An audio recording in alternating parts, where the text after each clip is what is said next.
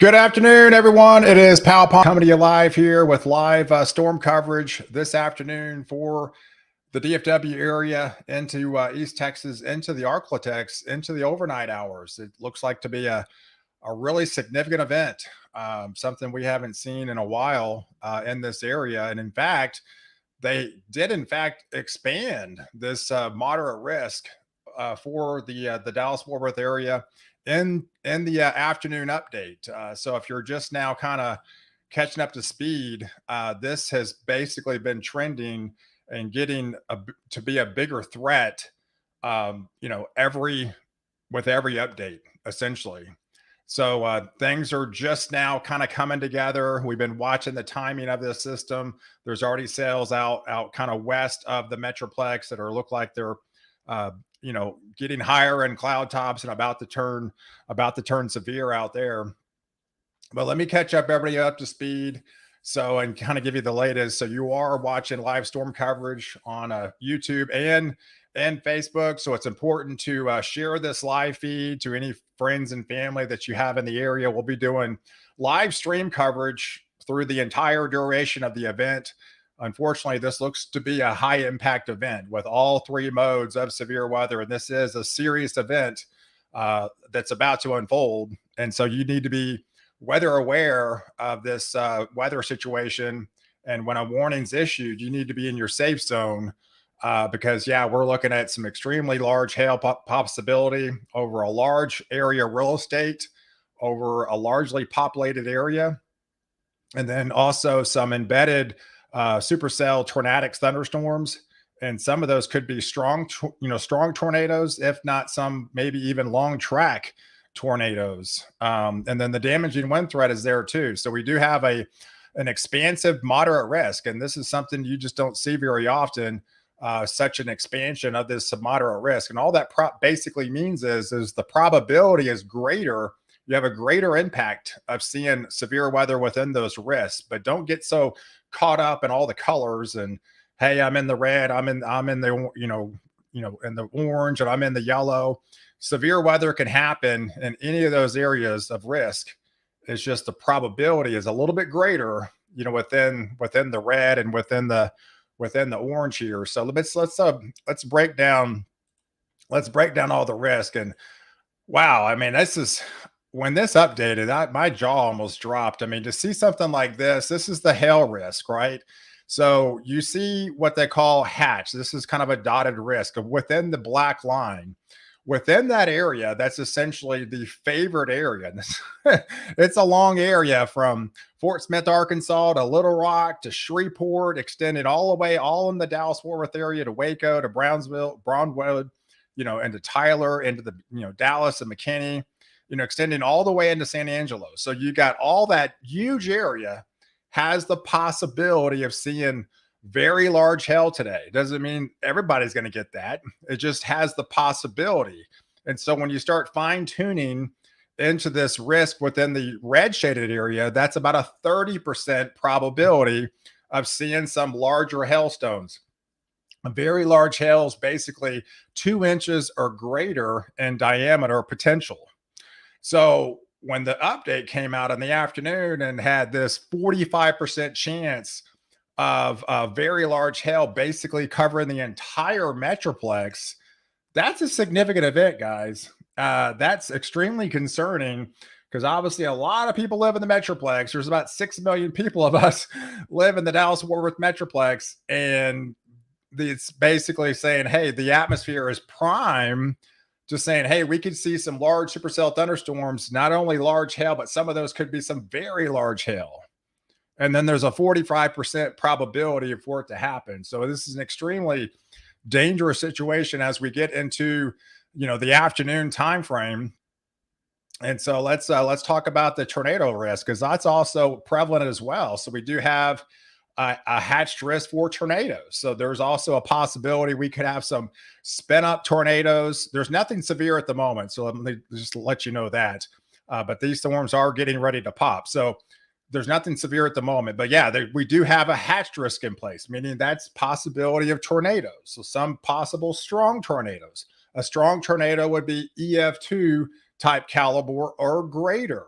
So I can tell you the further east you live at the I-35 corridor, your potential to seeing a strong tornado is even greater, as you get towards east of, say, Dallas, Fort Worth. So it could still possibility to happen within the Metroplex, but especially as you head towards Sulphur Springs, maybe to Paris and to Texarkana through the Arklatex into the overnight hours.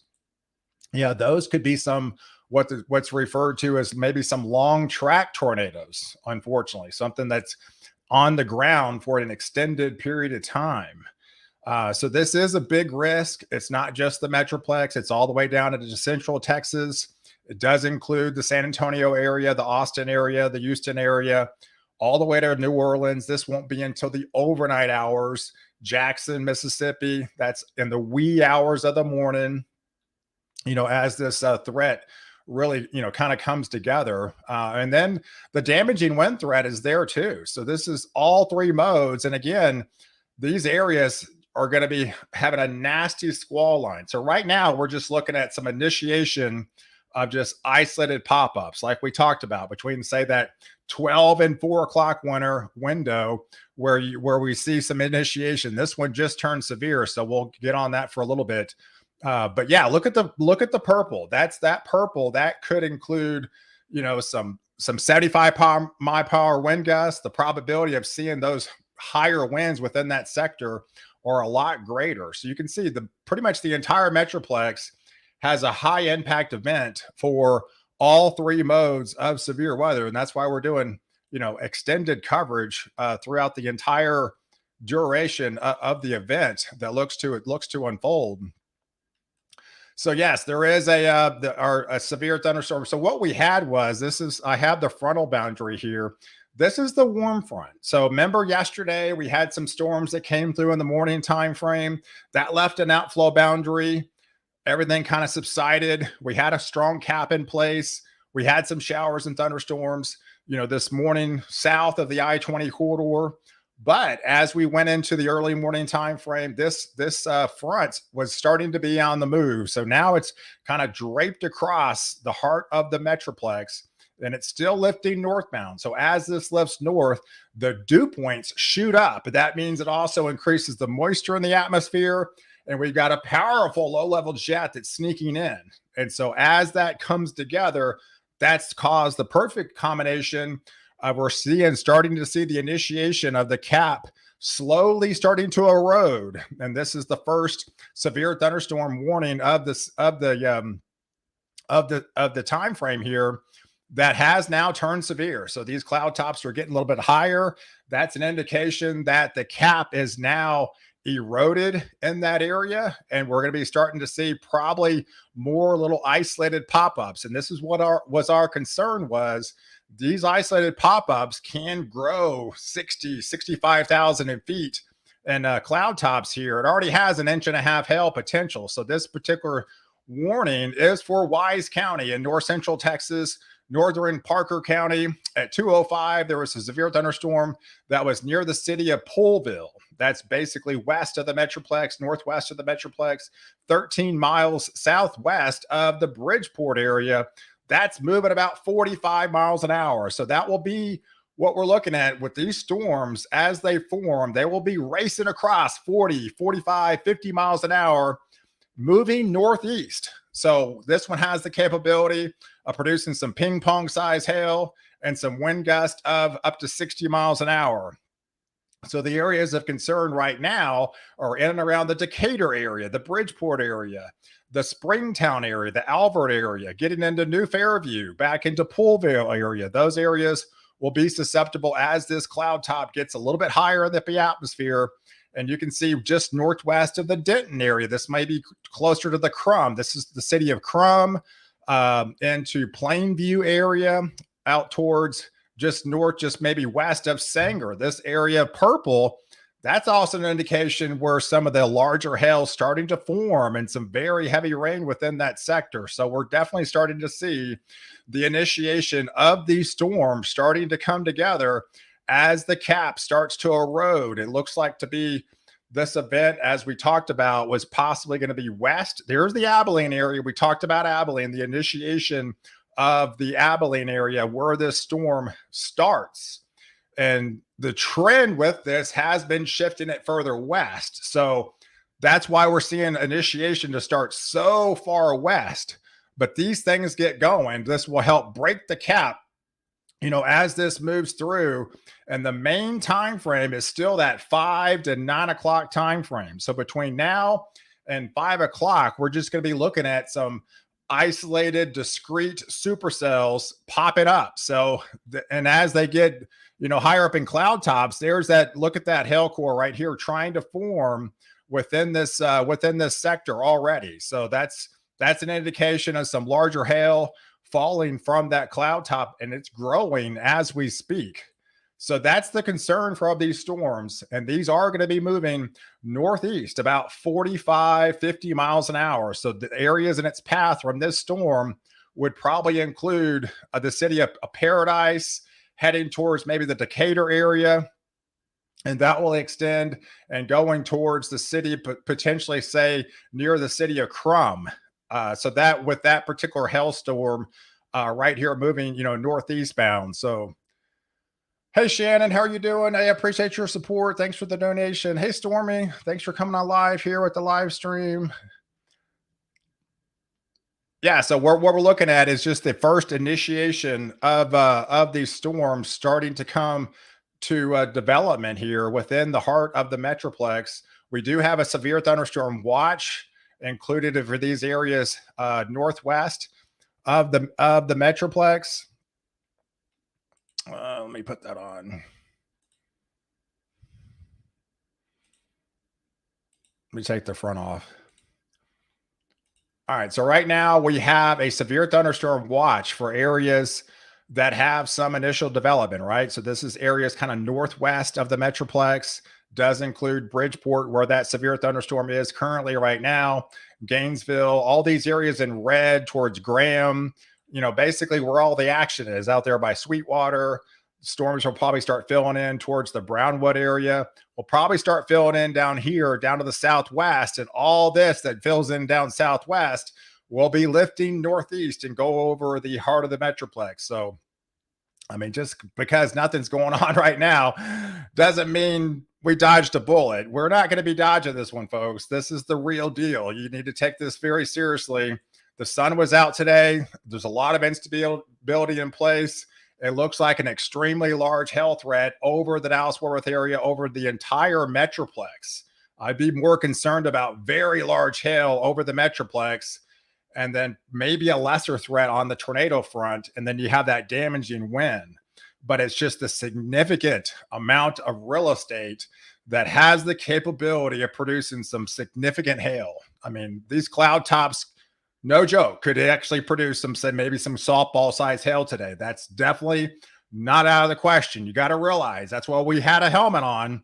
It looks like they just issued that one. There's that severe thunderstorm warning that just got issued up here for northwestern Denton County. So this is that northwestern Denton County storm. We talked about the purple area. Now the hat is growing in size. Latest update had some $50 size hail, but believe me, that is growing quickly. As we speak at 2:12, that storm was near the Sanger area, moving northeast at, again, 45 miles an hour. Most of these are going to be moving 40, 45, 50 miles an hour. I can promise you that right now. So they're all going to be trending northeast. So something develops southwest of you, you better believe it. You're going to be on high alert because it's heading your way. Because once that cap breaks, there's not going to be anything to stop these storms from really exploding over the heart of the Metroplex. And that is the concern through the main time frame of rush hour, 5 to 9 o'clock. I mean, everybody's getting off work. It's over the entire Metroplex. Millions of people live in the Metroplex. It's a disaster situation. It looks to unfold as a nasty squall line with embedded supercells, large hail thunderstorms, damaging winds, 60, 65, 70, 75 miles an hour, and some embedded isolated tornadoes within that sector. So it's a nasty setup. That's why we're doing storm coverage for this entire duration event. You need to be able to share this live feed with friends and family that live in the area any maybe groups that you might be associated with, get the word out because it's an extremely dangerous situation that when there's a warning issued, believe me, you need to be in your safe zone because this hail is dangerous. Even when you're driving the car, you got to realize this type of hail potentially, I'm not saying it will, okay? But those things get big enough, they can come through your sunroof, okay? You need to have some sort of protection, maybe your purse, a blanket, or something to cover your head, okay? This is some serious hell. This is the kind of hell that could potentially go through your windshield, all right? Depending on the angle of your windshield. So you can see this hail core right here. It's already growing in size. You start to see this deep purple that's starting to come together. That is an indication that's probably some significant hail trying to form out of this sector. So this is the initial stages. There's another area purple here.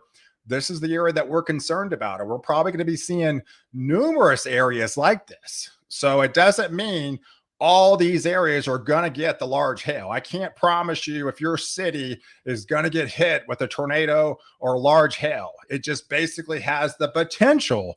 And believe me, a 45% risk potential is something I have not seen in a long time for something of a large region, especially say the Dallas-Worth area. So that's very concerning. I mean, something like this could be a multi-billion-dollar event of damage between cars and homes. So I hope it doesn't get to that bad.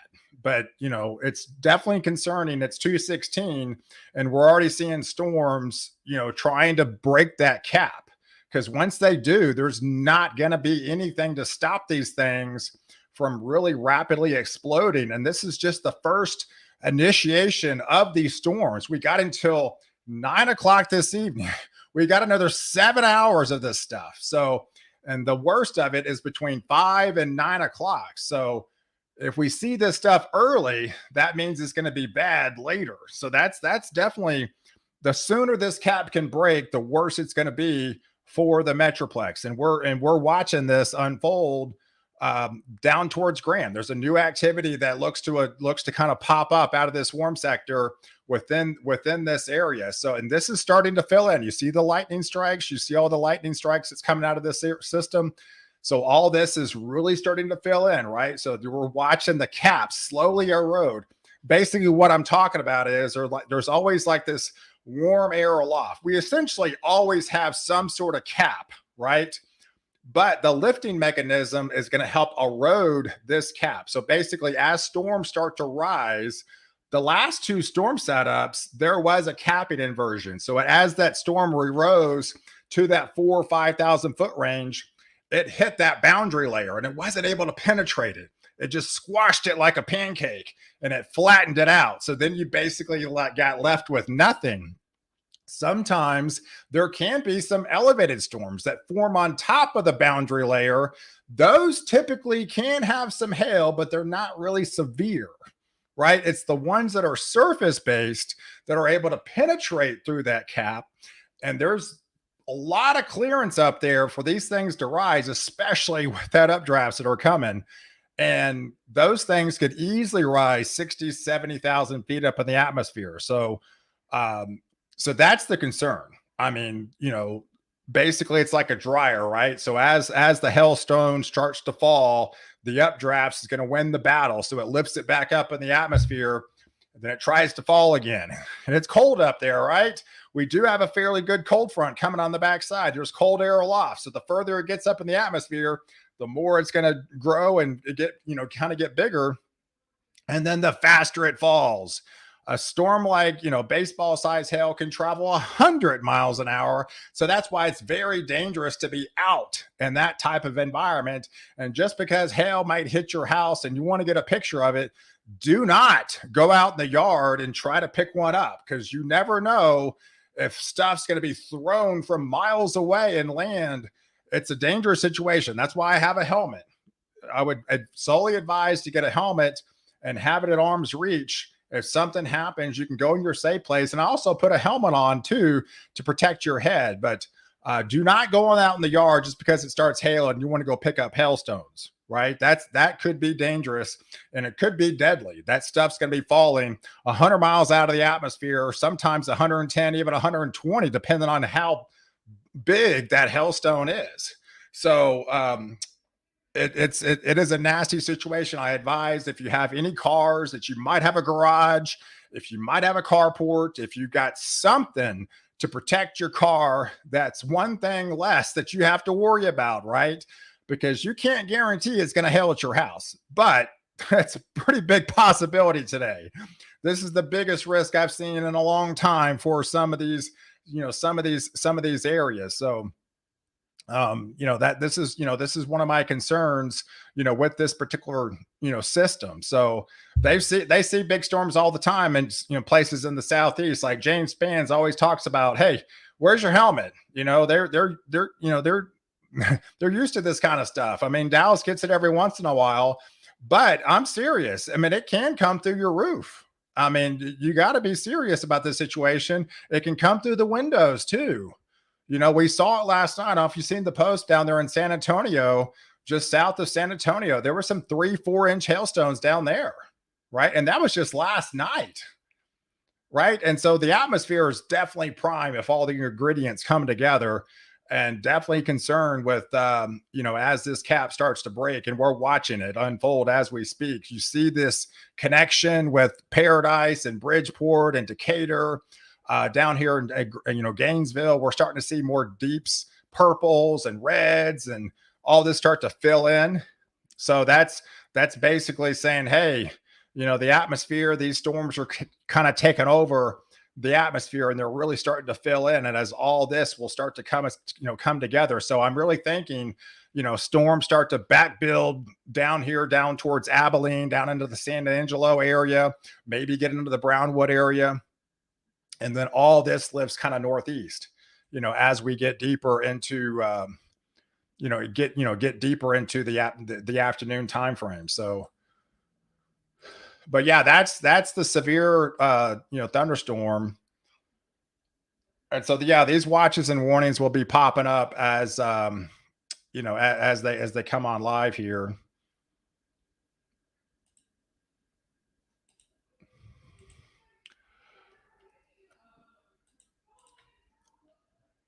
So I'll take this off for now, and we're watching, kind of watching all this unfold here. So let's look at some of this hail core here down towards Paradise. So you can see all these whites by the Draco area, by Paradise. That's definitely some indication of some larger hail trying to form within that sector. So that's where the hailstone is falling right now. So we could put that in motion, trying to watch this come to fruition here. You can see it. There's not much of anything. And then as the cap quickly tries to erode within this sector, we're starting to see this really start to bubble up. There's more lightning within around the center of this. That's also an indication where we could be looking at some, higher cloud tops with this particular storm. So if we look at some of the echo tops that are kind of coming together now.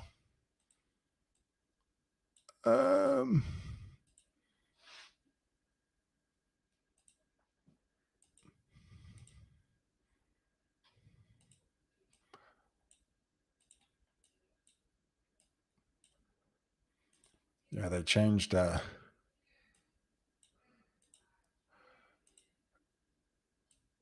Yeah, so we're looking at some of these cloud tops really trying to come together within this sector here. 37,000 feet, 41,000. Not too bad yet. I mean, 42,000 is nothing to sneeze at, but that's not that bad. Definitely concerned once it gets to 50, 55, especially 60,000 range. That's when we could look at some significant hail. So be watching these cloud tops. Uh, they're above 5,000 feet, right? So they're already at 41,000 feet. So we're starting to see the initiation of that cap busting. There's 42,000. So yeah, so we'll be watching the heights of these cloud tops starting to develop out of this air mass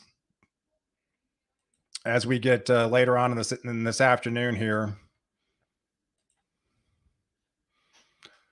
But right now, it doesn't appear that it just looks to be some larger hail, maybe potential, say like 1.5 inch hail out of these particular storms at the greatest. Hey, Kristen, what time will it hit McKinney?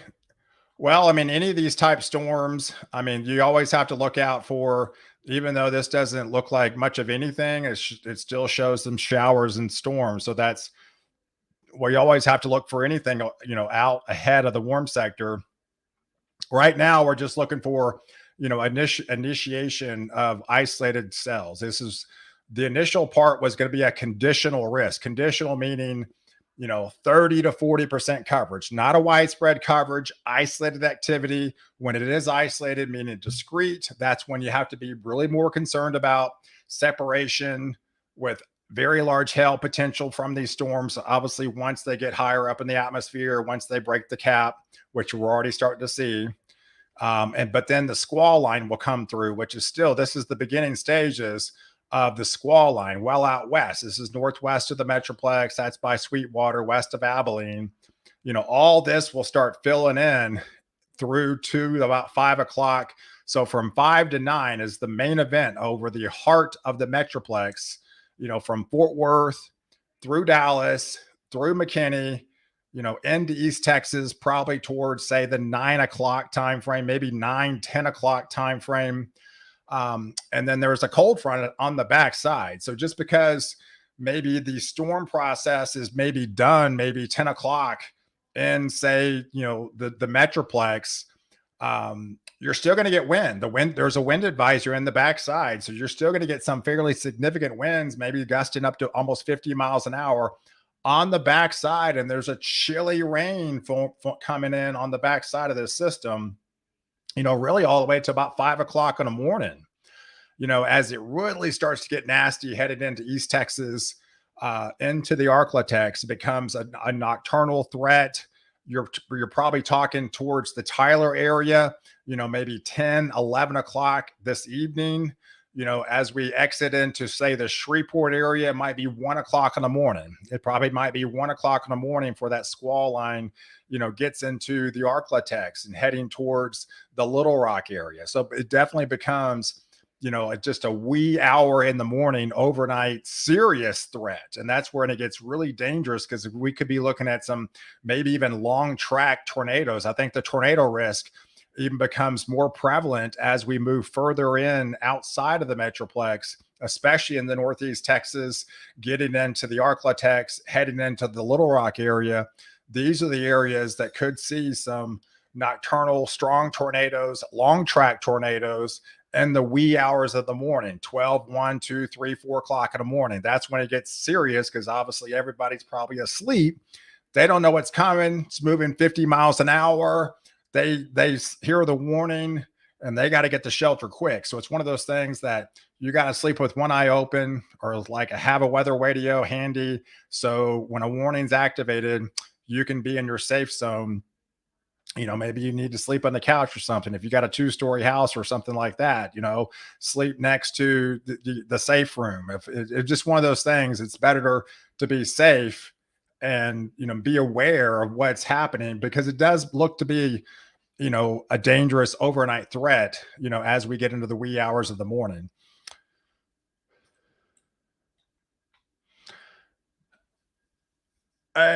Shout out Dalton. See, yep, I'm staying downstairs. Yeah, that's a good bet. Stay downstairs. If you have a 2-story house, it's always better just to stay downstairs. And,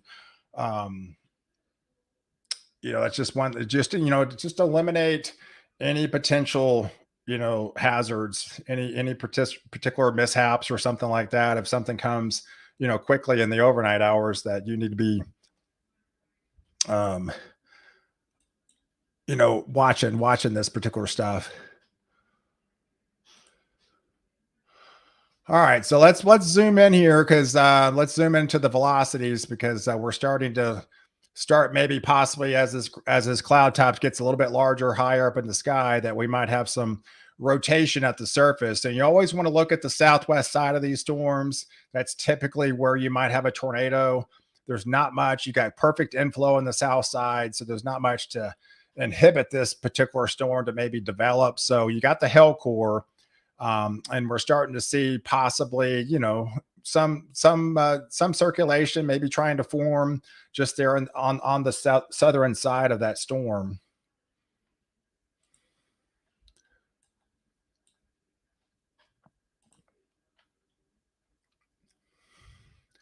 Yeah, so that's what we're looking at. It looks like there's definitely there's getting to be more rotation out of this system as we speak.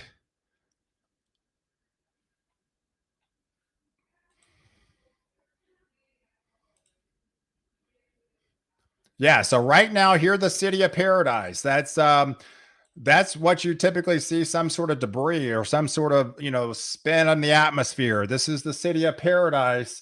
We could be looking at the beginning stages of a tornado trying to form within this sector here. That's typically what you would look for, just right on the southwest side of there in the city of paradise. Again, this would be moving northeast. Let's put it through the frames here. See, as it starts to come out of 114 there, out of the city of Draco, we're starting to see some signs of starting to congeal together here, near the 114 area in the city of paradise. So this is the area of concern that's going to be lifting northeast. So if you're in the Decatur area, I would be on high alert from this particular system. This could be a tornado by the time we get to the Decatur area. So this looks to be heading towards the city of Decatur as we speak. So even though you're not under a tornado warning right now, you are under severe thunderstorm warning. You need to be on high alert from this system.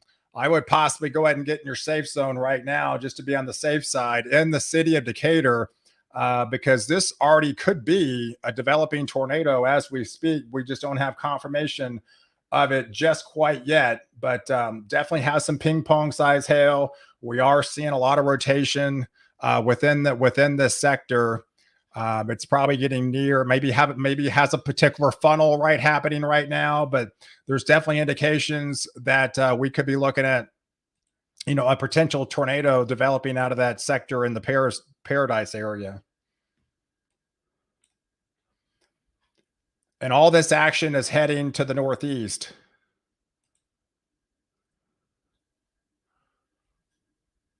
Yeah, it looks like that last update's not as strong as we were seeing. And these are things you'll see, right? And stuff like this, you're going to be seeing, pop-ups and drops. Some of these could be quick. I mean, that easily could have been like a quick little spin up tornado that may be gone undetected. It could have been on the ground for a couple minutes. That was a possibility. We saw the colors kind of congealed together, and it sometimes you get it pulses up and pulses down. But this is the area of concern that we're looking at the moment. So it had that pretty good shot right there over Paradise, and then it kind of backed off a little bit. So we'll be watching this activity, but it definitely appears that's the area of concern that definitely has some rotation with it on the south side, heading out of the Paradise, going towards the city of Decatur. So that's the area that looks to be under the gun of looks maybe some very large hail now over that sector. Wow. So that's some large hail falling now in the city of Decatur. So the city of Decatur is getting pounded. That's along the Highway 380 corridor here.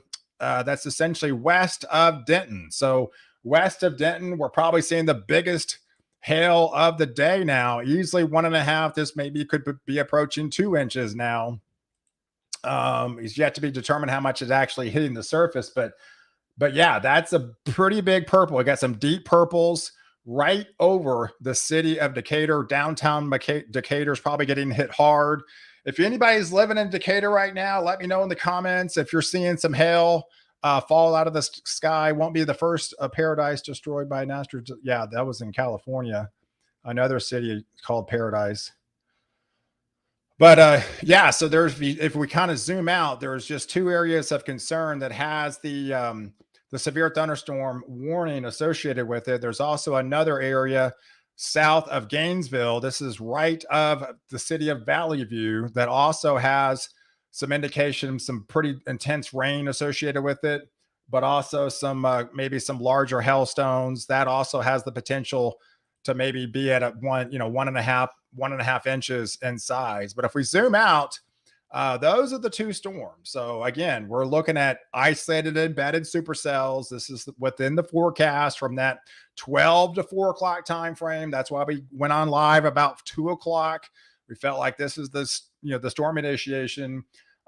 Nothing, no tornadoes right now, but we do have a significant risk for very large hail within these sectors, and we're starting to see the biggest hail of the day so far in the city of Decatur is getting hit hard with at least probably an inch and a half of hail, could be larger, you know. So that yeah, that so basically, you know, the sizes, that's about ping pong size. When you start getting the golf ball size, that's when it's going to start not, you know, doing damage, not just your car, but also your home. So you're probably good with your home, you know, less than golf ball size, unless there's just a ton of hailstones. But yeah, once you get into golf ball, that's when you start seeing you know, the dangers of, you know, impacting your roof, and obviously expecting, you know, going to tennis ball, then the baseball and the softball. I mean, obviously there's no question about it, but um I hope we don't see softball, but I can promise you the atmosphere is saying, hey, we might see some softball size hail today. So I hope we don't see it. I don't like that stuff. I've seen plenty of softball size hail in Dallas. I've been here almost pretty much all my life. Living in Texas, I've seen some nasty storms, and this is just one of those days. The atmosphere has the potential to have a nasty event across the Metroplex. So definitely concerned that there's no cap in place. That's usually our saving grace here, but there's no help from that today, as we're starting to see the initiation of the erosion of the cap. And then once this main squall line comes through, we're not going to have any help whatsoever. That's when it's going to be more of a widespread event that looks to unfold across the heart of the Metroplex. So it's one of those things that, you know, if you can take off early from work, you know, if you can, I would probably advise it. It's always better to be safe than sorry. There's always tomorrow. It's going to be a beautiful day. So if it's one of those things, I know a lot of schools, they canceled outdoor activities, afternoon activities, just to be on 100% safe side. The potential's there, and you don't want to be out in this mess. If it starts falling, you get trapped on the freeway and you get baseball size hail and you get stuck, right? So you know, the best advice in these situations is, you know, obviously if you can take off work, I would best advise it to already head home. And it's not one of those things that you want to go to the grocery store and do errands or have book club tonight or something like that. The best advice is to, once you get home, stay home, because the home is your safest bet in this particular situation. So yes, if we're looking at the city of Decatur, so this is the city, this is even growing higher with that hail potential that's coming out of this sector. So this is an area that looks like to be growing that hail potential as we speak, crossing over. It is over the heart of Decatur, over Highway 380 now, crossing over County Road 51, heading towards the city of Sycamore, coming out of the Decatur area. So if we put the trend on it, again, the trend is northeast. The trend is northeast. As we move towards Decatur, it's going to be moving towards the city of Slidell. So the city of Slidell needs to be on high alert. If you happen to be at home in the city of Slidell and your car's out in the driveway, put it under a carport. You got a big hail coming in the next 10 minutes. So you need to protect yourself, protect your vehicle, put it out of harm's way, and do what you can to limit all your risk as possible.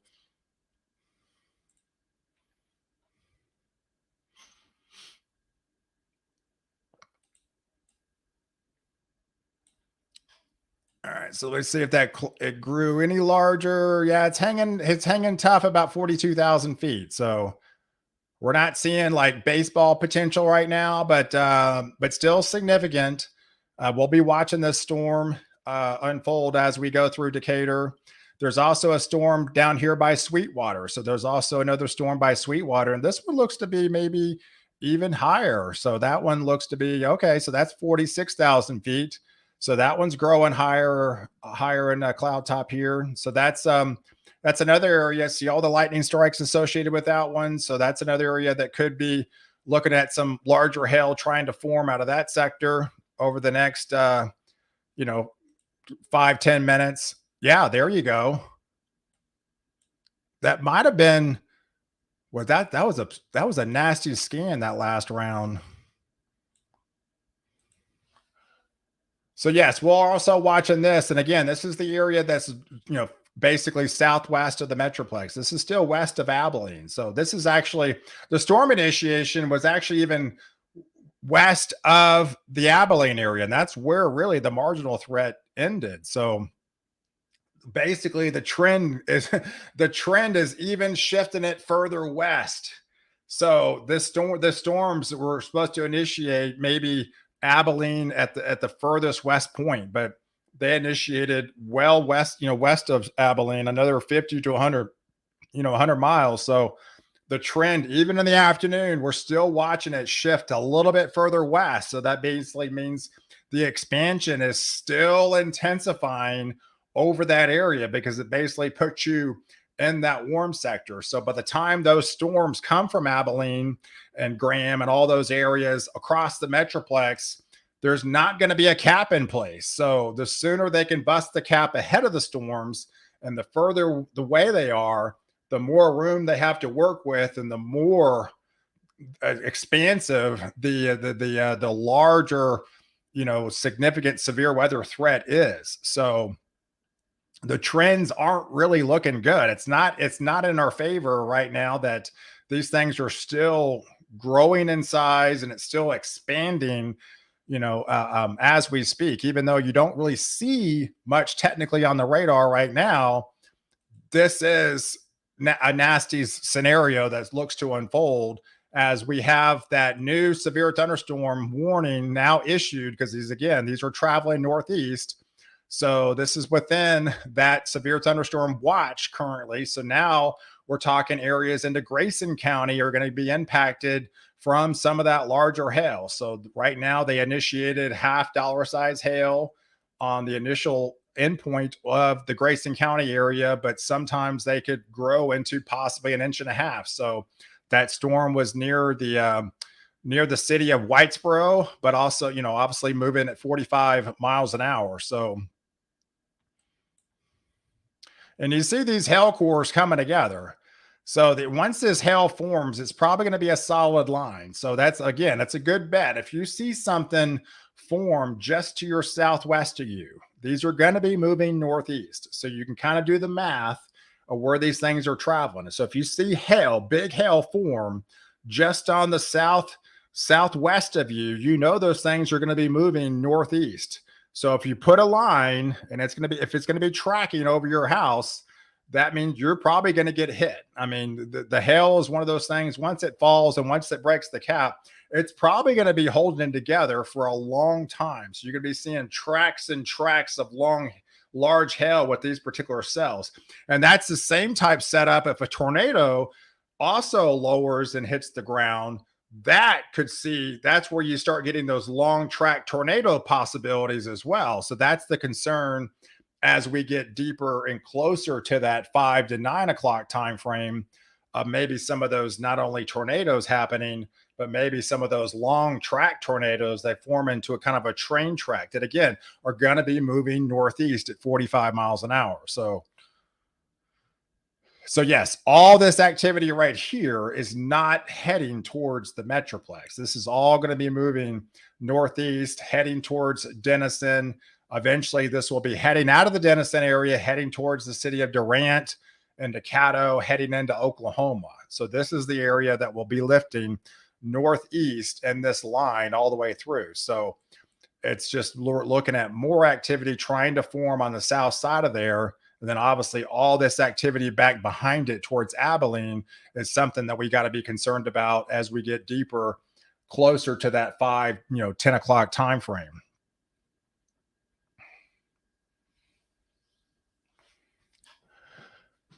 That thing in Gainesville looks nasty. Yeah, so we're starting to see these blues. That's not a good sign. That's hail coming out of that system. could be some very intense rain. I mean, we are looking at possibly 1 to 3 inches. So we could be looking at some isolated pockets of flash flooding. I'm probably more concerned about the flash flooding setup as we get into the 8, 9, 10 o'clock time frame, as we head towards maybe Sherman, Denison, Durant, these areas, as we head into the Arklatex, Southeast Oklahoma, these areas into the overnight hours could have some very copious amounts of rain. So not only you're going to be dealing with all three modes of severe weather, you're going to be dealing with a flash flood threat and a serious flood. You're probably going to have some flood warnings, into the overnight hours with those training, supercell thunderstorms.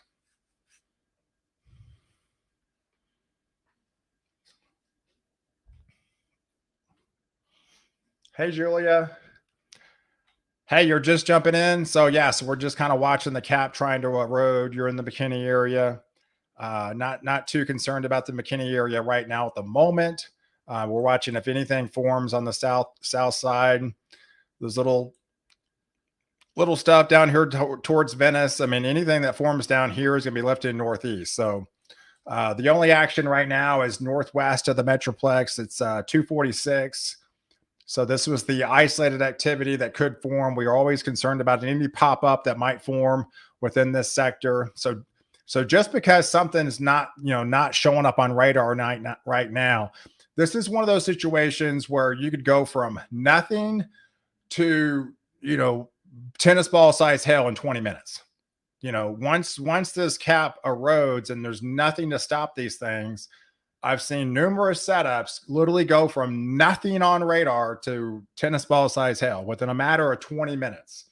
And this is that type of environment that you're in. So this is why you need to stay weather aware and say, oh, there's nothing happening in the Metroplex right now. I get it, but once this cap erodes, there's not going to be anything to stop this thing. It's going to be smooth clearance all the way up. And it's going to be pretty much fast and furious by then if something does explode and break through that boundary layer. So we need to watch any little activity. I mean, even stuff like this, as minuscule as this looks to appear now towards the Alvarado area, this could be the start of a supercell thunderstorm in this type of environment. So you just don't know in this situation. This is the activity we're looking at. We're just looking at some isolated, discrete supercells at the moment, trying to form within the Metroplex.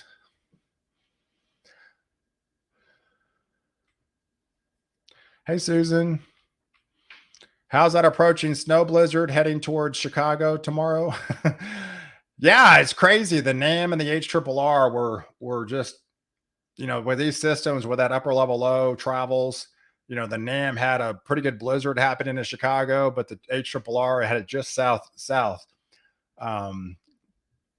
But yeah, all that happens heading towards tomorrow morning, tomorrow afternoon, or into the evening time frame.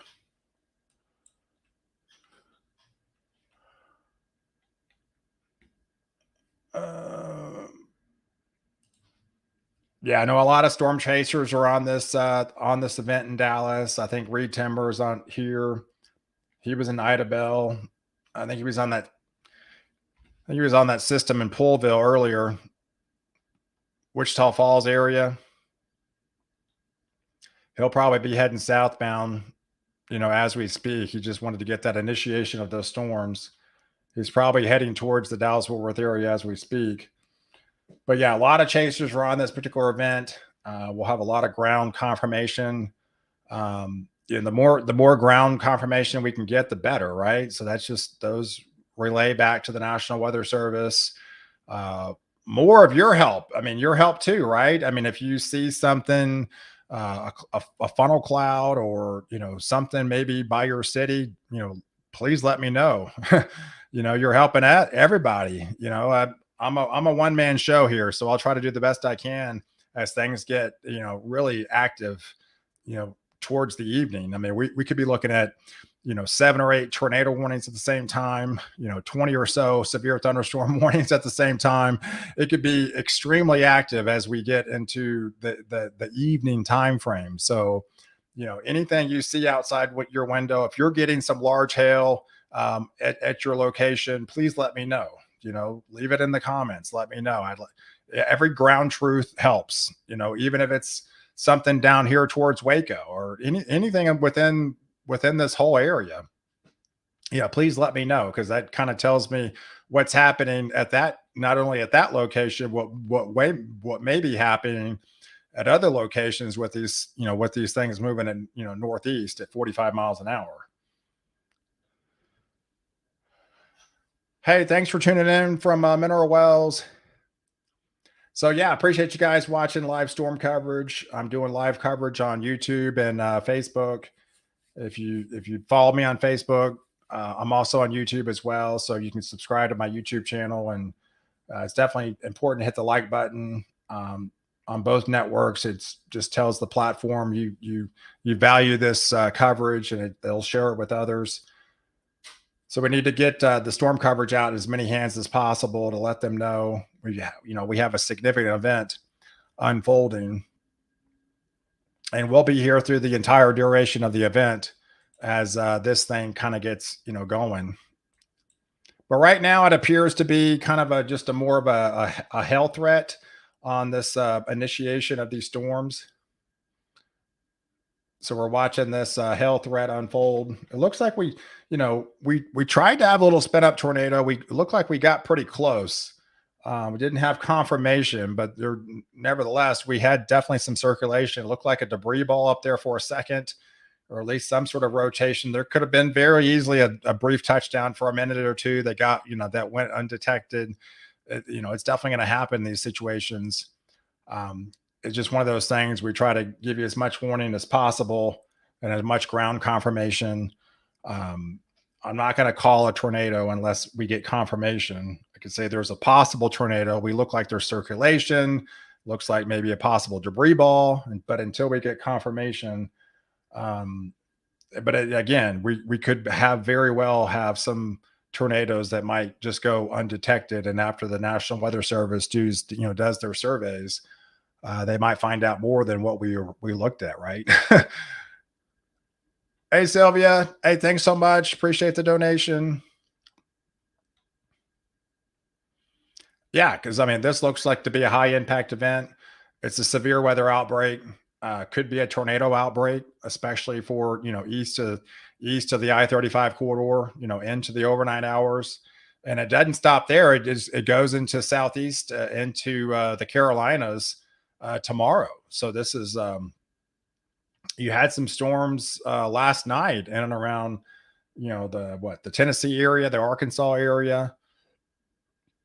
And then, so this has been a 3-day event. This is day 2 of this event. This is probably the most significant day of the 3 days, and a lesser threat, as we get into tomorrow. But yeah, it's the next 36 hours is definitely going to be pretty bumpy. Hey, Snowies, appreciate the donation. Thanks, Snowies.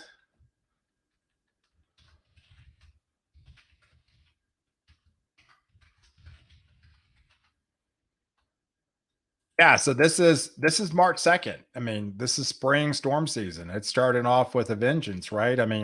We talked about we've been in this La Nina for 3 years, and coming out of a La Nina heading to neutral, those always tend to be more active. We've seen active already. It's seen it in January. Pockets over the southeast saw 124 reported tornadoes in that month. We had a very active month in February. Oklahoma typically averages 6 tornadoes in the month of February. Even for Oklahoma, they had more than that just on that one day a couple of days ago. So, and then we get all this action tonight. So it's already been very active this year for 2023. And this is just the start of storm season. And then storm season lasts really through the middle of June. So we've got another 3 months that are typically fairly active.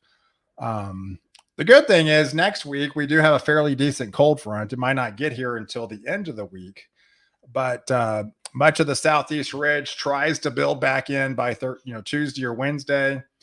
But eventually that cold front's going to hit that air mass, and all of us are going to be getting, experiencing that chillier weather by the time we go into next weekend for a good part of the country. And I know a lot of people have spring break then, and it's not going to feel like spring. I can promise you that. It's going to feel a little bit more like winter than what maybe it feels like in December at some point. All right, so it looks like this is a new severe thunderstorm warning that just got extended further south. This is for northeastern Wise County and northern Denton County. This was that thunderstorm that was coming out of the city of the Decatur area that was moving northeast at 35 miles an hour. Still has some ping pong size hail associated with it. So they went ahead and included the extension of that system moving northeast and went ahead and extended it all the way through Denton County. So the hail core is still pretty strong. It seems like it's holding together fairly decent.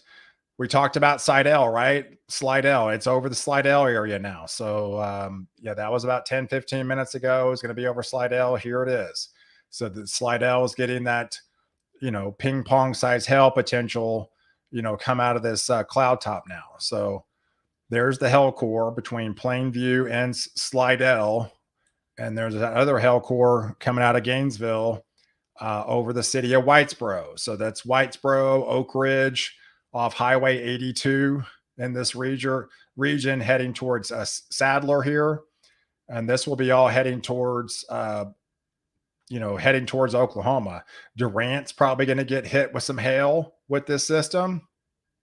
So if you live in Durant, even though you're not under severe thunderstorm warning right now or anything like that, I could probably promise you're probably going to be getting some hail in probably the next 30 or 45 minutes or so. So if you happen to be tuning in, somebody in the city of Durant up there, they need to be aware of they have some large hail potential heading their way in the next probably 30 to 45 minutes.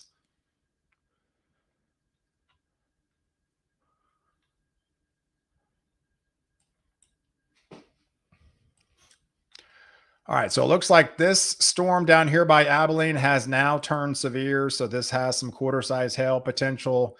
So we've been watching the storm activity out towards Abilene has now, grown tall enough to turn severe. Has some 60-mile-per-hour wind potential, some quarter-size hail. That's the lowest severe limit. You basically have to have a supercell that has some potential 58-mile-per-hour winds. You got to have at least a quarter-size hail potential, or you got to have maybe confirmation of a tornado or at least a radar indicated tornado to be classified as a severe thunderstorm. So that's what we have right now, just west of the city of Abilene. And that will be also trending northeastbound as we get deeper into the afternoon.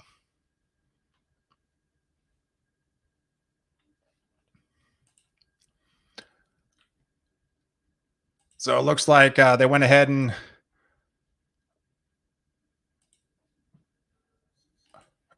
all right. So it looks like we're getting confirmation. It hasn't popped up yet, but it looks like we've got newly developed tornado watch. So let's get the parameters on the tornado watch.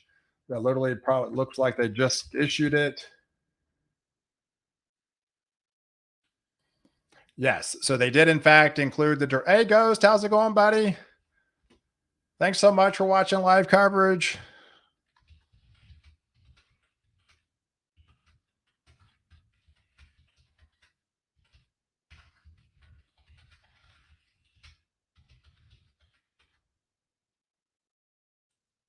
All right, so we got a new tornado watch. It has not filled in yet, but the alerts are coming in fast and furious. But this does include basically the Durant area, southeast Oklahoma. It does include the entire Metroplex, Sherman, Denison, Paris, McKinney, Dallas, Fort Worth, Granbury, all the way down to Waco, down to Killeen, Tyler, Marshall, and to Texarkana between now and 10 o'clock. So now and 10 o'clock, yeah, so we're looking at potential. A few tornadoes are likely within this watch. It'll probably pop up in the next minute or so, and then some scattered hail, potential apple size. That's your potential, has the potential to go to quarter size, ping pong size, maybe some tennis ball size. Maybe I can't even roll out some baseball size potentially with this between now and say 10 o'clock. Um, and then just scattered gust. Not everybody's going to see the highest maximum gust, but areas could include 60-mile-per-hour gusts more on a widespread basis. More isolated areas might include the 65, 70, maybe even upwards to 75. If you have any type of bow echoes or any bowing out of the radar, then those are usually the indication of some of those stronger, higher wind gusts. So those are what's called straight line winds. So 75-mile-per-hour winds is just about the same amount of damage as an EF0 tornado. EF0's 65 to 85 miles an hour. So yeah, you could have identical damage. You could have downburst winds, maybe some tree damage with that particular type of activity. Straight line winds has a lot of fence damage with that activity. So that's also an impact. So if you've got any loose objects in your garage, like you got any flags hanging out outside, you got the trampoline, anything like that, you got patio furniture, you got umbrellas, anything like that that could be like flying projectiles, you need to take them down now. So you got a little bit of time, you can get out there and protect things, tie down the trampoline. If you don't want to see it in your neighbor's on your neighbor's chimney 3 doors down, you need to secure that thing because that's going to be a flying projectile once those high winds really pick that trampoline up. So yeah, just anything that could be like flying projectiles in this type of atmosphere, you just need to, any loose objects or something like that, just need to clear the backyard, clear the driveway, clear all the toys and stuff out of the yard. Hey, Rob. Hey, thanks. How's it going, buddy? Thanks for watching. Appreciate the donation. Hey, fencing guys are putting up fences and the boards are on the backyard, in the backyard. Yeah, it's probably not a good day to put up a fence before tornadoes coming.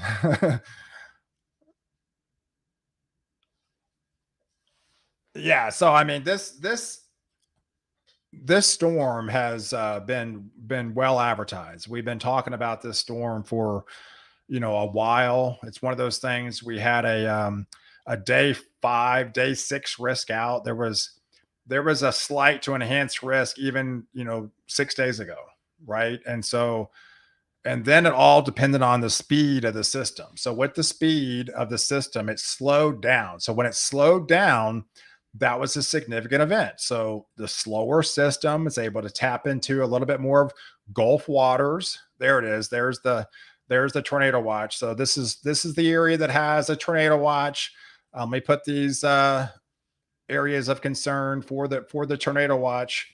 That does include all these areas in yellow. So anything in yellow, we do have a tornado watch that's in place all the way up to McAllister there, into Oklahoma, into Durant, into Idabel area, DeQueen, into Paris, Texarkana, New Boston, those areas, into Sherman.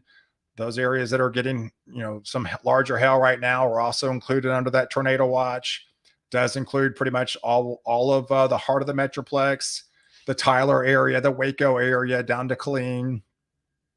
And so we have the severe thunderstorm watch to the left of the west and northwest, and then we just have that newly warned tornado watch. So you're just a little bit more susceptible to seeing tornadoes within this sector, and you're also susceptible to seeing a little bit larger hailstones within this sector as well.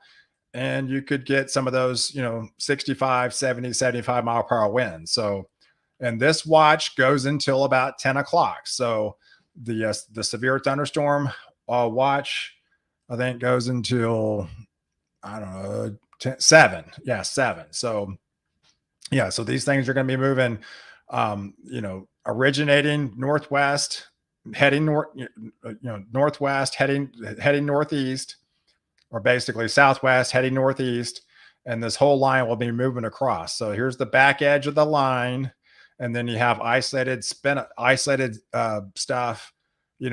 ahead of it.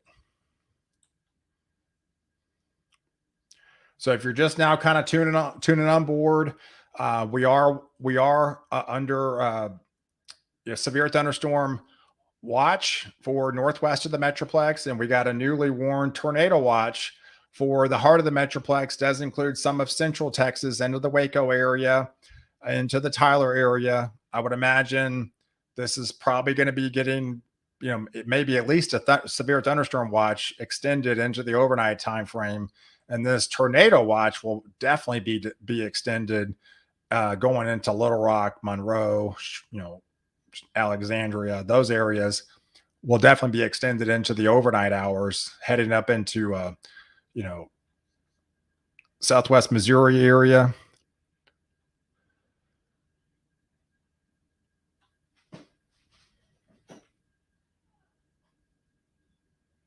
Yeah, so this is yes, you this is a tornado this is tornado watch. Watch basically means you got all the ingredients in place.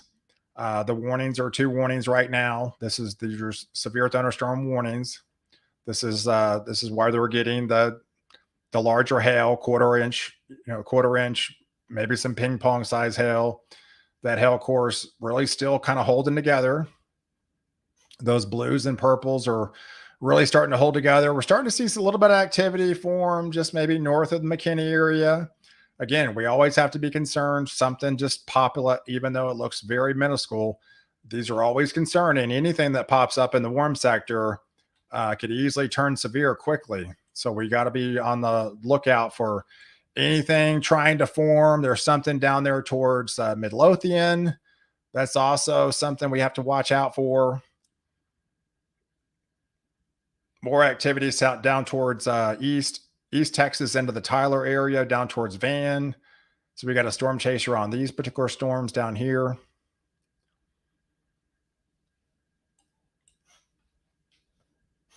Hey, Teresa. Hey, no problem. Thanks for watching. Yes, so this is the tornado watch that everybody's alerting me on that just got issued. You're probably getting all the alerts, which is a good thing. You got all your alerts on the phone. Yes, this is what you're getting. If you're just now tuning in, that we do have a newly issued tornado watch that just got issued for pretty much the heart of the Metroplex, all the way down into Central Texas, East Texas, and southeastern Oklahoma. This goes on until 10 o'clock. But so the next 7 hours, we have the possibility of seeing a few tornadoes are going to be likely within this system. Some larger hail, quarter size, maybe some ping pong size, more isolated tennis ball size, maybe even more isolated baseball size. Basically, not out of the question. And then we have the stronger wind gusts, the straight line winds, the damaging winds, the downburst winds, the the bow echoes that could form. Those could be the 70, 75 mile per hour winds. Hey, thanks, Brenda. Appreciate your support. Hey, new follower from Iowa. Cool. Hey, Camden. How's it going, buddy? Thanks for watching. Tell Brecklin hi. So let's zoom back into these storms. Let's take this off. Yeah, can we take the let's take the watches off. Now that we know they're there, they're not going away. They're going to be there till 7 o'clock. They're going to be there till 10 o'clock.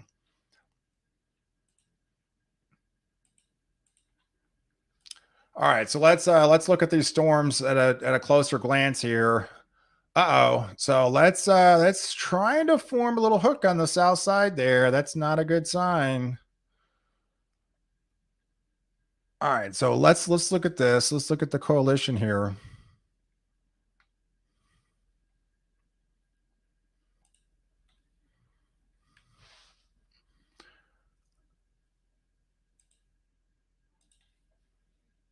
All right, so this is little notch here. This is by Northwest Whitesboro. This is a little concerning that we're seeing kind of this a little bit of a hook. You see this little inflow notch just north of Sadler.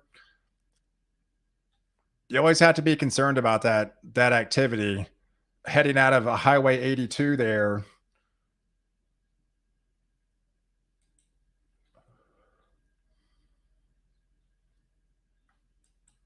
Yeah, so there's some deep Yeah, deep, deep purples here. So this could be another developing tornado right there on the south side here. Um,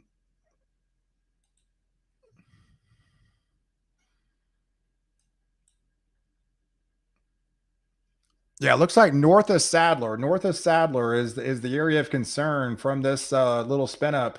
We don't have confirmation that this is development, so we do have that severe thunderstorm warning in this area. Um, but definitely more concerned about that little hook trying to form on the south side of that area that's trying to spin up, as we speak. It's got some deep purples around it, definitely some very intense rain, probably some bigger hail trying to form out of this. But it appears to be this area right here, just maybe towards the basin area, the 901 county, the 377. This will be all heading northeast here. Let's put the rotation on it. Yeah, it looks like the hell core's gone down a little bit.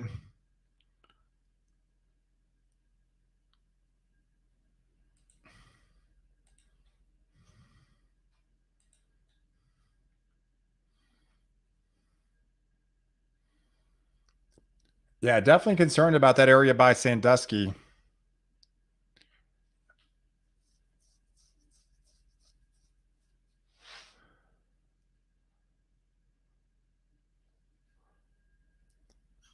Yeah, and then there's another area of concern coming just to the southwest of there, heading towards Valley View. That's all heading towards the Valley View area. That's another hail pocket that is also looks to be intensifying, heading in towards the Valley View area.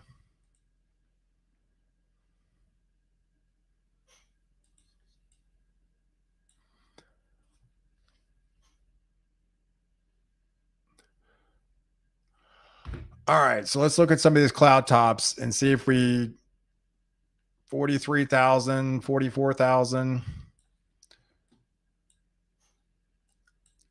It seems like they've been remaining fairly tame, not too much over 45,000. As we start getting to the 50 range, I'm going to be starting to get really more concerned. So yeah, we'll be watching these echo tops. It's 3 o'clock. It's still really early.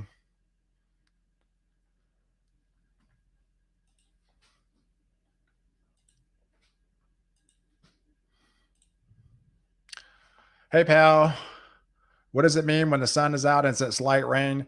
Well, obviously the sun just adds instability, right? I mean, in a situation like this, you really don't want the sun. I mean, the sun's not your friend in days like this. You kind of want a cloudy day, really. I mean, you start to see clearing. I mean, it just adds fuel to the fire. It just adds instability in the atmosphere. The dew points are high. I mean, the dew points are what, 65, 68 degree range, sometimes maybe approaching 70. So there's plenty of moisture available. So anything that heats up the atmosphere any more than it already is not, is not going to be a good thing. And we've seen a lot of sun. I mean, and that might have been one of the reasons why they went ahead and expanded and up the risk. Yeah, it looks like it's 81 degrees in Dallas. It's 81 right now. The dew point's at 64. So yeah, that's plenty amount of moisture. You want to look for like 80, 55 degree dew points, maybe like the minimum threshold. 64s, you're getting up there, and it's probably going to be rising, as we get in the next couple hours. So it looks like it might peak at towards the 70 degree range. Hey, wind picking up on Melissa. Yeah, so oh yeah, so you're in Melissa. This is the activity. It's just north of Melissa. Looks like there's more isolated activity towards Anna, towards Weston area, towards the Van Alstyne area. You're getting a little bit more activity there.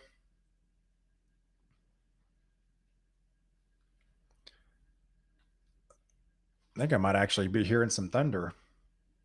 Yeah, raining in Sherman. So yeah, there's pockets of rain here towards the Sherman area, towards the Denison area. Remember, all this stuff is moving northeast. Now let's look further south because little bit concerning. This is a newly developed storm over the Oak Cliff area, just south of Dallas, downtown Dallas. There, that's also just isolated pop-up activity. So we got to be concerned about that too. So anything that's discrete, out of the head of the main line, this is all this. This is the area of concern that was, quote unquote, the conditional risk that we were concerned about, popping up.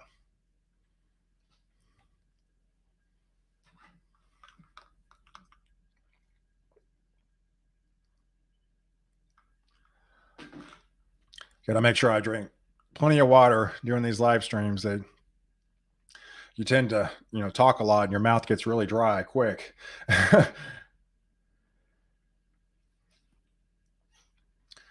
All right, so there you go. So we're starting to see the initiation of some storms trying to develop. This is more activity trying to develop on the south side. This was another concern that all this activity was going to build, and that was going to be lifting northeast over the heart of the metroplex as well. So these are what they call a special weather advisory. That's one step less than an actual severe thunderstorm. Probably has some 50 mile per hour winds with it.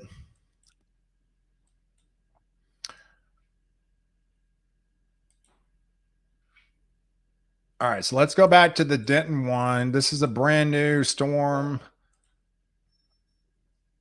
All right, so here's that Denton storm, a severe thunderstorm at 3:04 that was located near the city of Sanger, that was moving about 35 miles an hour. Has some dollar-sized hail associated with it. That one's heading northeast, but it also potentially might have like another little hook on the south side as well. Yeah, right here. This is by just west of Pilot Point. So west of Pilot Point. So this is the area. Yeah, west of Pilot Point here. Hey, Rabbit, how's it going, buddy? Thanks for the donation. Yeah, so right here, we're looking at some circulation trying to form right here west of Pilot Point.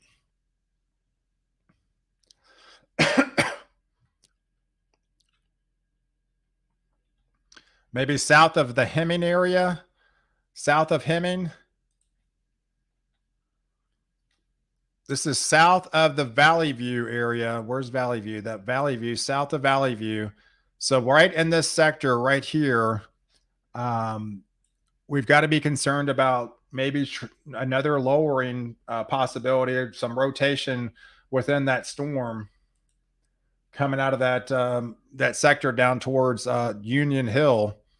This is all lifting towards the Tioga area. So Tioga, be on alert from this supercell that has a little bit of rotation with it.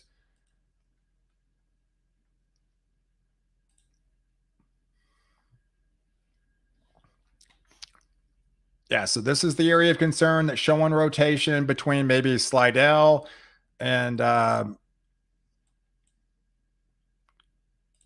just right of Sanger here. So which was going, is it to be leaving Aubrey and coming our way?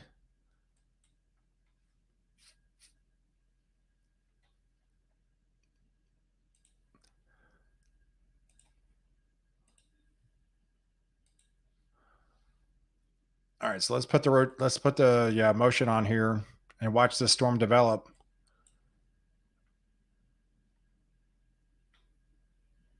Yeah, this little notch on the south side, just west of Pilot Point. It's west of Pilot Point, heading towards Tioga.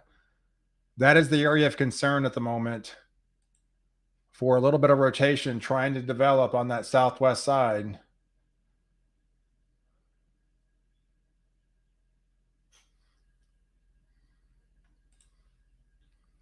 And I've got my other radar to help me as well.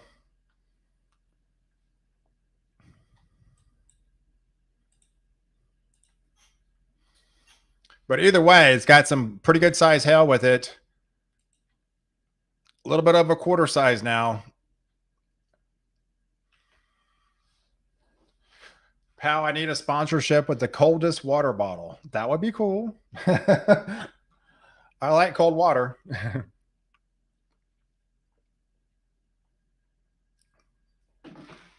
Yeah, sunny and windy. Sunny and windy.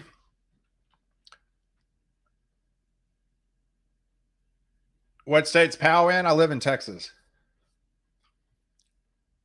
Yeah, I happen to live here. So this threat is over my backyard today. So yes, I hope I don't lose power. I'm one of those that typically does not lose power, but it's always flickered. And even if it flickers, you're still going to be out. So obviously, there's not much happening right now where I am, but this is going to go over my house later. So,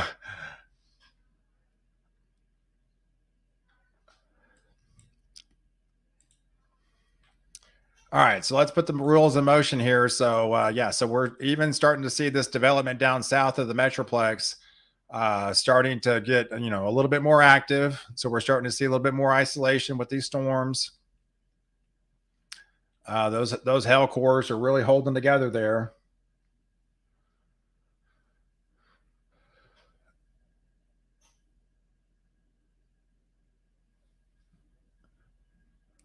We have lost you once, Palpon. Oh yes, I remember that. We did lose power one time when I was live here. So it happens. Yeah, it definitely happens.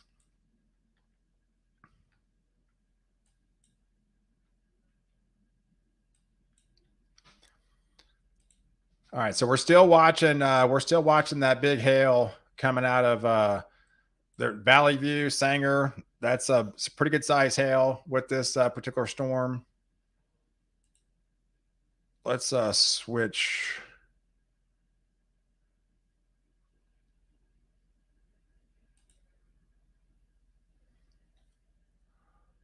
Um, I know they updated this system. So yeah, this is a pretty good hail core right here coming out of Sanger into the Valley View area of this fairly good size hail. A little bit between quarter and ping pong size hail.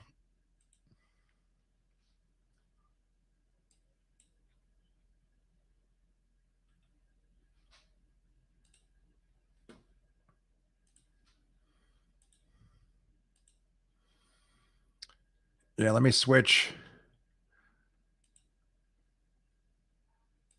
Let me get more of a confirmation here. Okay, so let's zoom in here. Let's look at what size hail's falling out of this system. All right, so it looks like that's about 2 inches, guys, at the biggest. That is some big hail right now falling out of that Sanger activity. That's south of Valley View. So we're looking at I-35 south of County Road 92, 922, north of 302. That's probably the most significant hail of the day. This is north of the city of Sanger. So north of the city of Sanger, we're looking at ground confirmation, current hail currently right now that's falling out of the sky between Union Hill and Valley View, 1.5 to potentially 2 inches. That's some damaging hail. That is golf ball size hail confirmation coming out of. And look at the last frame. It's growing in intensity. That's 2.25 inches. We're watching the cloud tops explode as we speak. And we're watching the biggest hail unfold of the day. So this is between Valley View and Mountain Springs. Valley View and Mountain Springs. We're looking at a bullseye here of 2.25 inches. That is some significant hail coming out of that system. That's doing a lot of car damage. Anything that it hits, doing a lot of roof damage on the rooftops out there. And all this is going to be shifting northeastbound at 35 miles an hour. So we're watching this hail core crossing over I-35 into the city of Mountain Springs. So into the city of Mountain Springs, heads up, you're going to be getting some 2-inch hailstones falling out of that atmosphere. And this will be lifting northeast, heading towards the city of Collinsville. So Collinsville on high alert. You got big hail on the table heading your way in the next 20 minutes. So we've got confirmation right now. This cloud top is getting higher. The growth zone in the hail core is expansing, and then we're looking at some of the biggest hail we've seen confirmation so far of this evening's threat down there into the Mountain Springs area. So those areas need to be on high alert. And if you're in the Whitesboro area, the Collinsville area, maybe the Sadler area, you've got a little bit of time that to get your car under cover, protect any things that you maybe that you can put out of harm's way and not get damaged, because anything that comes out of that atmosphere could do a lot of damage. So let's look at the last frame. It looks like it started to pulse down just a little bit, but still fairly significant. It's still from 2-inch hail that's heading right over the city of Mountain Springs.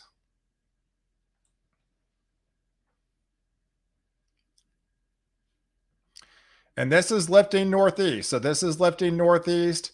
So if you're watching me from Whitesboro, that Collinsville area, even Sherman, say the Denison area, you need to be on alert. Watch this system because these have been a trend. Once this hail forms, it typically doesn't go away. It tends to hold together. So, and now that we're seeing some of the biggest hail of the day so far, let's zoom out and let's look at the hail elsewhere. And there's not much, right? So, very isolated activity. This is what they called a conditional risk. These are conditional risk, right?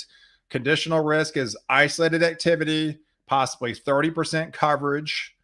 And but where you get that big, where you get that storm, that's where you got to be concerned about.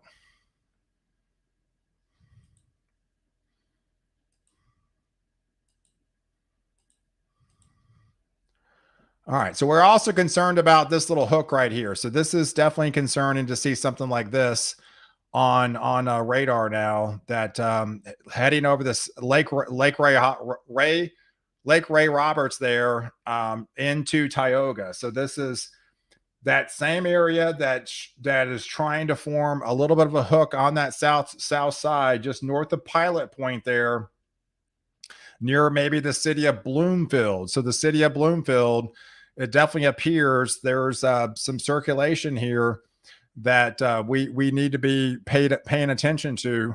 About to cross over Highway 377 within the storm. We have not seen a tornado warning as of yet, but we're getting close, guys. I can promise you that we are getting pretty close with this type of atmosphere that we're about to see our first tornado warning of the day.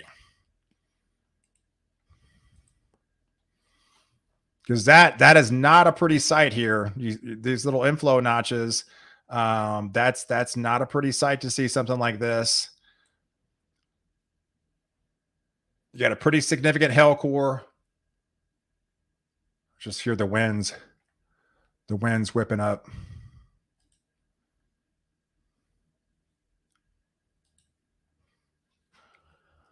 All right, so let's zoom out. So yes, we are concerned about that storm right there. So we're definitely concerned about this storm right here, trying to spin up a tornado.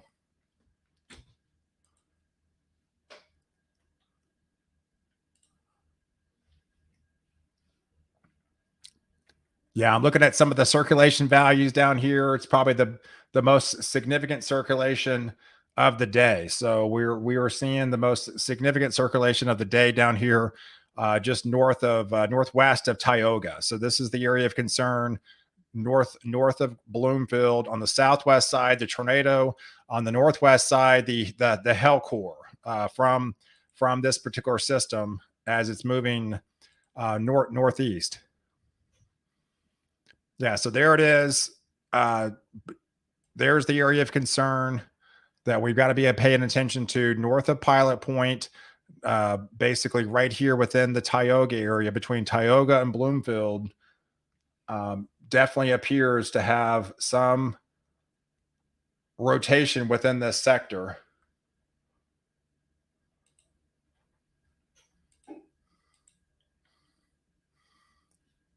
But definitely a hail core for sure. That hail core is still pretty prevalent.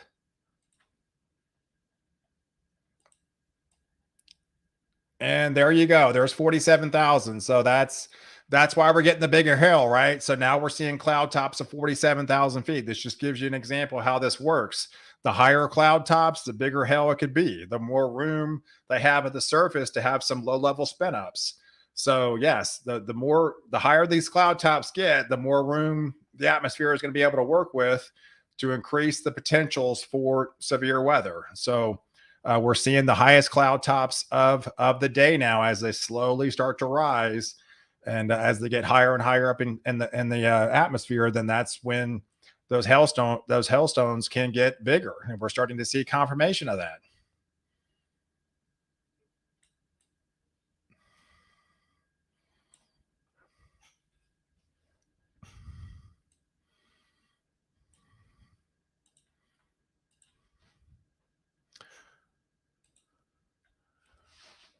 Yeah, hail in Tioga. Yeah, it's definitely hailing in Tioga. This is the storm we've been on in the Tioga area. This is probably a minute or two off too. So yeah, so definitely hailing in the city of Tioga with that last frame update. So that's the storm we've been concerned about with some spin up. It looks like the circulations has pulsed down a little bit. We could have some rain wrapped up into that system now, but the hell core is still there. The hell core is still alive and prevalent, especially over just west of Tioga, especially over the Mountain View area, the Burn City area, heading towards Collinsville. Collinsville looks to be a direct hit from this system. So, yeah, we talked about Collinsville earlier. It definitely appears they're going to be getting that, potential 1.5 to 2 inch hail, from this system as this continues to move northeastbound.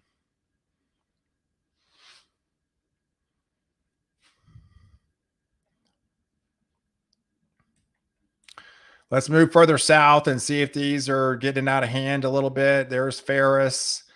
Nothing severe, but definitely concerning. A little bit more reds trying to fill in towards Paris, towards the Wilmore area. That was coming out of downtown Dallas, heading towards Gaines Garland. Yeah, there's the main event. The main event is still building out west. So all we're looking at is basically you can call it pregame action right now, out ahead of the main line. So we're looking at just isolated activity out ahead of the main line. You can see the separation. There's a lot of room here. It's a good 120, 150 miles. The main squall line is out west. This is the one that we're going to be really concerned about with the main event coming in, probably starting about 5 o'clock, into the Fort Worth area. Right now, we're looking at just isolated stuff out ahead of the main line. And so this is where we're getting some larger hail associated with these, but an isolated nature. The main event is going to be a widespread event. You can imagine a squall line is widespread. That means a solid line of activity that has damaging winds, embedded tornadoes, and very large hail. That's when it's going to get really active, and we're probably going to be having 7 or 8 different warnings at the same time that we got to be. Hey Austin, how's it going, buddy? Thanks for tuning into the live.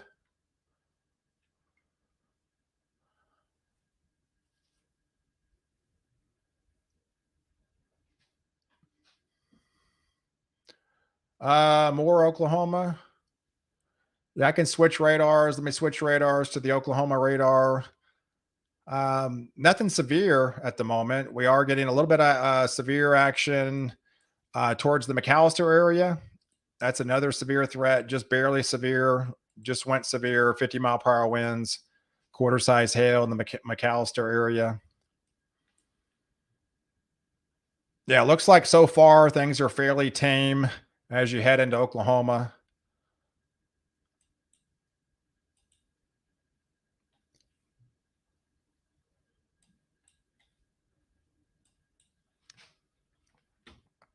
All right, so we're still watching this activity north of the Metroplex. This is north of the McKinney area, north of Denton. This is basically north of Highway 380. This is near the Red River, heading towards Oklahoma. And if you recall, this was where the severe thunderstorm watch was located, right? So this is where the initially announced and issued the severe thunderstorm watch, closer to that, say 2 o'clock time frame, 2:15 time frame. And then they issued the tornado watch about an hour later.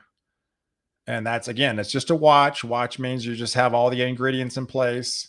And then now we're starting to see some little bubble up action down further south into Dallas, um, and seeing if those might actually turn severe. So, um, yeah, what's concerning is further south, this activity that is building south of Brownwood, because anything that builds this way is going to be heading northeast. So the further it builds, the more it's going to be moving into San Antonio, to the Austin area, to the Killeen area, into the Waco area, and obviously into the Dallas area.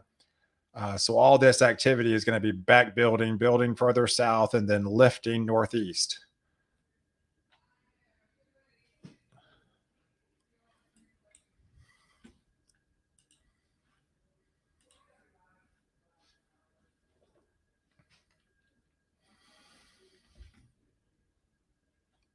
Hey, getting windy. You're getting windy there in Princeton.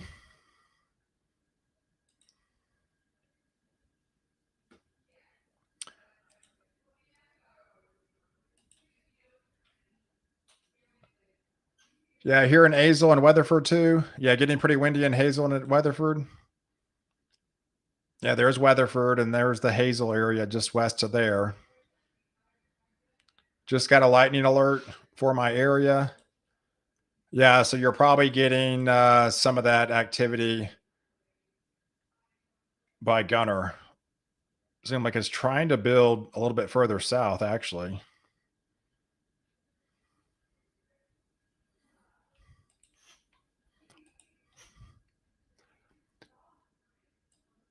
But again, this circulation's been fairly prevalent within this area. Not only the hail, but the circulation as well. Now it appears to be over the Collinsville area with that hail core.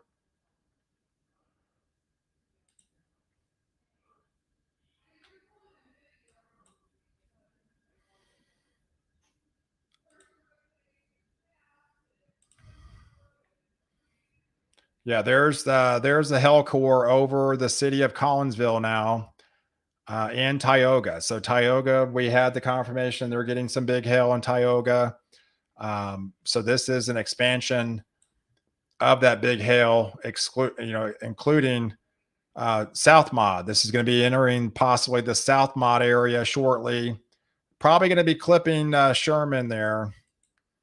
This is all moving northeast, so it's probably going to be clipping the northwest side of the Sherman area, but directly impacting Denison.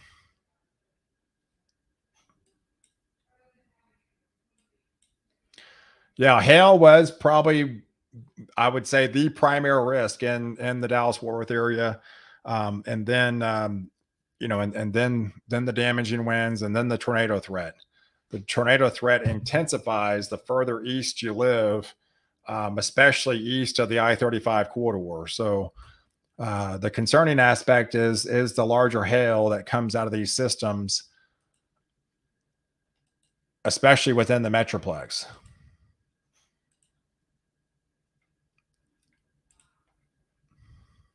Yeah, so let's go back to some of that hail and look at some of this confirmation again. Again, we're still seeing pockets of golf ball size hail near Collinsville. So we're still getting confirmation of at least golf ball size hail at the greatest, right along County Road 902 there. And it's all going to be lifting towards the South Mod area. You see that hail core? It's heading towards South Mod and the northwest side of Sherman there. And here's a storm chaser but by Denison. He's all just waiting for it. See, he's moving south on 75. He's trying to intercept this hail core here. He's in a pretty good position right now if he just kind of hangs tight and waits for that hail core. If it gets close, we'll look at his camera view. But yes, they did in fact issue that severe thunderstorm warning for the Grayson County area. So that would be including, that was the storm that was near the Collinsville area that was 11 miles south of the Whitesboro area moving east at 50 miles an hour that does, in fact, have some of that ping pong size hail and some of those 60-mile-per-hour winds associated with it. That's the hail core we've been tracking from this system. At times showing some circulation, but the main impact has been that hail from this particular system as it continues to lift east, northeast bound, heading towards Whitesboro, northwestern portions of Sherman here.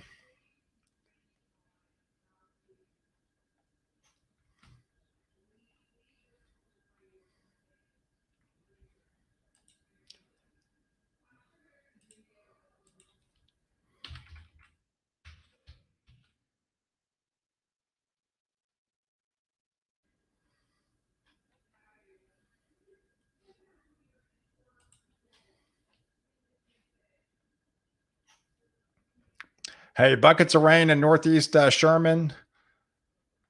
Yeah, northeast Sherman's getting a lot of rain right now.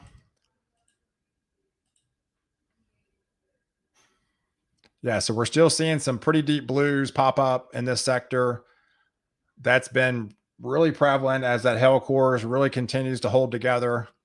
There's the intense rain heading towards the Sherman area. And all this area is just lifting northeast there.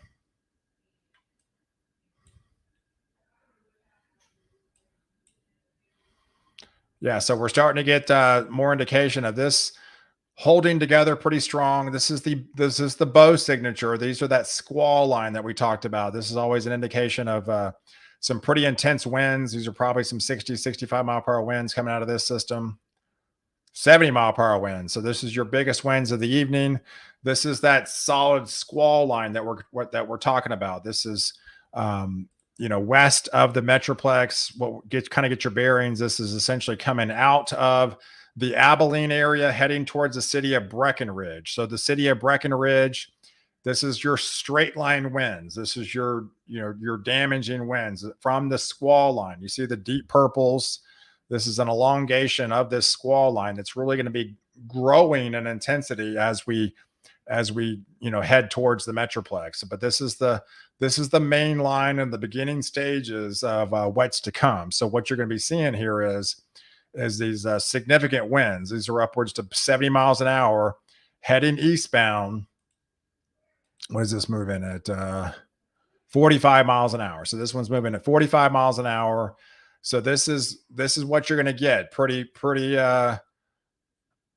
prevalent as it comes through the Metroplex with these higher wind gusts. If anything kind of bows out, you might experience a little bit higher winds, 75, maybe 80 miles an hour. So, I mean, we're already at 70 and it's basically just leaving Abilene. So this is the activity that's going to have to come through the Metroplex through the rush hour time frame. Hey, crazy wind there in Allen. So right now you're getting all that system to the north. There's Anna. Maybe you're getting, yeah, so it's coming out of north of Gunner here.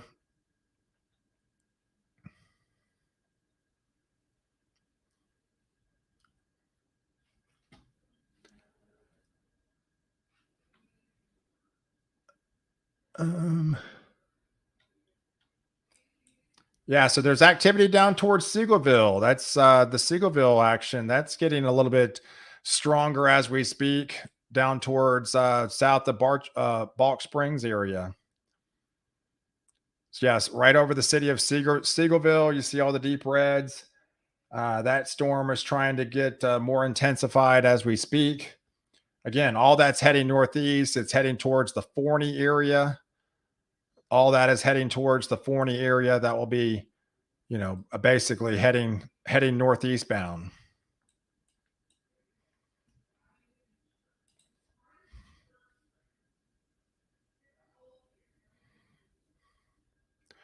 Yeah, I'm getting lightning detected at my house too, but that's just north of me.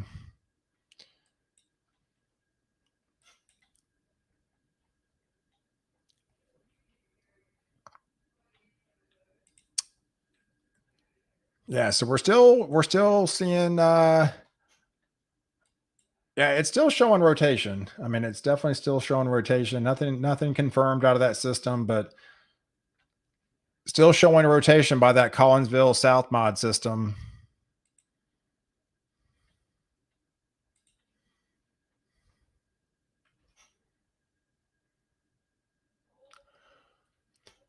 Yeah, so thanks for everybody for tuning in to live coverage. We're live on Facebook right now and YouTube.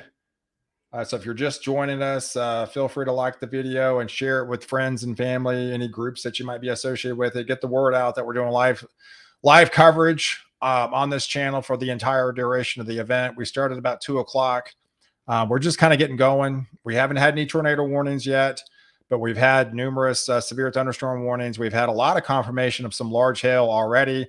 The biggest activity of the day was about 2.25 inches that we had confirmation on. So, and we're probably going to get even larger than that as we get closer to this to the main squall line, which doesn't get going until 5 o'clock. Hey Ray, how's it going, buddy?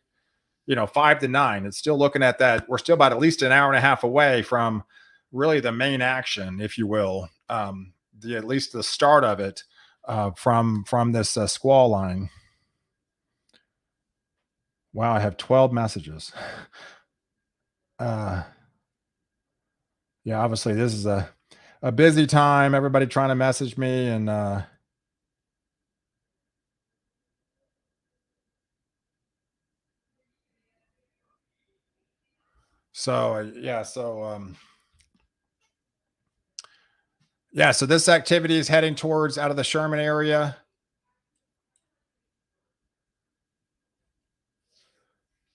Hey, lots of band kids in Princeton today. They should be leaving about 5 o'clock. Yeah, a lot of areas, canceled outdoor activities, or at least not. I mean, after school activities, because of the pending risks that are coming in. You never know really where this isolated activity was, or is gonna form. Conditional risk, it could pop up anywhere. It's popping up over, Grayson County and the Gainesville and the Sherman area.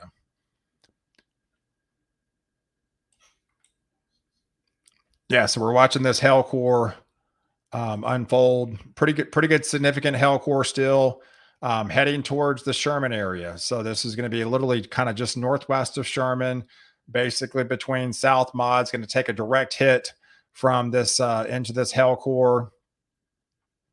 Going to be crossing over Highway 82 there in the Grayson County area. Then there's Highway 75, and then looks like Denison will definitely be hit directly from this particular system, from at least the hail core, with a direct hit from in that area.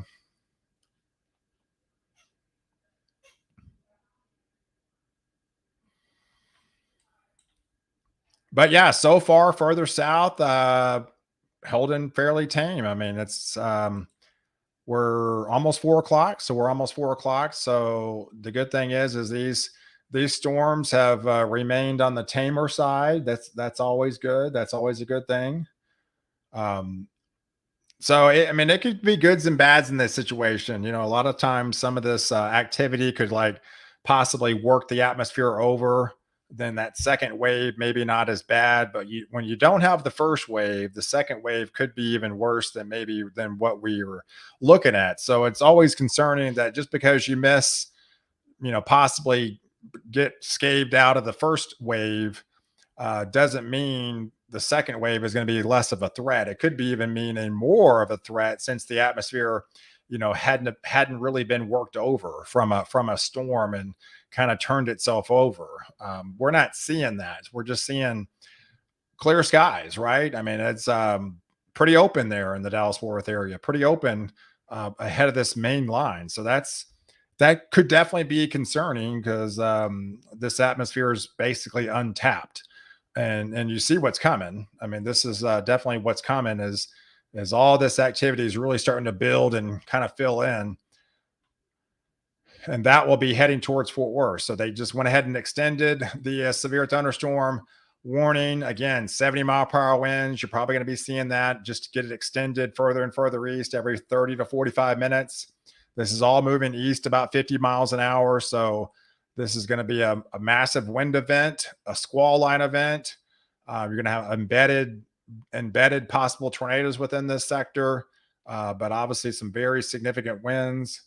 And definitely could be some larger hail embedded in the sectors as well.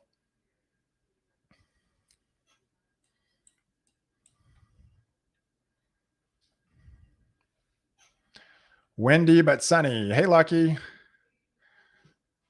Hey, wondering what we can expect in Farmersville. Farmersville is still a ways out. I mean, yeah, you're under the high threshold of all three modes of severe storms. It's just not going to be until probably 8, 9 o'clock into that time frame where you're unless something isolated forms up between now and then.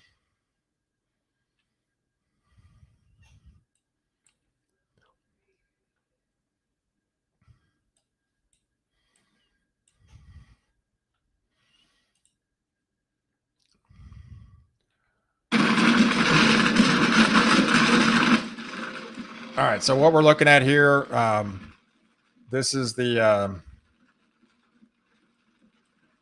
this is the storm chaser that is on that storm in Sherman.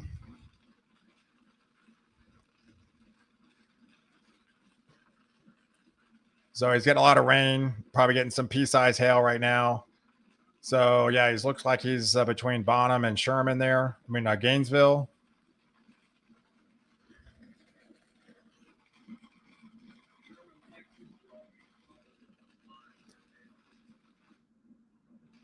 It's a lot of rain right now. That hail core is heading that way. He's got about an inch and a half hail core impacting that area.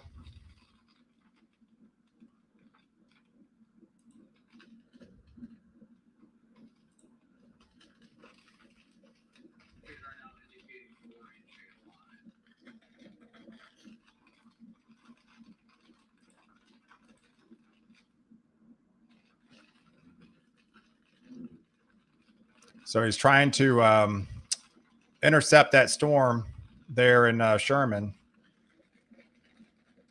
All right, guys, make sure to share.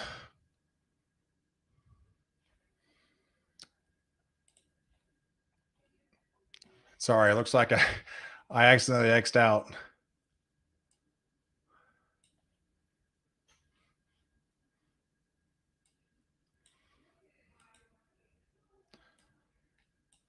Hold on, hold tight, click wrong button.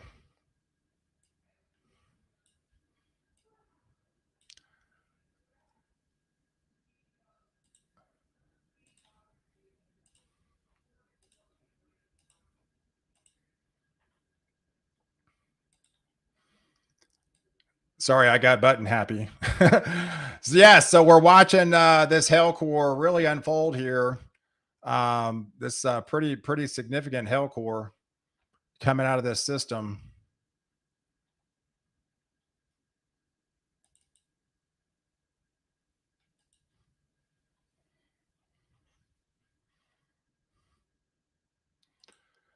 Sorry, let me regroup here.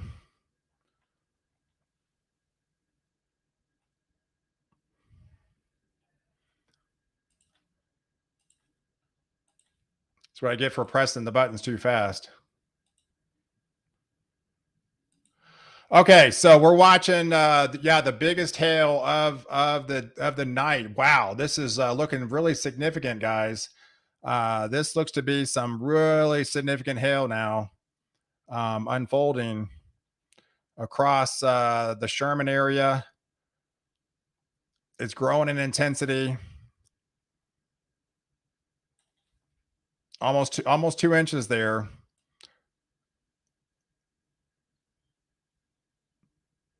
But yeah, this looks like to have the potential some definitely bigger hail. I mean, we're probably not getting confirmation of the ground just of yet because this could be a delay. But definitely some intense hail coming out of that system, especially with this blue that's popping up right over the heart of Sherman here. This is probably some really could be some tennis ball size hail out of this system. Probably can't roll out because it looks like it's to be growing in intensity as we speak. Yeah, so there are some 47,000-foot cloud tops. Yeah, so these cloud tops are growing a little bit higher and higher up. It's got a lot of room to work with.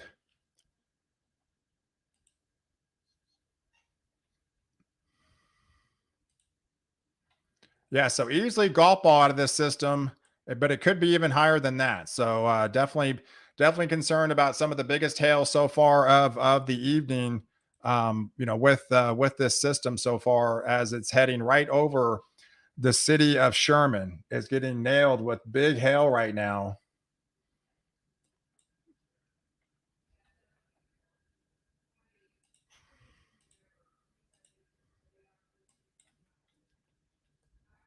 And this is all lifting northeast. So this is all lifting northeast, basically right over the heart of Sherman as we speak. There's Highway 82, and this is going to be lifting towards Denison, maybe just in the southwest side of the Denison area, heading towards possibly southwest of Colbert into the Oklahoma area.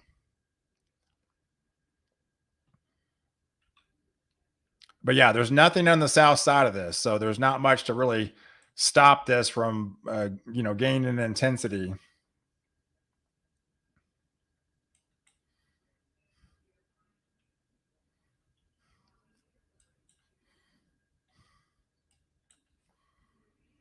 Yeah, those deep blues are basically right over Sherman. So that's downtown Sherman right now as we speak. North Sherman Junction, right over Highway 82 here. And that's all heading towards Denison. So that's all heading towards Denison right now in and around the Sherman area.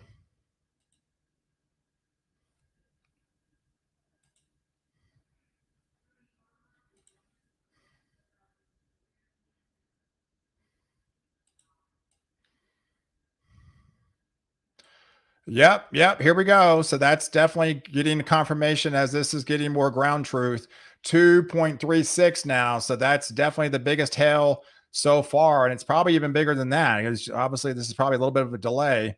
But yeah, so the biggest hail of the night is happening right now, crossing over right over Highway 75. So all Highway 75 in the city of Sherman, heading towards there's County Road 11.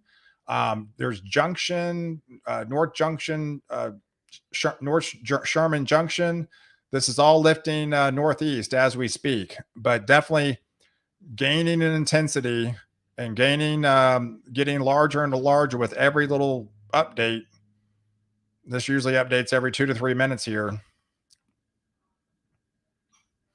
So that's going to be crossing over 82. That's going to be crossing over Highway 82 and heading towards Smith Oaks, Sherman Junction, the Terrace area, lifting northeast.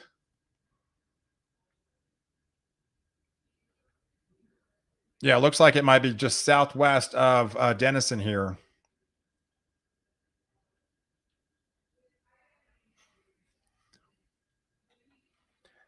Wow, that's looking nasty. That is one nasty storm now, guys.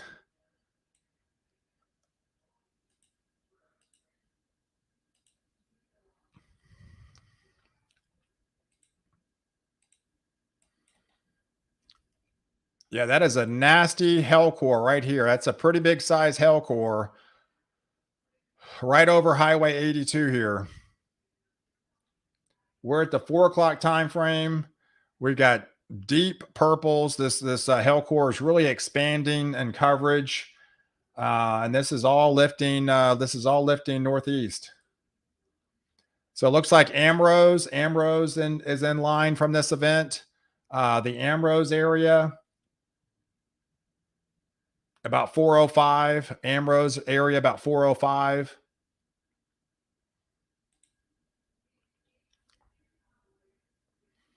And if we put the loop on, you can actually see the really big intense hail core is really kind of holding together, right? It's really holding together over as it crosses over 75, crossing over into Sherman now, and it'll be just in the southwest side of Denison.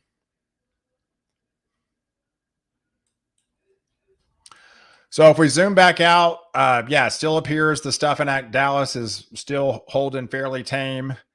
That's a good thing. But yes, the main squall line is out west. So the main squall line is still out west, and that is going to be building in intensity.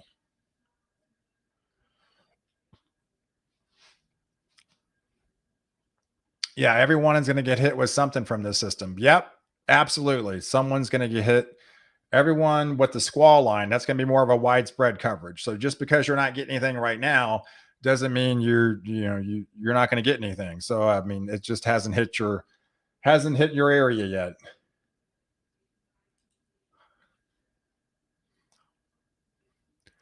But the areas that are getting it, again, it's isolated. The initial risk was conditional, and this is exactly what's happening and unfolding as we speak. The main squall line was 5 to 9, so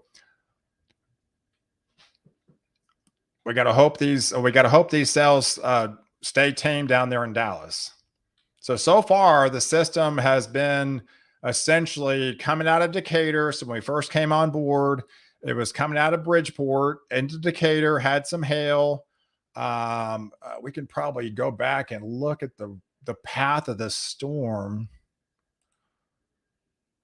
All right, so let's look at that. Let's look at the hail core. So this is the origination of the hail core. Pretty much started around Poolville. That was that storm that Timmer was on. Had the congealing lightning strikes, went severe, had some hail with it, started lifting northeast. So it lifted northeast. We came on live.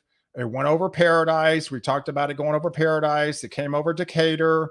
And then it went over Slidell, Plainview, really started to pick up in intensity as it moved towards the Sanger area. And now it's really intensified as it's getting closer to the Valley View area. And then Whitesboro and this activity here. So that was the last 4 hours, and this activity hasn't been activated yet. But that was the initiation of that hail core. So far, this is the swath of the hail, and we've already seen 2 inches up here, and it's bigger than that in Sherman right now. So, but again, we talked about once this forms, it's probably going to be in a line of this system. So.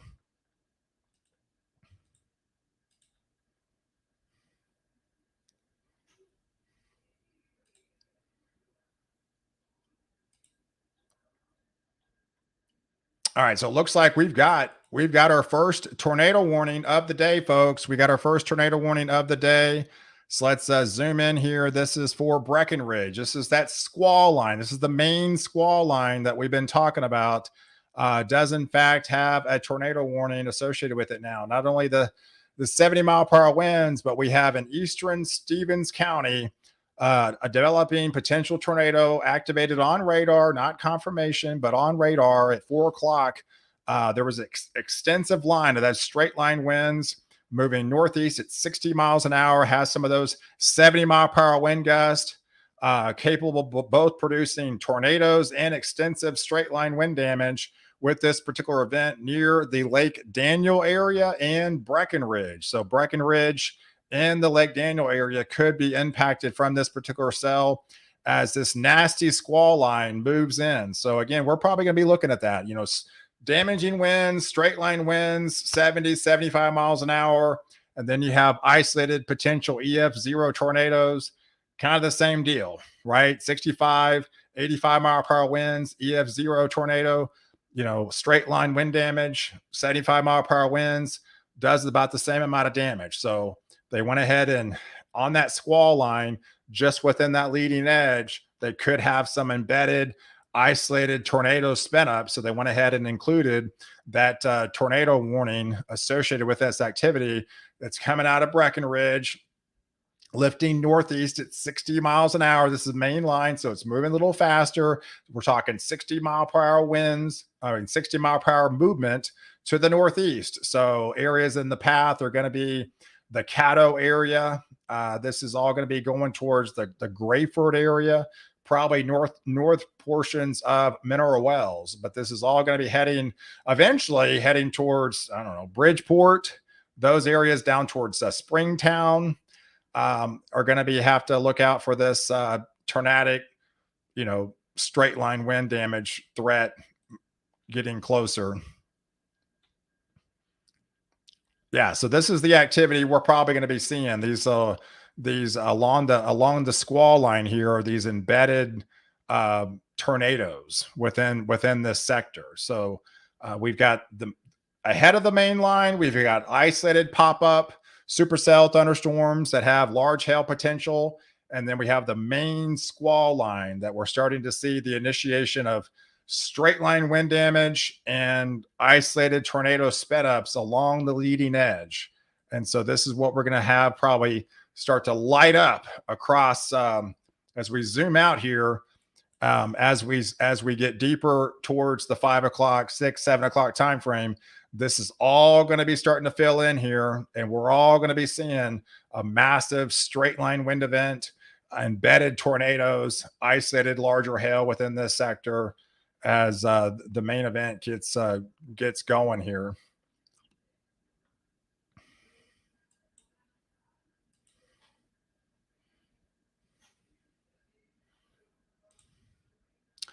But yes, that is our first tornado warning of the day. Again, this could be like a little isolated spin up EF0 type tornado, maybe an EF1.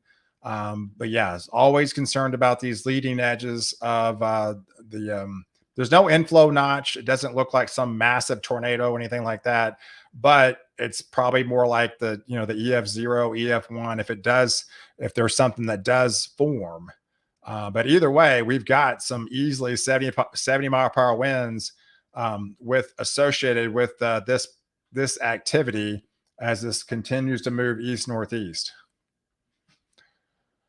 Hey, hey David, how's it going, buddy?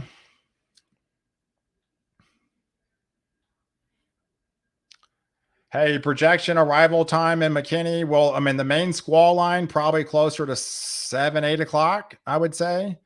If you don't have any activity between now and then on an isolated nature, I would say probably closer to 7, 8 o'clock in the McKinney area. Taking this system as by Breckenridge right now. This is moving 60 miles an hour. Breckenridge is pretty far away from McKinney, at least a couple hours. Hey Tim, how's it going, buddy? Hey, thanks for being a part, being a PAL partner. And that's the thing, guys. I got all my PAL partners, on this channel. I've got Pronell Roofing and Solar. I've got Dallas Dent Company, No Sweat Experts. I've got a whole team.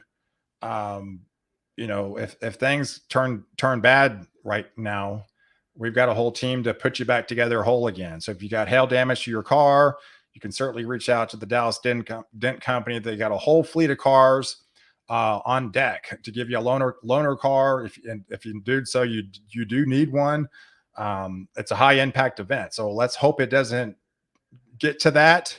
But I definitely have people, on standby, ready to take care of you, because my motto is protecting you before and after the storm. And after the storm is prevalent. So if you've got hail damage to your roof, car, stuff, I've got companies that I partnered with that will really take care of you. Yeah, so we're looking at that hail core that's still pretty prevalent up there into the Sherman area.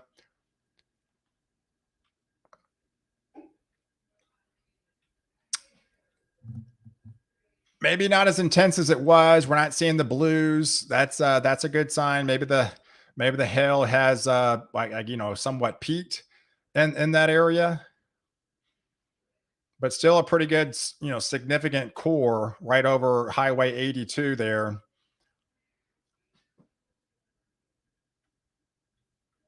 Yeah, still getting that pretty significant core of a hail. Yeah, here in Northwest Sherman, got 2-inch hail for 7 to 10 minutes. Hey, Dennis. Hey, thanks for the confirmation. Yeah, I definitely believe it. You got some 2-inch hail. Even if it hails for 7 to 10 minutes, remember, that's all it takes, right? You probably had some roof damage. If your cars were outside, you probably had some car damage. It doesn't really take like that long, right? I mean, 2-inch hail for 7 to 10 minutes while that's happening, it seems like it's lasting forever if it's hitting your sounds like a war zone outside. But yeah, that it doesn't take much. It doesn't have to last for long periods of time to do damage. You got a hailstone that's falling 60, 70, 80 miles an hour out of the sky is going to hit, and everything is going to hit, especially a 2-inch variety, is probably going to put little dings and stuff, right? And that can cause significant damage just within those 7-minute time span. So if you got pockets of areas that really include a good part of the metroplex or a good chunk, that could be turning into a significant event as far as widespread damage and millions and billions and dollars of damage. Let's definitely hope it doesn't get to that. But let's look at here. We got a newly developed another tornado warning. So we have another tornado warning out of that same system. So this is a brand new tornado warning into the Durant area. So now this is included into southeastern Oklahoma. This is for Bryan County. This is the second tornado warning of the day. Has some golf ball size hail.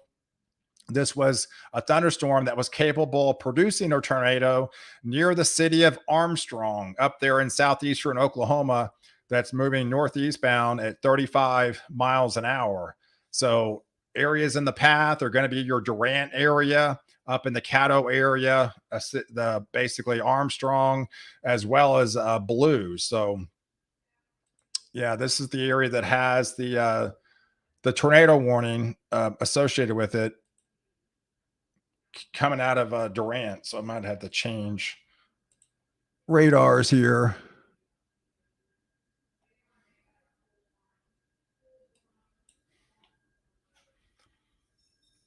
Yeah, so we got two tornado warnings happening right now.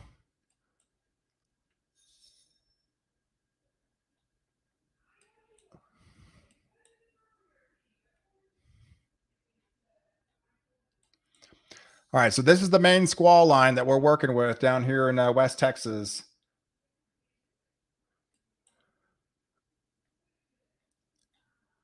Oh, you start to see this little bow? Yeah, you see this? This is always what we look for maybe even more intense winds. You see that little bow here? So that's another indication where these storms are maybe trying to get a little bit more intense as the initiation of these storms starts to bow out.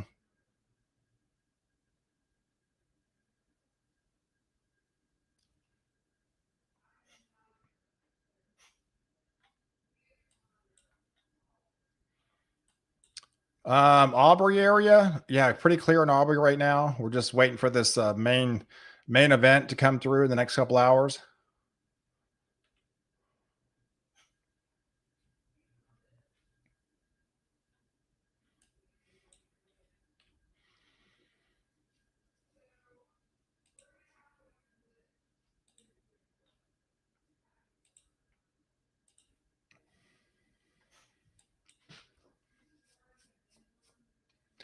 Yeah, so we have a newly tornado warning that's coming out of Durant, moving northeast at 35 miles an hour, heading into more of a southeastern Oklahoma. That also has some 60 mile per hour winds associated with that particular storm.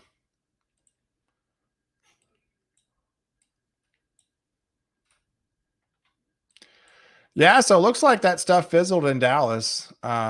That's good. I mean, it's good. I was kind of expecting a little bit more action in Dallas right now, but that is definitely good. But that sometimes that might not be good for later on event. Yeah, quarter size hail and larger in Sherman right now. Yeah, so you're getting that hail core that we've been talked about.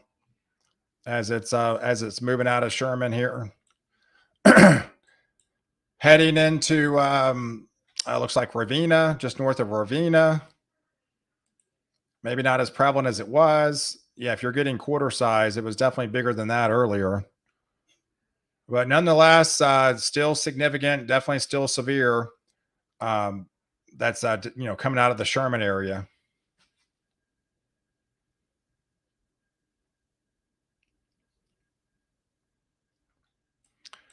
Yeah, so thanks so much for tuning into live coverage. We've got a dangerous situation unfolding. We're seeing some, isolated pop-up activity right now across just north of the Metroplex here, heading into southeastern Oklahoma. And so right now everything's fairly tame in Dallas, just kind of waiting for the main event that looks to unfold later on as we get deeper in the evening time frame. Yeah, so if we zoomed out, here's a little bigger picture on what's happening. So there's that squall line. There's see if this is what they call back building. It's building all the way south, all the way down to Rock Springs.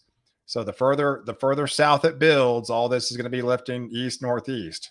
So eventually, places like into Fredericksburg, places into Austin, you're going to get hit from this activity because all this is going to be moving east northeast, right? So this is eventually will be heading towards the Waco area. Obviously, eventually heading towards Dallas. So this is the squall line. This is the main event, and this is kind of the pregame action ahead of the storm. So, yeah, if we really zoom out and look at the big picture, you can see what else is going on. Just some kind of isolated activity across the Tennessee Valley. Things get really active as we head into the overnight time frame here, and then we have those newly developed tornado warnings still down there by Durant and Caddo, and then that large hail core that's coming out of Sherman. And that'll be heading into far northeast portions of Texas and then eventually heading into the southeastern Oklahoma area.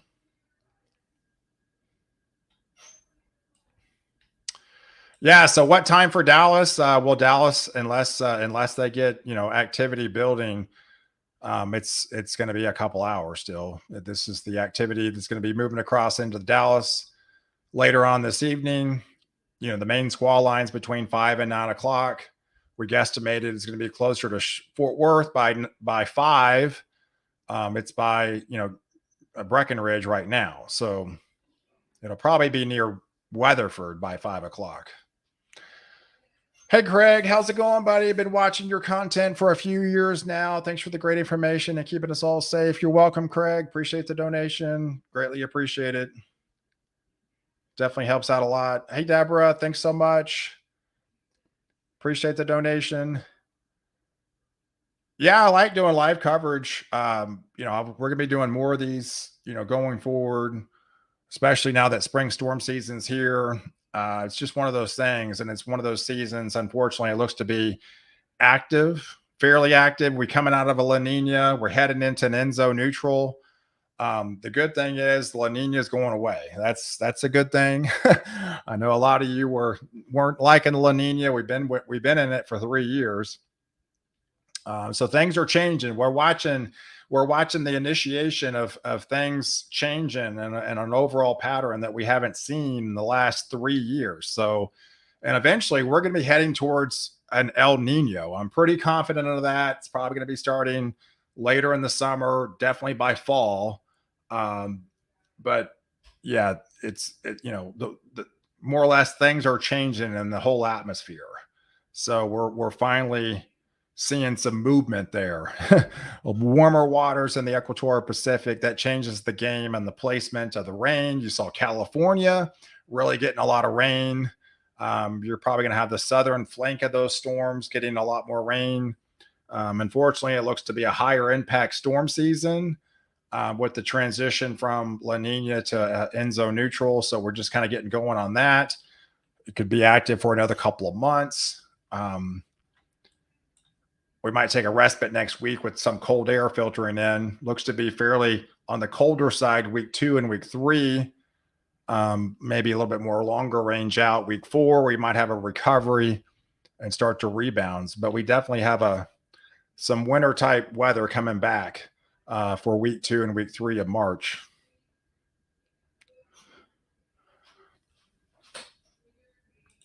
But yeah, here's the movement on that on the squall line that comes through. So we're watching this come together. So you can watch this squall line really start to come together. It almost, hey, I mean, you get a derecho. It's all you need is about what I think it's 400 miles now of straight line winds. Wichita Falls to San Angelo, that's probably getting close. But either way, this looks to be a nasty squall line that kind of moves across the Metroplex as a high impact event. And we're probably going to be seeing these tornadoes, these tornado warnings pop up and spin up along the leading edge of this, and then some larger hail associated with those as well.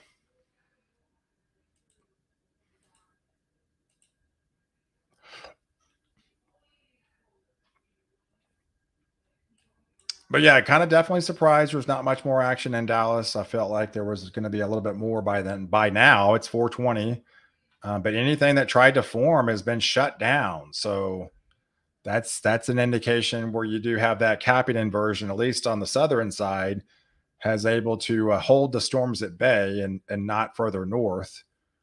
Basically, Sherman northward.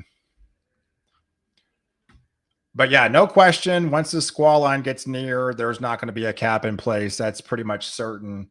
No one's going to really have a cap in place with that particular event. So,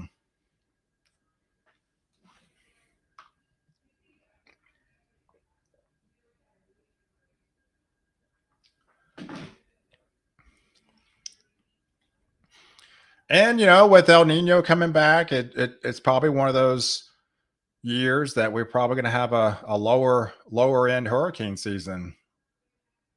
At least that's what I'm looking for. I'm maybe only looking for 10 to 14 storms.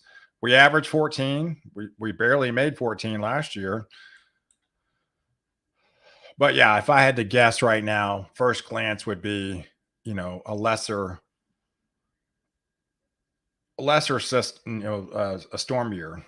We've had a lot of active years in the last couple of years, so we are due for a little bit of a respite. But it only takes one storm to make a big year. So even though the numbers may be down in total, doesn't mean you can't get a big storm even on low impact years. It's a long ways out still, but I'm just throwing my guesses out there. I'm not looking for a very active season. So, like I said, my guess would be 10 to 14 storms.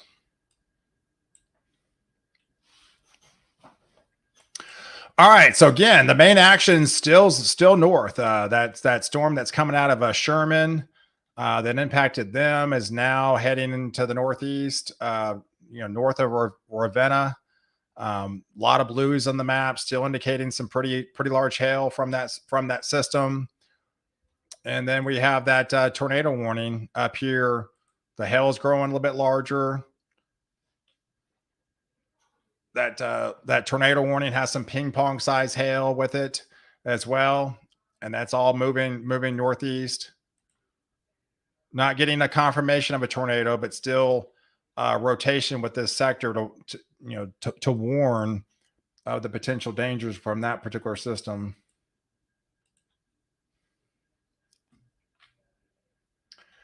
Let's see what's happening on Twitter.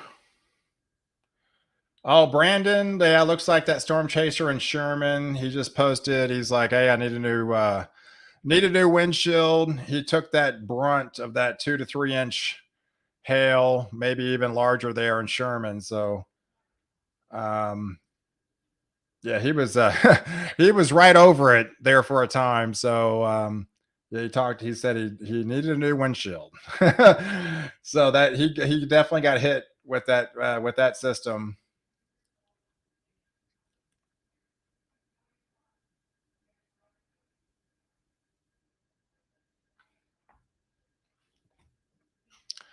Yeah, but if anything, it looks like that hail core is just gaining in intensity again, right? I mean, you can see those Darker blues, they are starting to show up again. That's not a good sign. That's indicative that that hell core really starting to come back. Yeah, pretty good here.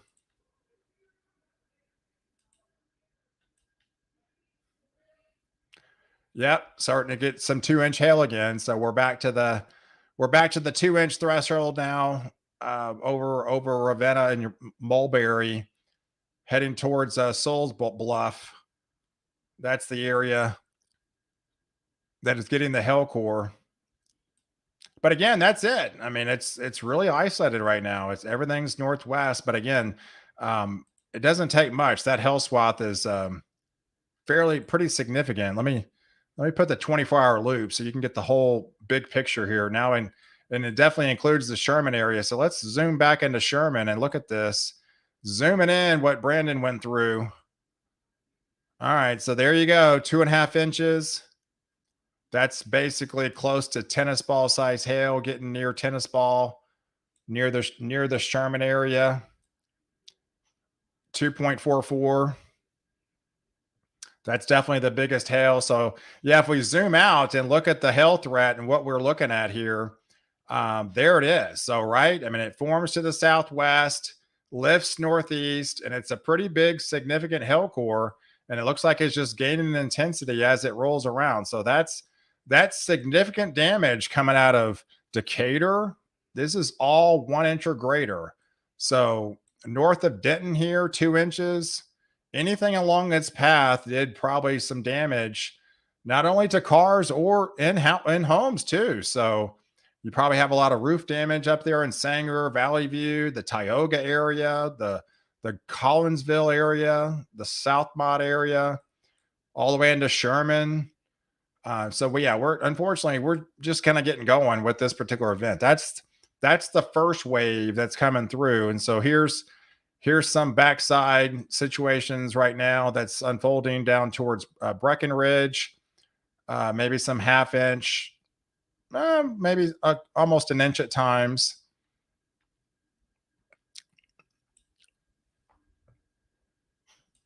But yeah, so even in a normal storm, this would be fairly significant and pretty widespread hell core.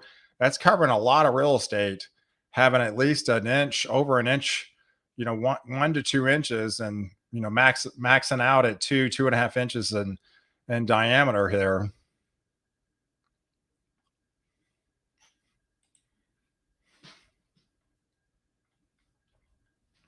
Yeah, so we'll look at that from time to time and check back with that and see what's unfolding. But yeah, so we're watching again, kind of clear, still fairly clear within the heart of the Metroplex. All this activity is still back building, still building a little bit further south, and these are all turning severe. So you're going to see this whole line. This is all severe. One, two, this whole line connects, right? This is basically all severe stuff. At least 60-mile-per-hour winds associated with this. This is the activity that's building and heading towards the Metroplex that will intensify in coverage and also help, essentially erode the cap. And there won't be a cap once this activity heads into the Metroplex.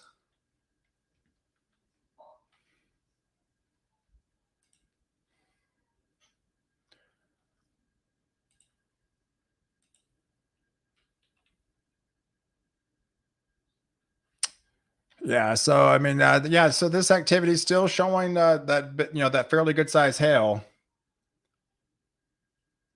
Yeah, I'm watching the leading edge. If there's any significant rotation within this leading edge, it looks like the most prevalent right now is maybe north of Graham, just within this sector right here by Graham.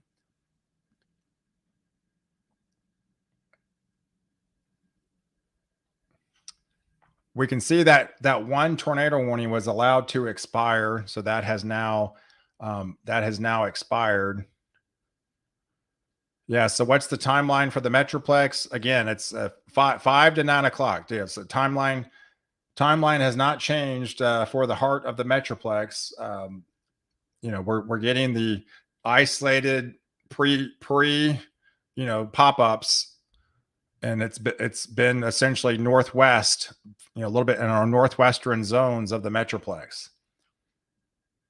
So if you're living up there, you've already been hit pretty hard. I showed you the hell core is a pretty good swath that had a lot of damage already in those areas.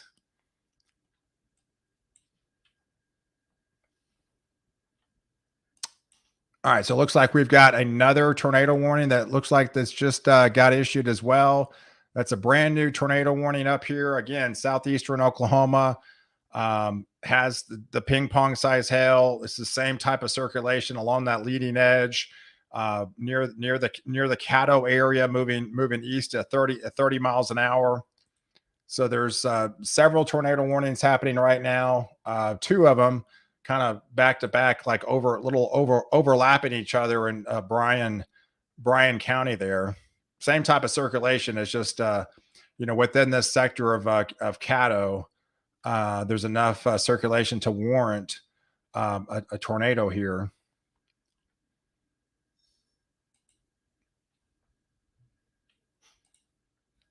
A tornado warning. We haven't had a confirmation of a tornado, just not to say that we haven't had one. We just haven't had clear confirmation of a tornado making touchdown as of yet. But there's definitely a lot of circulation, especially along this leading edge.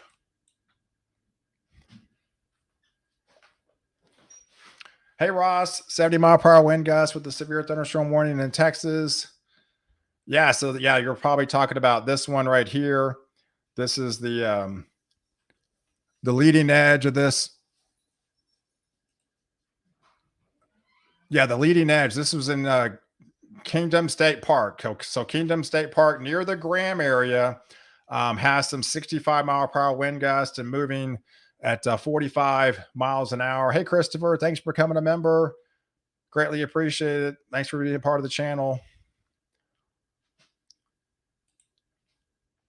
Yeah, so we're watching. Okay, so here's another one. There's another tornado warning down here towards Sulphur Springs. So this was by in southeastern Hopkins County. This is another tornado warning that just now developed. Another storm that was produced in a tornado near the Como area, or 8 miles northwest of Winsboro. 8 miles northwest of Winsboro. Moving northeast at 45 miles an hour. So this is another tornado warning that just got issued within this sector down here towards into the Sulphur Springs area.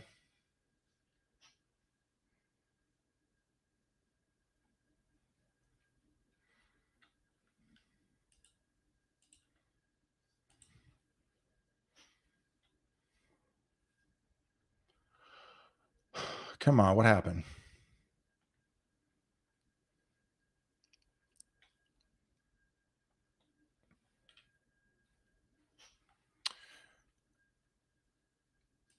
I might have to get out and get back in.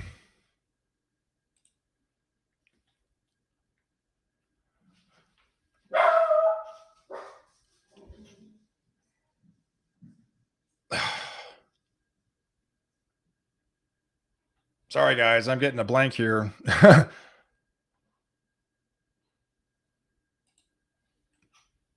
There's a lot of people online or something, or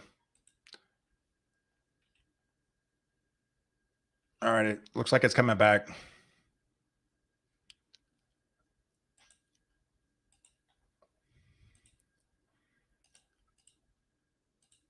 All right, so there's probably gonna be little hiccups from time to time. Apologize for that. Just a very active day. A lot of people are actually probably on these radar sites and just very busy. Obviously, everybody's hands on deck, wanting to know what's happening within this stuff. So, but it's probably going to be bogging down sometimes. Just the bandwidth is not enough to handle all the activity. But yeah, so this is the squall line that we're concerned about as west of the Metroplex. So west of the Metroplex, this is the main squall line that we're definitely concerned about, and out ahead of it, we are getting several tornado warnings as we speak. In fact, we've got 4 of them now. This is Looks like a fourth one. Oh, observed tornado. This is the first observed tornado of the night. So this is a brand new tornado warning that is now an observed tornado. This is our first tornado, confirmed tornado of the night at 4:32.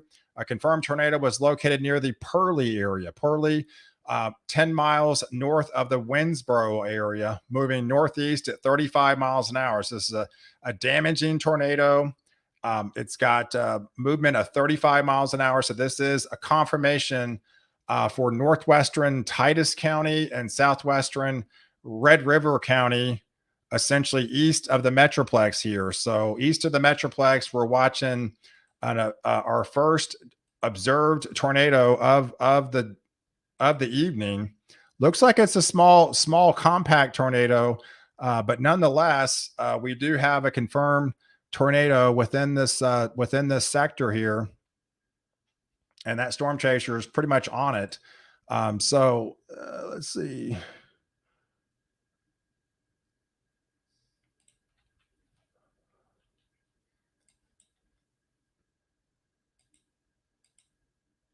Let me pull up my other radar. Okay, so yeah, confirmation of this tornado was near the Purley area. That was near the Purley area, right here on the south side of it. Moving northeast at 35 miles an hour, heading towards just north, 10 miles north of Winnsboro. So 10 miles north of Winnsboro. So what we're looking at here is this sector right here within this zone. This is your developing. This is a confirmed tornado on the ground as we speak, lifting northeast at 35 miles an hour. So this is areas in its path. It's going to be crossing over Interstate 30. So Interstate 30 near the city of Majors, coming out of Purley, near the city of Majors, going to be crossing over Interstate 30, heading towards Mount Vernon. So basically between Mount Vernon and Winfield. Mount Vernon and Winfield are going to be in the path of this particular tornado that is on the ground at the moment, heading towards Bogota and potentially eventually towards maybe the Clarksville area.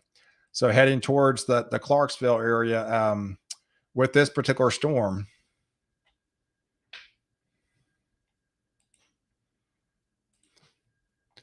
Yeah, it's pretty isolated. It's pretty compact, but definitely there. As this continues to lift northeast, crossing over Interstate 30, and moving into northeast Texas. So this is moving in northeast Texas again. This is kind of well away from the main squall line. This is isolated activity. There's not much else around, right? It doesn't take much. This is a very small, compact event, but it's just enough where you do have an isolated tornado that popped up in this sector that if it happens to go over your house, you're gonna, yeah. So we had a confirmation from a weather spotter at 4:30 that there was a tornado near Picton, near the Picton area. Yeah, there's Picton. Okay, so tornado near Picton. So there's that storm chaser near Winterfield. So it's probably over his area at the moment, over the city of Winterfield, heading northeast, maybe just to the west of Mount Vernon, maybe just to the west of Mount Vernon, heading towards Saltillo. Saltillo looks to be a little bit more in the path of this storm. Saltillo. And it looks like it may be having two tornado warnings here. It's kind of, this could be two separate tornado warnings. This could be another one that just got issued. It looks like it's split here, but yeah, nonetheless, this is a confirmed tornado that is on the ground that's crossing over the Greenwood area, probably over Winterfield, coming out of Winterfield, heading into Greenwood as we speak, and Saltillo. Saltillo is in the path of that tornado, heading west of Mount Vernon, and eventually heading into Oakdale, into the Lakeview area. And looks like Bogota would be in the path of this storm. So Bogota looks to be in the path of this tornado as this continues to lift northeast.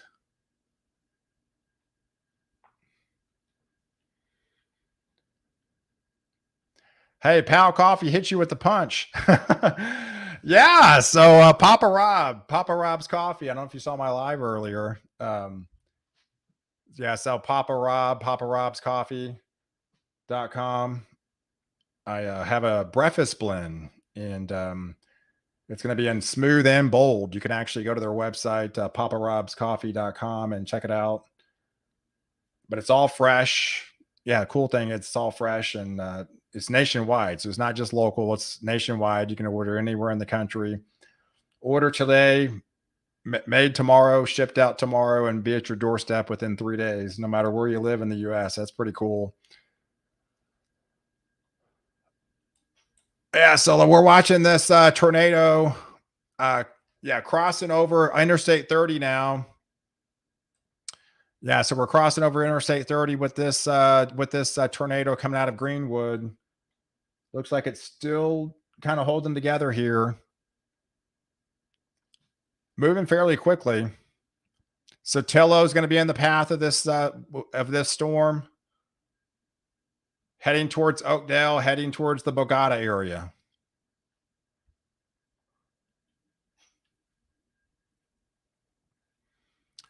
Yeah, so starting to get active. We got 5 tornado warnings now. So 5 tornado warnings happening right now. Yeah, it looks like these were 2. Could be one of the same coming out of another county. Yeah, but we have 5 active tornado warnings happening right now. So now this is definitely getting the kind of the busier time. It's 4:41. So yeah, so it's 4:41. We got confirmation of 2 observed tornadoes. Could be the same one, just crossing over a different county. That's as we speak. This is all crossing over basically 30, coming into another county, and that's why they went ahead and reissued the tornado warning. But nonetheless, tornadoes on the ground, just west of Mount Vernon, heading over Sotillo. And then we still got that hell core that's been pretty prevalent up there coming out of Sherman. Now it's over the Elwood area. This has been really active. I mean, it's been active all the way down towards Decatur. I mean, it's been really holding together fairly nicely, this hell core here.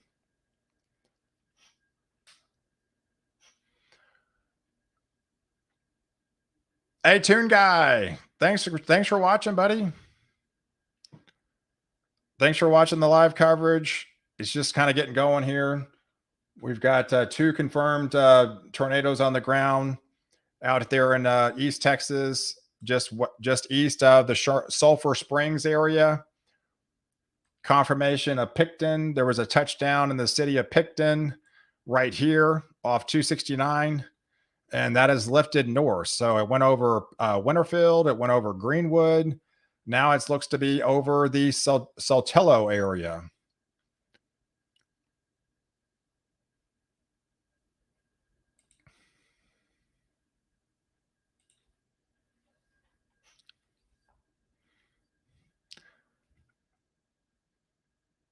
Yeah, it looks like it's still there.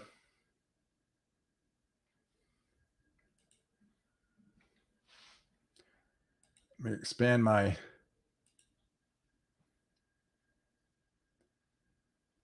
Yeah, so yeah, with this confirmed tornado, this is by far we're seeing the best rotation of the night here down there into the Winsboro area, just north of Winsboro. That other little circulation by Marshall, that's another storm. It's a tornado warning, but it doesn't look that bad. There is a new tornado warning that looks like it just got issued. A severe thunderstorm that was capable of tornado by the Hallsville area. This is Hallsville. This is 10 miles west of the Marshall area. 10 miles west of Marshall, down there southeast of the Metroplex. So we're starting to see a little bit more activity forming well ahead of the main line here. So you never know when this stuff's going to pop up, right? It's basically the heart of the Metroplex is unscathed from the tornadoes right now and the hell core, but we're starting to get more isolated pop-ups just kind of forming right around there.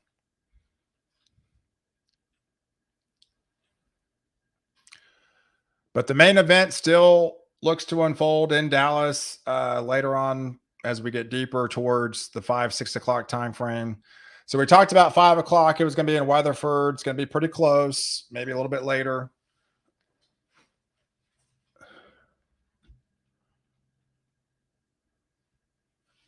Hey, what about the squall line intensifying, moving east towards Brownwood? Yeah, so let's talk about the squall line here. This has some 70-mile-per-hour winds with it. This is near the city of Echo. So this is near the city of Echo. So this is that kind of straight line winds. This is all rapidly moving about 50 miles an hour, some 70-mile-per-hour wind gusts with it, quarter size hail. So this is all developing on the south side, southwest of the Metroplex. This is the activity that will be lifting northeast. So all this activity will be heading, north of up. So that's a new tornado warning. That's a brand new tornado warning that just got issued. Another tornado warning, not only 2-inch hail, but we also have another developing tornado as we speak near northwestern Brown County. So this time is northwestern Brown County. This is in west central Texas, east central Coleman County. East central Coleman County is under that new tornado warning. So this is a developing tornado, does have some potential 2-inch hail associated with it. Storm movement is northeast at 40 miles an hour. So places of location near the Bangs area around 450. So Bangs and 450, that's in 4 minutes.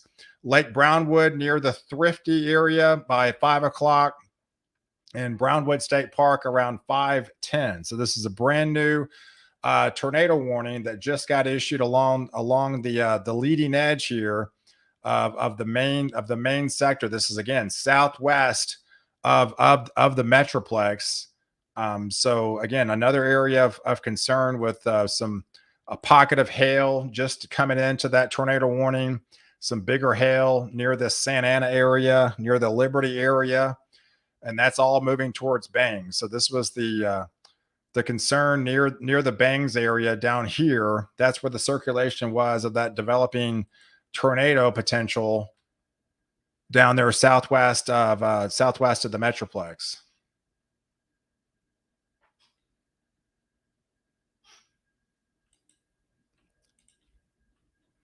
Again, yeah, the circulation doesn't look that strong, but still enough to warrant a tornado warning right now along this leading edge.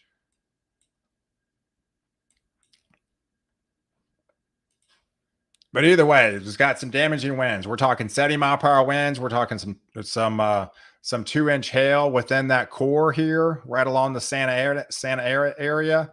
And then now you've got that developing potential tornado risk. So we've got 5, active tornado warnings as we speak. And this line is getting a little bit more intense as we get closer to the 5 o'clock time frame.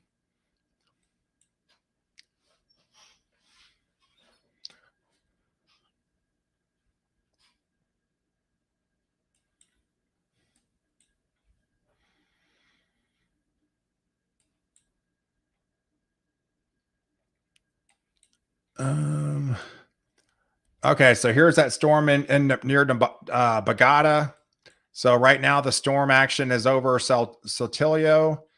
Still pretty good ways from Bogota, but nonetheless probably 15 minutes away. This goes on for another 12 minutes. We do have that confirmation of the tornado on the ground that started in Pinkston. So it started in Pinkston down here in this sector. This is where this is where the tornado touched down to start. So this is where the tornado started, and it's been kind of moving northeast, as we speak. And now it's basically heading out of Saltillo and heading towards Lakeview and maybe potentially Bogota. So this is all moving northeast. They do have that tornado warning happening for another 12 minutes or so. So this is very small, compact, but still has a confirmed tornado potentially still on the ground.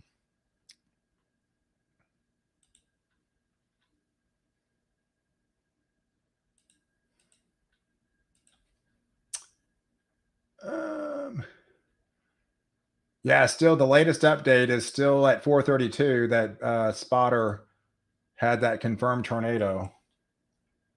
Yeah, this is a very small area. It's a very, very small, but nonetheless, it definitely appears that there still appears to be a weak tornado, maybe potentially still on the ground here.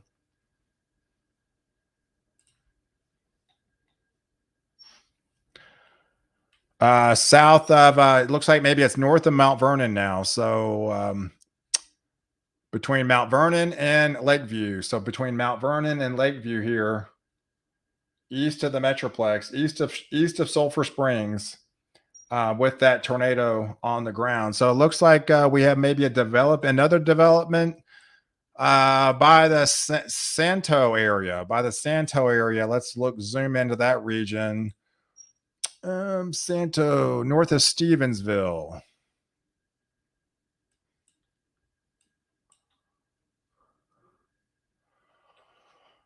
Oh, I can't find Santo. Santo. Am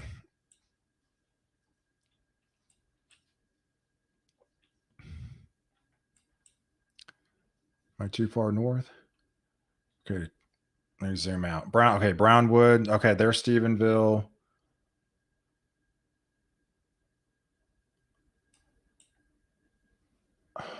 I don't know. Maybe I'm missing it. I can't find Santo. North of Stephenville. Anyways, it looks like there's more circulation by the Santo area.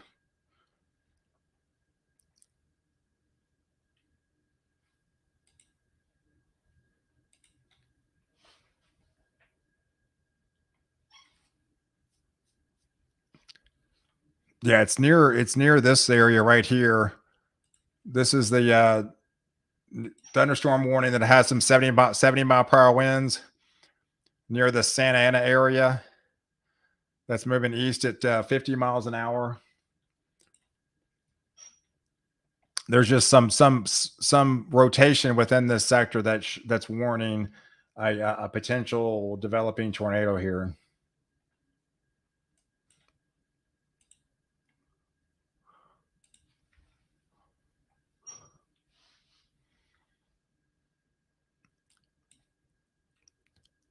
All right, so here's that other area that has a radar indicated tornado. That was coming out of Bangs. That was coming out of the city of Bangs there, maybe just west of Bangs, lifting off into the northeast.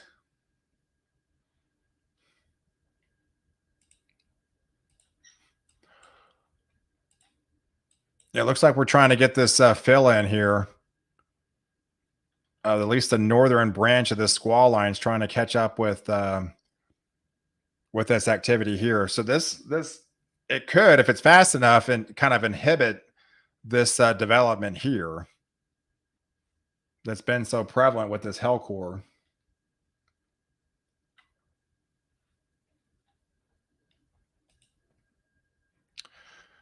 But yeah, still looking at 5 tornado warnings right now.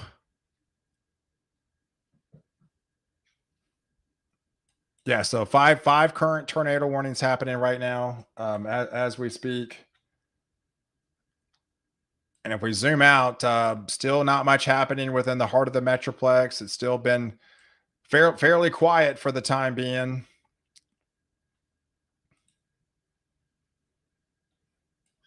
As most of it's just kind of all around it. Everything's, East Texas, it's definitely north. It's been pretty much north for the past couple of hours. And then, of course, out west.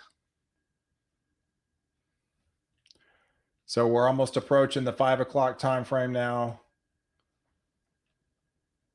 So we've been live for about 3 hours now. We've had numerous tornado warnings. We've had several observed tornadoes on the ground already, and we've had a whole slew of hail. The biggest of the evening so far has been Sherman. Sherman, 2.5 inches so far in Sherman. Confirmation earlier had some windshields busted out of cars. Confirmation of that from a storm chaser. So that was definitely did a lot of damage if it took out a windshield. You know that because that's some pretty thick glass.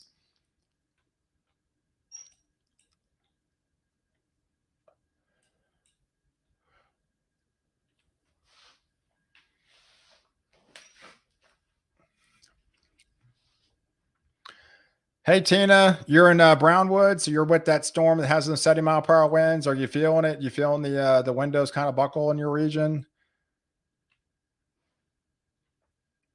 Yeah, it looks like impacts from this storm is hail damage to vehicles. Expect a considerable tree damage, wind damage to some roofs and outdoor buildings.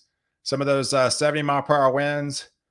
So at the 4:51 time frame, there was that storm that was near the Rising Star location near Groves Vineyard, or to Bangs near Rockwood to near Bradley Lake, moving east at 50 miles an hour. So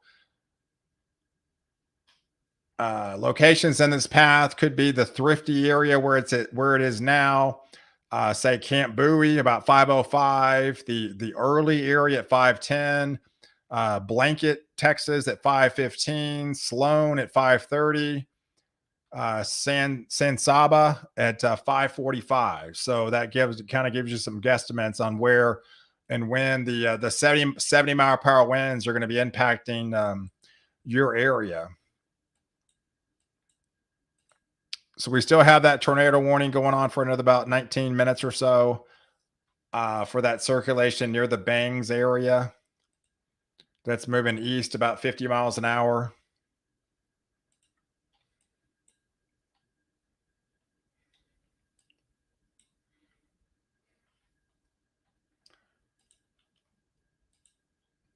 Yeah, so thanks so much for tuning in to live coverage. I'm live on YouTube and Facebook at the moment.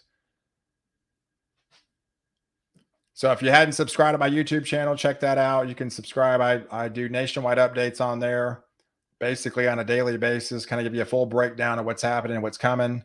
I've been talking about this storm for 6 days, right? So we've been leading up to this main event, if you will. Um, and this goes on till tomorrow too. And there's a snow aspect of it too. So the northwest side of this is going to get some snow on the backside of this low pressure.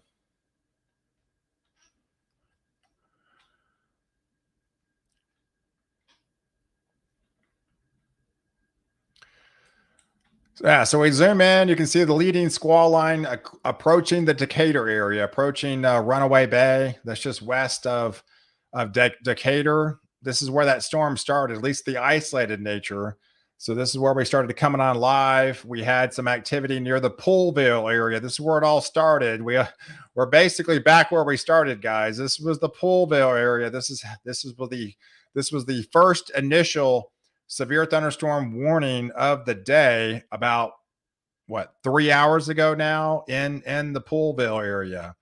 And that storm in Poolville left all the hail core that went eventually over Sherman. That is essentially now over just northwest, about to cross the border into southeastern Oklahoma. So that's how far it's traveled. And then now the back half of the system, the main event, the squall line, is basically back where we started. So now this is catching up to the isolated activity further north. And now we're getting the straight line winds and some isolated tornado warnings along the leading edge.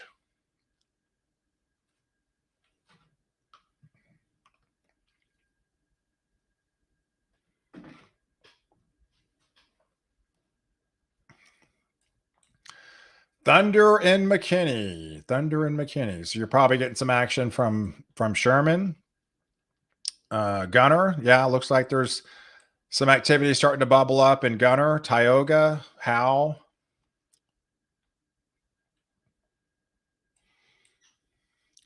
Yeah, again, I'm really surprised. Basically, the heart of the Metroplex is still fairly clear, and I'm kind of really surprised by now. We haven't seen much more activity, at least on the isolated nature. But you never know where these storms are going to pop up. Like I mentioned, conditional risk, or like I said, I can't guarantee hail is going to be at your house, right? So you have your favorite areas where the conditional risk could play out, but you still have uncertainty, and there's not much in the data had these storms kind of forming early on. So, but nonetheless, it definitely formed northwest of just outside of the heart of the metroplex, and been has been really prevalent, and had a lot of severe stuff with the pretty big hail core that traveled northeast here.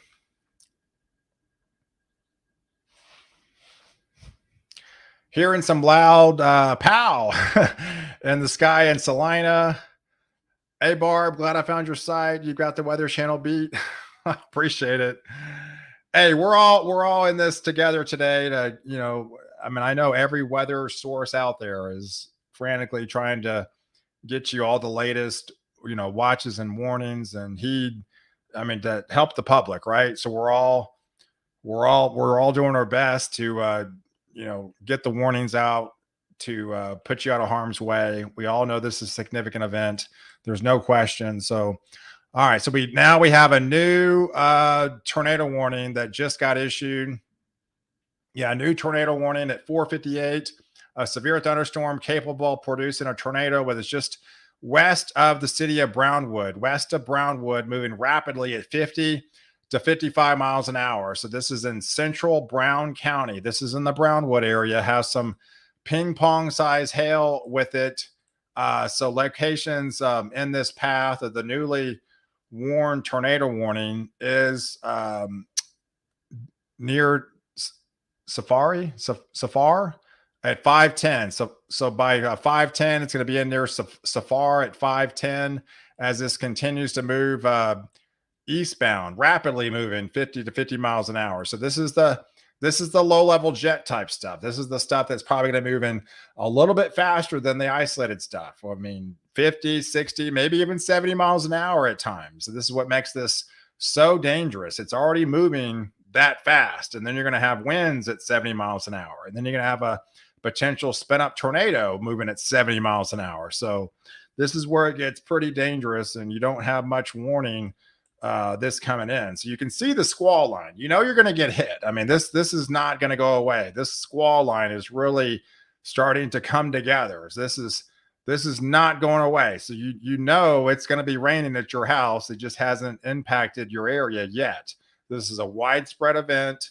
Eventually, this whole squall line is going to be moving over the heart of the metroplex, into East Texas, gaining in intensity as it gets deeper and moves further east. So that's what we're looking at through the evening time frame. And it looks like we've got another tornado warning down there at 5:01. So this is now for Harrison County. So this is northeast Texas, brand new tornado warning, basically near the city of Tatum, 12 miles southwest of Marshall, moving east northeast at 20 miles an hour, Probably that's the slowest of the evening I've seen so far. Hey Pickle, thanks so much for the donation. Greatly appreciate it. Thanks for you doing what you do. Consider that expensive cup of coffee on me. Great. Appreciate it. Thanks. Greatly appreciate the donation. Yeah, so brand new looks like brand new tornado warning in Far East Texas. This is heading towards the city of Marshall. This is another tornado warning. Another tornado warning just got issued for Merriam County. So this is Merriam County. It's another developing tornado. This one's near Barra, near 15 miles north of Marshall. So we got a developing tornado in Marshall, and now we have one 15 miles north of Marshall, all heading northeast at 30 miles an hour. So the southern side is moving at 20, the northern side is moving at 30. And it looks like it's going to be in the Jefferson area by 5:05 in the next minute or so. The Lodi area at 5:25 and the Kildare area at 5:30. So again, another active setup as we get deeper into this event. So if we put the Shreveport, guidance on, hey, Ans, I appreciate it. Thanks so much. Appreciate the donation. Yeah, so this is another developing situation unfolding as we speak because we've got isolated pockets of rotation within this sector here. We've got 3 brand new tornado warnings, and you can see pockets of circulation right here south of I-20 near the Jefferson area, south of the Burford area. That's also another area of that rotation moving northeast. So it's going to be impacting maybe Pruitt, Cave Springs, into Jefferson. And the one that's impacting Marshall, it's over the Darko area now and all heading towards Marshall in the next 5 or so minutes. So you need to be in your safe zone in the city of Marshall and Scottsville, as well as into Jefferson. So there's actually 3 separate tornado warnings down there in southeast Texas as things are starting to get pretty active now. 5 current tornado warnings as we speak.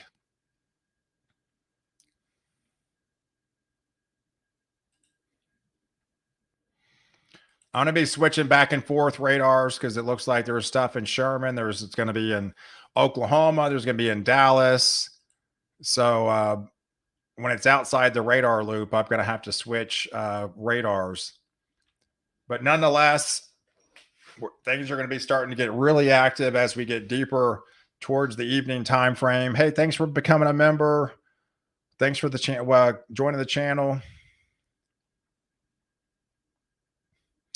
How about Princeton? Yeah, Princeton's essentially east of Highway 75. It's still maybe a couple hours if we don't get any isolated activities forming near, within this area. So still fairly clear right now in Princeton, but the main event will be heading your way. So here's kind of the Boeing feature, brand new severe thunderstorm warning that includes further into Parker County now. So brand new severe thunderstorm warning that includes Parker County. This was located over the city over Cool, Texas, or Mineral Wells. Cool and Mineral Wells moving east at 45 miles an hour. It's got some 70-mile-per-hour winds associated with it and some quarter-size hail.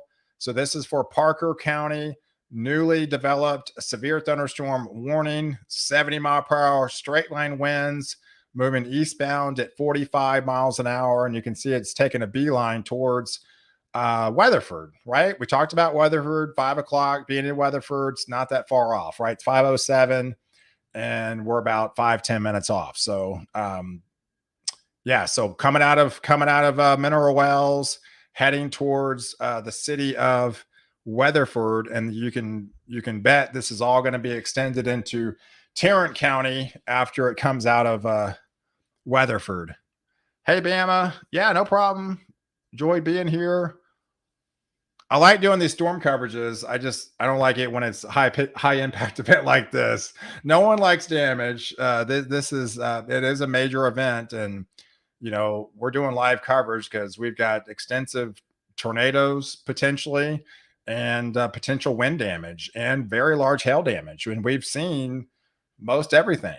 So there's been pockets of it, but we've already seen probably a dozen or so tornado warnings easily. We've already seen, quarter size hail. We've seen ping pong size hail. We've seen golf ball size hail. We've seen all the way up to probably tennis ball size hail up there in the city of Sherman, where it busted out some windshields on cars and stuff. So it's already been pretty active so far, and we're not even in the main event yet. So things are just now kind of getting going into the evening time frame. As I'm looking at it, it's 5 o'clock now. Yeah, it looks like probably normally people getting off work. So this is when it starts to get kind of sticky. A lot more people on the roadways, a lot of people trying to get home for the evening, and that's when it can come pretty dangerous, especially with some 70-mile-per-hour winds trying to drive the car. You got some cross line winds, coming in. You got potential isolated spin up tornadoes. Obviously, you got a lot of traffic. So it's just a dangerous situation to be caught off in the road and stuff like that. And that's all going to be heading towards the Metroplex. So that is the concern as we get deeper into the rush hour, especially that 6-7 o'clock time frame. That's why I think it's going to get pretty active across a good part of the Metroplex. Any known reports of significant tornado damage? Um, a lot of times, I mean, we haven't seen like some massive tornado on the ground or debris balls in the atmosphere. So, if we've seen something, it's been on the smaller variety as of right now. So those you don't really get that much confirmation. We haven't had a considerable tornado on the ground or anything like that. So that, I mean, that's a good thing. We probably had some isolated spin ups, no question. But these are one of these things that some tornadoes could get even missed, and even live coverage with never even get put out a warning could have some touchdowns for a couple of minutes or so that might not ever get detected from a spotter or even me or anybody. It's just they spin up so quick and then pulse back down. So it doesn't mean there couldn't leave any damage. A lot of times this is found out after the fact, after they do surveys and say, hey, yes, we did have a touchdown. So this is one of those days. This is one of those days. It's going to be even after the event. I mean, the National Weather Service is going to be all hands on deck doing surveys for probably a week and a half. It's going to be taking 7 to 10 days to see the initial, the true outcome of what's left behind from these storms. And after all this is really subsided and kind of moved on, and they take this very seriously. They take their time doing it to get the most accurate data.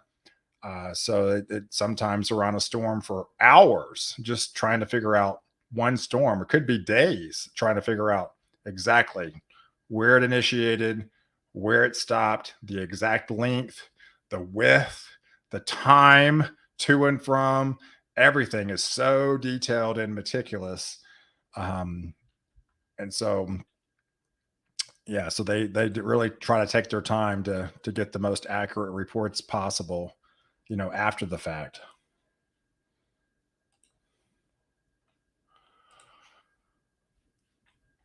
Um, is that new one in Bagada?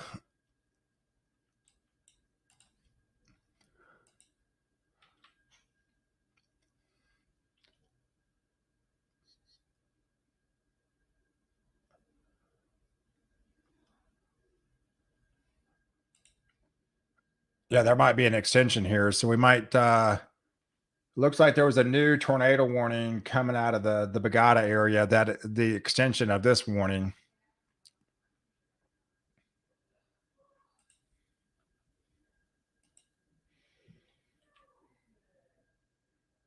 Yeah, there it is. Yeah, so confirmation of that tornado. Likely the same tornado continues moving to a different county near Hangsport, moving northeast at 45 miles an hour.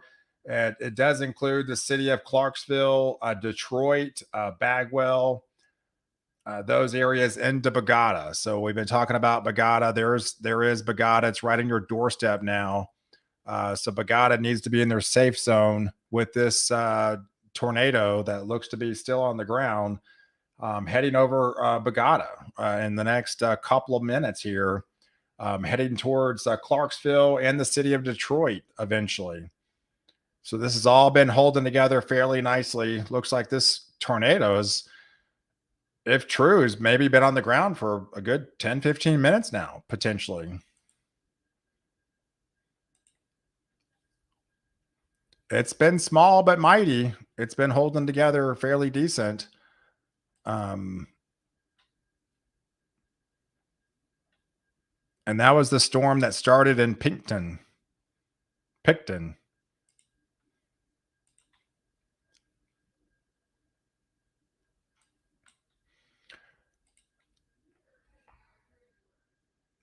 But yes, that's the storm threat down there in East Texas.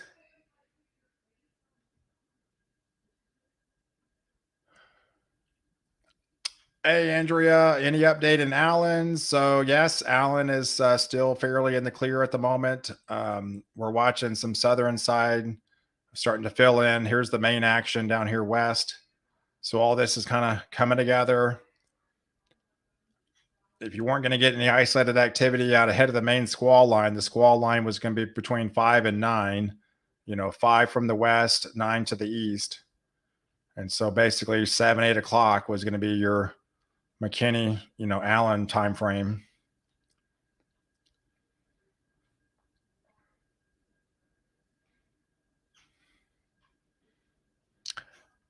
Hey, Pickle, we are here though. If you need support, hey, greatly appreciate it. Hey, we're all a team in this. We're all going to be working together. As I just relaying my knowledge on these storms and trying to give you the best warnings and as possible to try to keep you as safe as possible. And hey, we all want to go to bed tonight with little to no damage and sleep well. So we got to get past the next couple hours.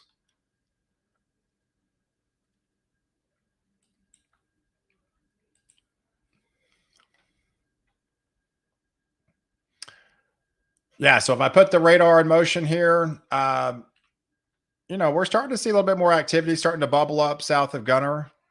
This is again out of the leading edge, starting to get a little bit more activity, trying to form out ahead of it.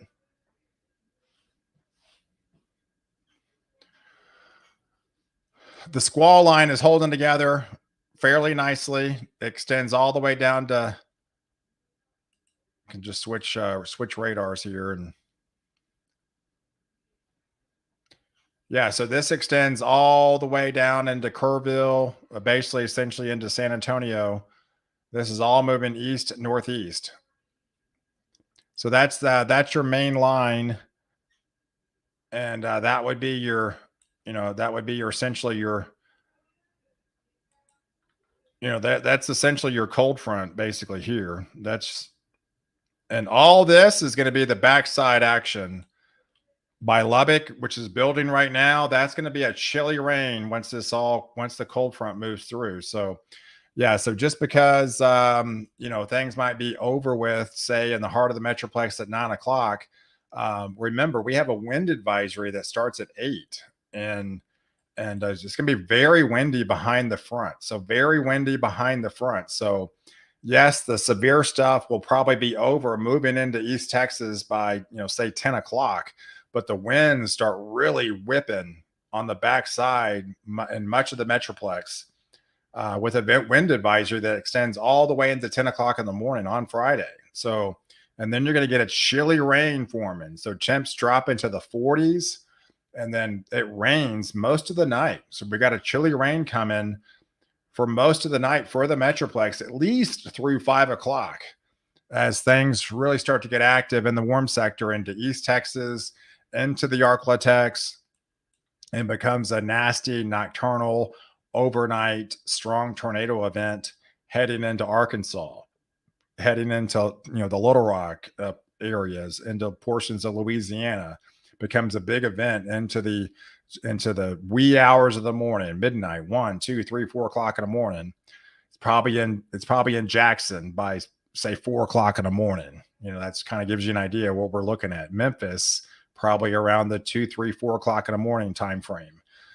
So that kind of gives you the timeline of what we're looking at as far as the big picture, going forward for the rest of the night, as things are, you have some isolated activity out ahead of it, and then there's that main squall line, and we're still looking for any possible isolated activity out ahead of the main squall line.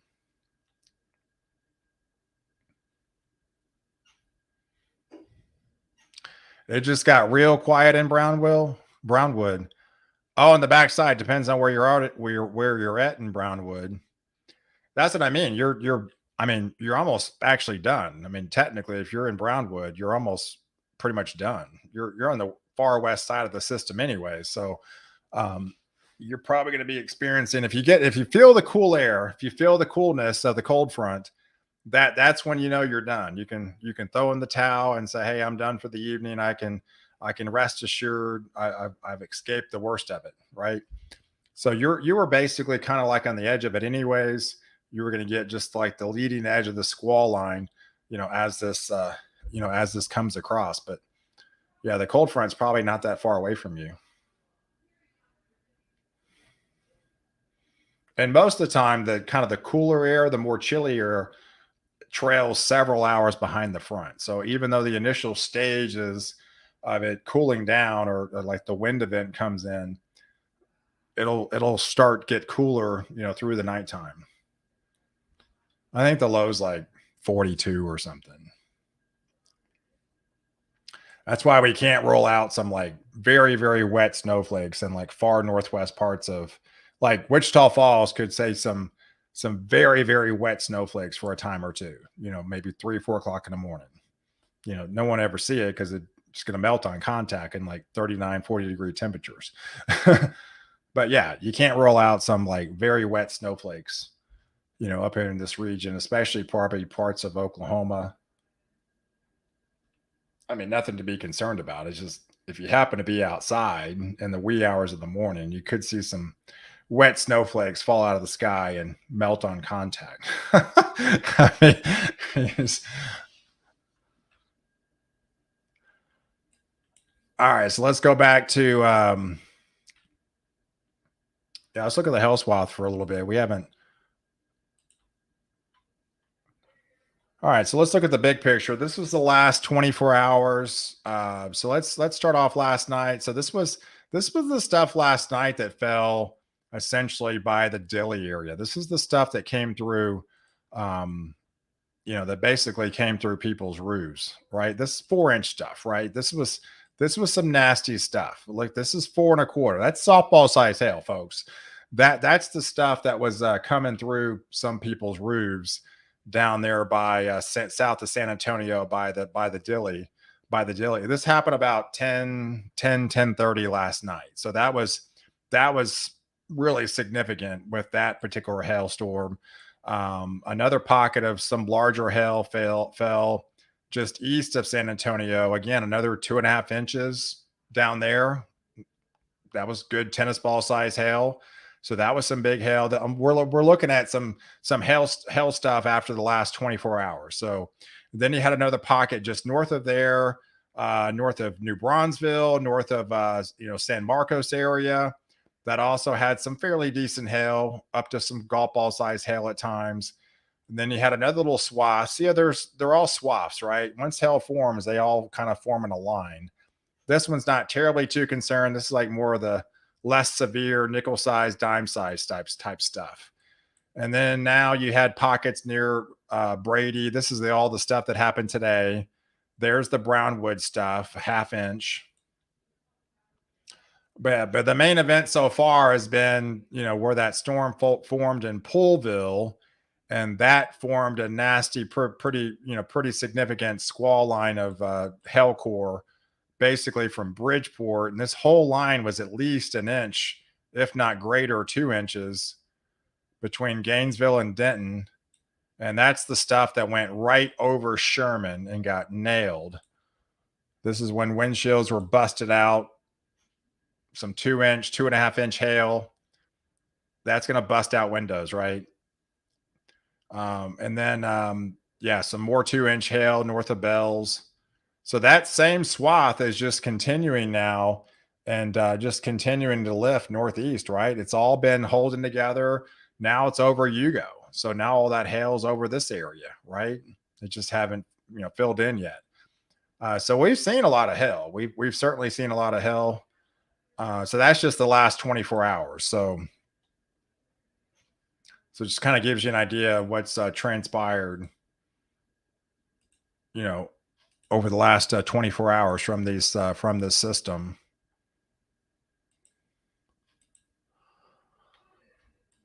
All right, so let's get back to it. Looks like we've got more tornado warnings. Again, another 5 of them. Um, All right, so let's go to the observed one. All right, so that's still Bagada. Wow, it's still on the ground there in Bagada. So coming out of Bagada, heading towards Clarksville. This still appears to be the confirmed tornado that's been on the ground for looks like maybe 20 minutes or so.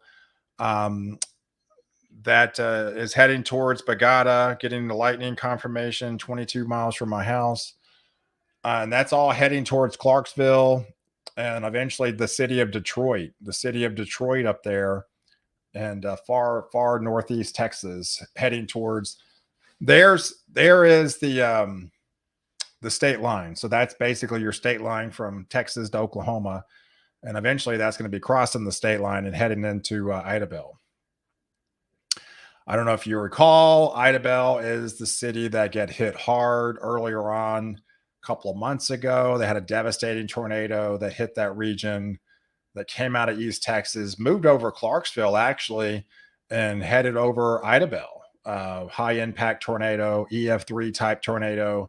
Let's hope something like that doesn't happen again. But nonetheless, we do have an observed tornado on the ground heading towards those areas into Clarksville that got hit hard a couple of months ago, and looks like it's taken a similar type path from that storm.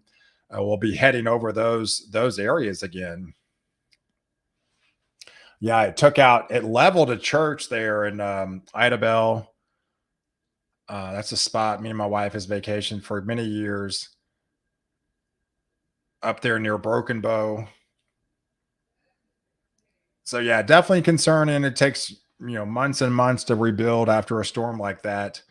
To see something like that again, we're seeing and again another observed tornado that's on the ground, and that one was on the ground back then a couple of months ago. Was 58 miles, I think it was 58 miles on the ground from Clarksville all the way to Broken Bow.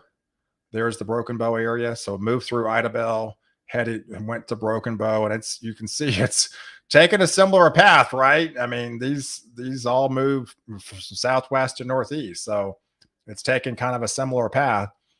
All right, so there's that hell core that's been so alive and prevalent. Yeah, Powderly got hit hard with another tornado back then a couple of months ago. Yeah, so that's that hell core that's really significant still near Sawyer. So near Sawyer, again, a pretty significant hail core unfolding. This is again probably some 2-inch hail falling out of the sky, doing a lot of damage on some vehicles up there and into that region.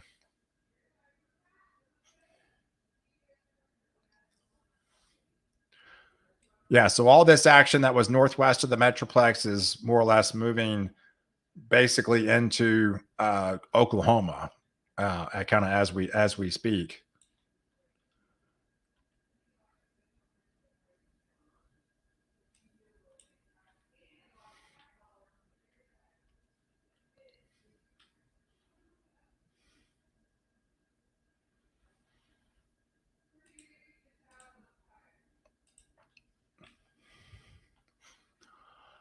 All right, so there's that squall line again.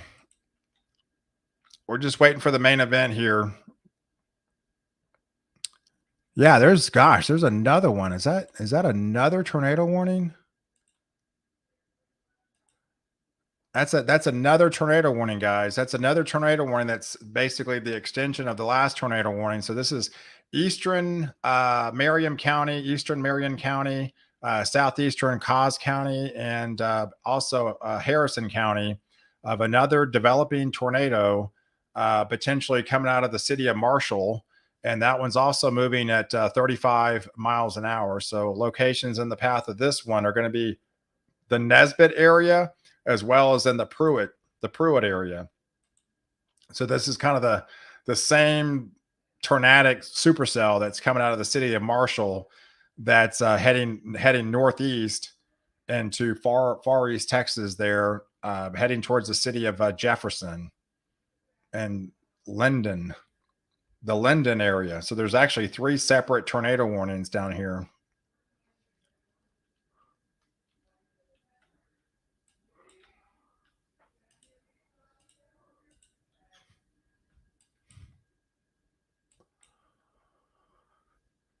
All right, so we're starting to get more action. Okay, so this is a brand new tornado, severe thunderstorm warning. So this is the squall line getting a little bit closer. So squall line, this is now for Wise County. So Wise County and Denton County. So it's now hit a little bit closer into the metroplex. So Wise County and Denton County until 6:30. So this is an area of concern. Has some 60-mile-per-hour wind gust, maybe some nickel-sized hail at the moment, moving eastbound at 40 miles an hour.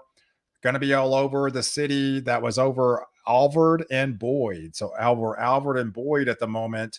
This is moving due east at 40 miles an hour. So it does include the Flower Mound area, the Corinth area, the Denton area of this squall line, kind of a damaging wind squall line coming through, coming out of Decatur, heading due east, heading towards Denton. Flower Mound's going to be in the zone. Frisco's going to be in the zone. That won't be until another, maybe 45 minutes to an hour or so. It might be in Frisco, but nonetheless, this is a pretty big box of newly severe thunderstorm warning that's coming out of that squall line, coming out of Bridgeport and Weatherford and Gainesville, as that squall line is getting closer into the metroplex. So you notice the northern side of the squall lines are running a little bit faster than the southern branch. So that's kind of a northwest southwest axis here, as the north side of it's getting further into the metroplex, and the southern side it's kind of lagging back. It's not like a straight perfect up and down line.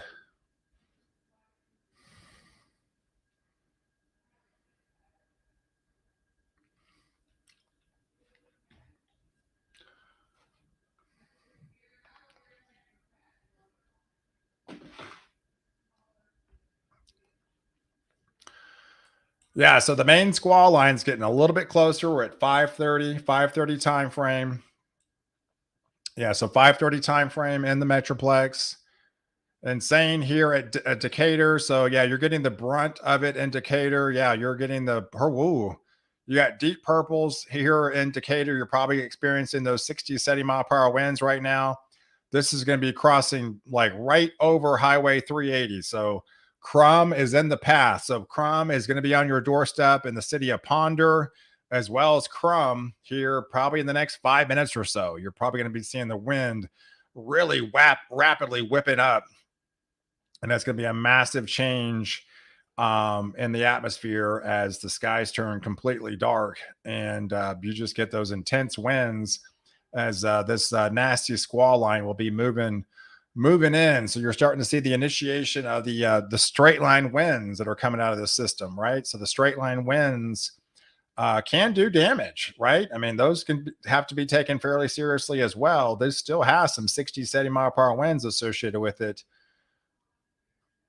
Hey, I want to know too. I live in Rockwall. So Rockwall, again, we're looking at the radar here. So this is everything's west of the metroplex still, essentially. Rockwall's east of Highway 75. So you're going to be, closer into the 1.5 to 2 more hour time frame, probably closer to 2 hour time frame away, unless something, unless something isolated forms between now and then.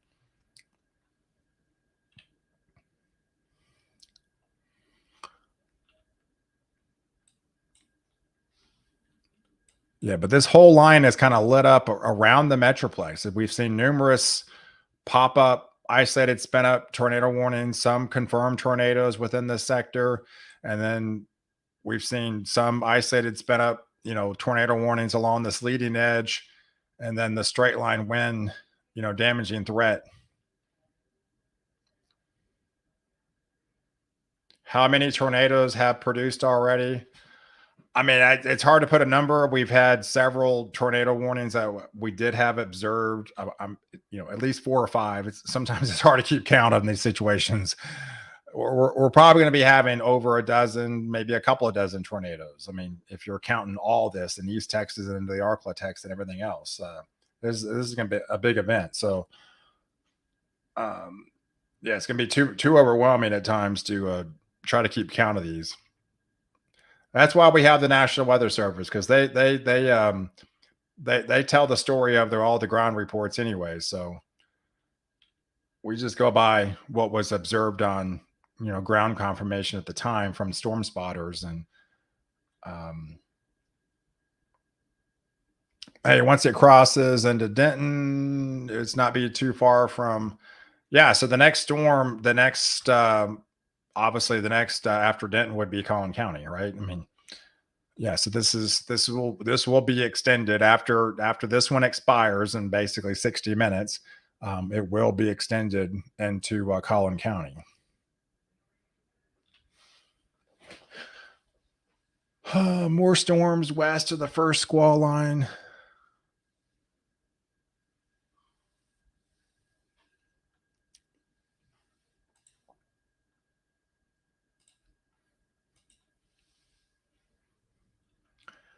Yeah, so thanks everybody for watching live storm coverage. Appreciate all the new channel members out there and all the donations on YouTube and Facebook. I know Facebook gives you the star option if you want to donate using stars, and then YouTube has an option as well. But yeah, we're here for the entire duration of the evening. We've been on board since 2 o'clock with the first initiation of storms in the Poolville area. And that left a pretty good solid core hail swath up there in those regions, left about 2.5 inches in Sherman. We've seen several tornado warnings, numerous tornado warnings, several observed tornadoes.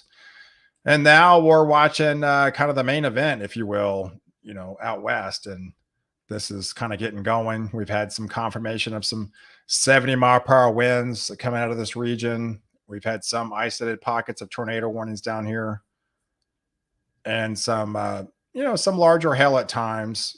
We've kind of gone over the hail swaths and we'll come back to those from time to time. When's the main line going to hit McKinney? 7 or so?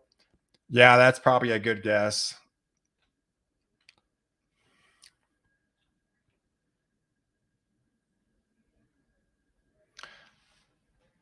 Hey, hold tight, guys. I'm gonna leave the radar up. I'll be back in a second.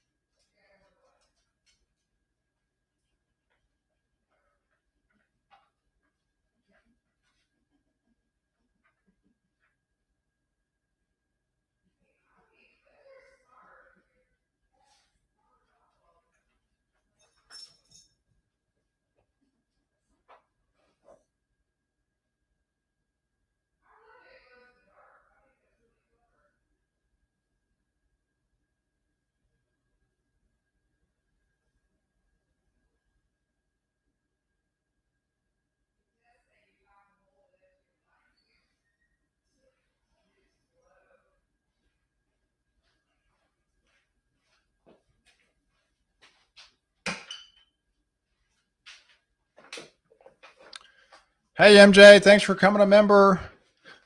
You're awesome. Looks like, go back to the warning because I had a warning pop up on my watch. I'm missing anything.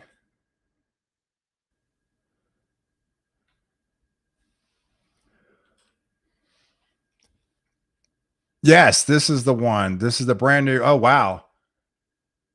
Oh, okay. So this is this is where it's starting to get intense, guys. So this is a significant severe thunderstorm warning for Tarrant County. So this is a destructive storm coming into Tarrant County, into the White Settlement area, Benbrook, and Fort Worth. It's got potential 80-mile-per-hour winds associated with this squall line that's coming through the heart of Tarrant County over the next 45 minutes or so until about 6:30 time frame. So areas in its path are going to be Fort Worth, Arlington, Grand Prairie, into the Mansfield area, Euless, the Bedford area, Grapevine, Haltom City, Keller, Capel, Hearst, Burleson, Southlake, Watauga, Colleyville, All those areas could look at some 80-mile-per-hour wind gust into the Benbrook area, Saginaw, White Settlement, Crawley, and Forest Hill. So this is a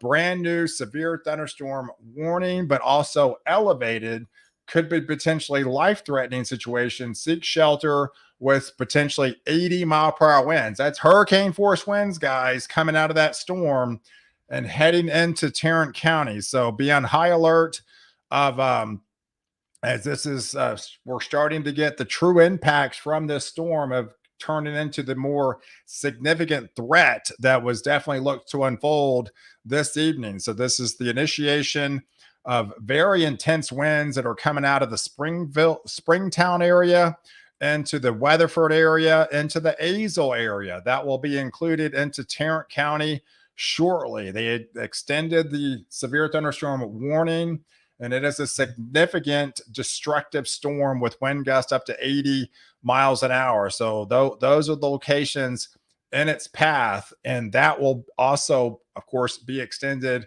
into the heart of the Metroplex. So we have not seen any activity in the heart of the Metroplex. We didn't have the atmosphere being overturned or anything. Sometimes that might not be so good. So that's what we're looking at. We're looking at some intense winds coming into the heart of the Metroplex over the next over the next hour at least, and it could probably even be extended from there as a destructive wind event. So this is very destructive winds. This is basically having a category 1 hurricane hitting you. This is basically a land hurricane. You can look at it like that. Some 80-mile-per-hour winds associated with this will probably have a lot of tree damage, a lot of fence damage, a lot of roof damage. So again, now more than ever, if you've got anything that has flying projectiles in the Tarrant County area, you need to secure those as quickly as possible, because things are coming down fast and furious, and they're going downhill in a big way as that storm approaches your area, moving east at 40 miles an hour. And it's more than likely this will be extended into the heart of the Dallas Metroplex, downtown Dallas regions, into Irving, into Garland after this is moving out of Tarrant County. So yeah, this is probably one of the more significant risk of the evening as far as the wind threat goes. We've seen the hail threat, we've seen tornadoes. Now we're starting to see the very intense damaging winds from this system as this is moving into the heart of the Metroplex now, with a kind of just a nasty squall line. There's no two ways about it. It's going to do a lot of damage with a wall of wind coming right at you. It's going to be feeling like a war zone out there at times, with the wind just howling and whipping. Hey, Mackenzie, thanks so much. Just wanted to make sure to be prepared and stay safe. Absolutely.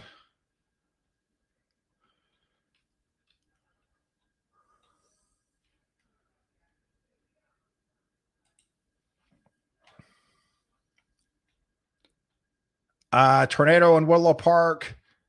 Yeah, it looks like there was something. I'm sorry. It looks like it expired. It looked like it literally just flashed off as soon as I crossed over. It might have been another one of those quick spin ups. But there's no active tornado warning right now for the Willow Park area.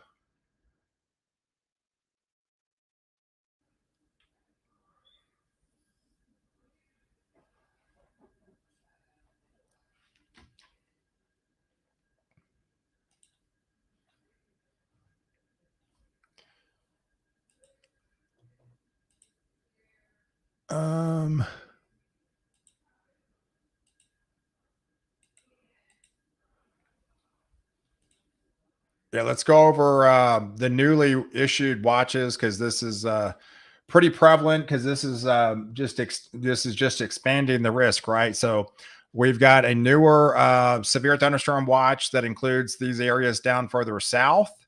Primary threats in these severe thunderstorm watches that's further south, that includes southeast central Texas. Scattered large hail likely, some very large hail up to 3 inches in diameter, potentially possible, with some 70-mile-per-hour winds and a tornado or two potentially within this sector down there into the Austin area, the San Antonio area, the Round Rock area. That includes all areas further south into South Central Texas and the Bronzeville area.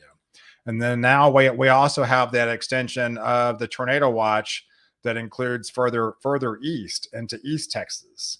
So these are areas that include further into East Texas. It also has some potential scattered up to 3 inches in diameter. It came close there in Sherman, right?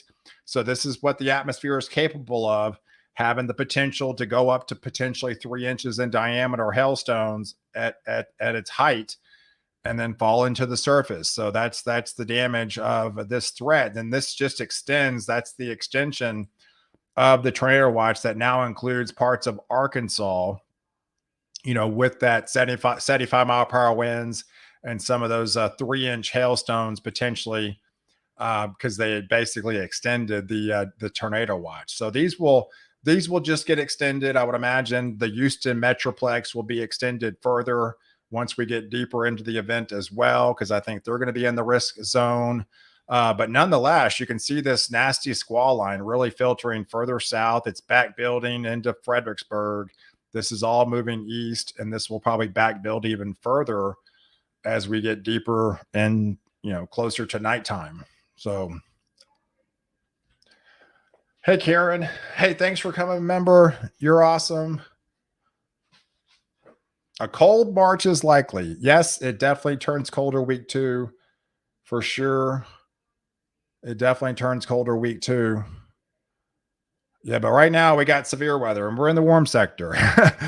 That's the thing is, like if you're in the warm sector, you're susceptible to getting severe weather. If it's cold outside, it's kind of hard to produce severe weather.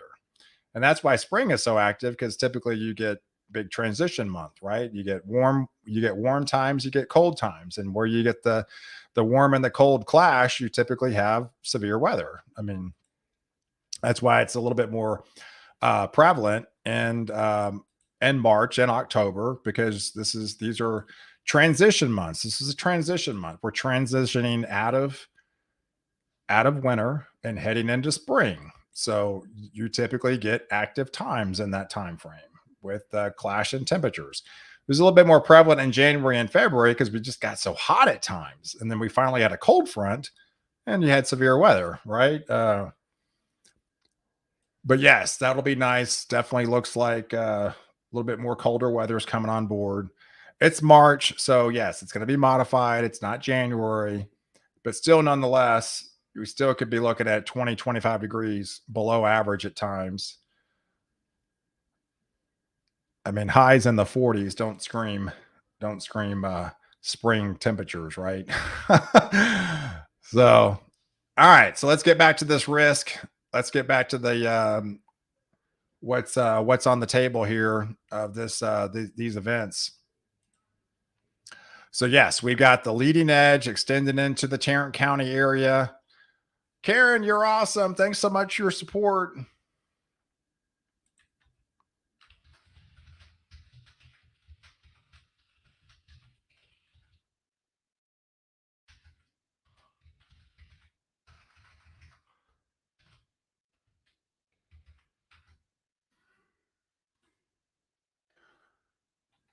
All right, so we're getting we're getting a lot of confirmation, some pretty intense winds along this squall line, especially into the heart of the Metroplex. We've got that most significant severe destructive wind event moving into Tarrant County kind of as we speak. So we got more heavy rain moving back into the Sherman area where they got clocked earlier with all the significant hail coming out of that region.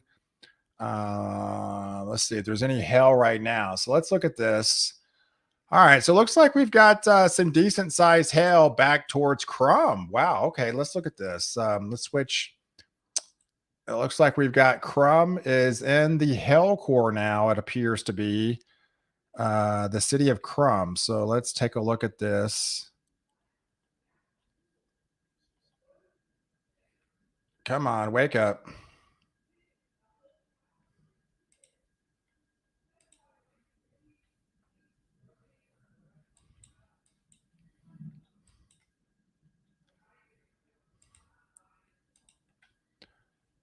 Okay. It might be a little too soon to detect there. So we'll come back to that. But nonetheless, yeah, it looks like we've got some fairly significant hail trying to over the Crum area. So this is the city of Ponder. This is basically west of Denton. So this is west of Denton in the city of Crum, the Plainview area by Dalton. So this is some fairly decent sized hail that's fallen out of that hail core that's going to be moving into Denton. So this is all moving into Denton, maybe traversing along the highway 35 corridor here. So this whole area will be susceptible to maybe seeing some larger hail. These about having a history of moving east, northeast. This was moving directly east. So I would say areas in the path are maybe Aubrey, maybe Denton, Oak Point is potentially in the path. So we'll have to watch this fairly significant size hail that's forming out just west of Denton there by the city of Crum that is moving eastbound at 40 miles an hour. See that last couple of frames, right? It came together. The warning's only for less than an inch, but there's definitely a bigger than an inch of hail now as that last frame is really starting to come together here. Yeah, so that storm is trying to intensify, and then we have that southern flank down to San Saba. San Saba is also getting some larger hail right now, as well as heading towards the Fredericksburg area down there in the wine country. Down there in the wine country, they'll be hitting those grapes off those vines with some larger hailstones here shortly.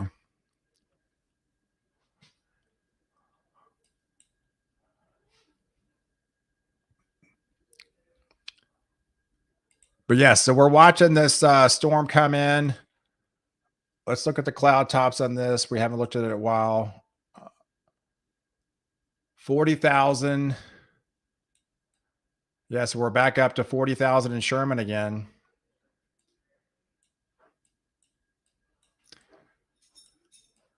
Looks like further south, they get a little bit higher cloud tops. 43,000 by Fredericksburg. That's fairly significant. 46,000, 47,000 feet. So we might have to watch for some larger hail, maybe coming into the Fredericksburg area with those type cloud tops here. We'll have to watch that closely because that looks to be pretty significant here as a small compact hail core down there by Fredericksburg here trying to develop.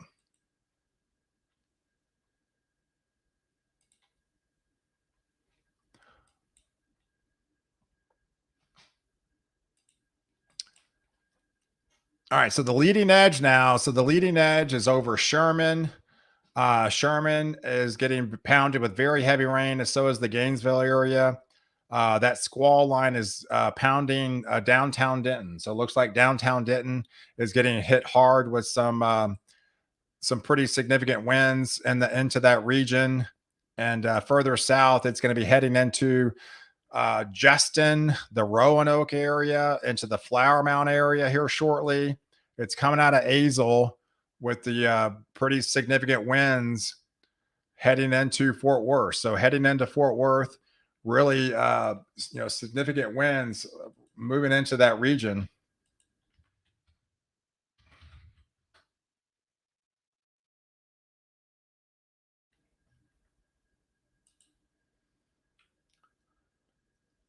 Just looking at some of my notifications. Obviously, I got a bunch of them. These are always very, very active days.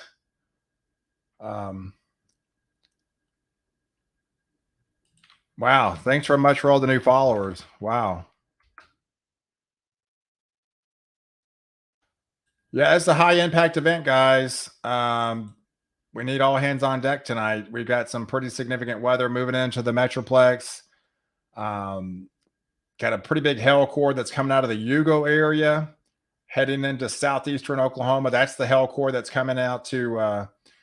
Fortunately, it looks like that Idabel storm coming out of Clarksville has expired. So that tornado warning was heading into Idabel, and it looks like it has expired. So that's a good thing.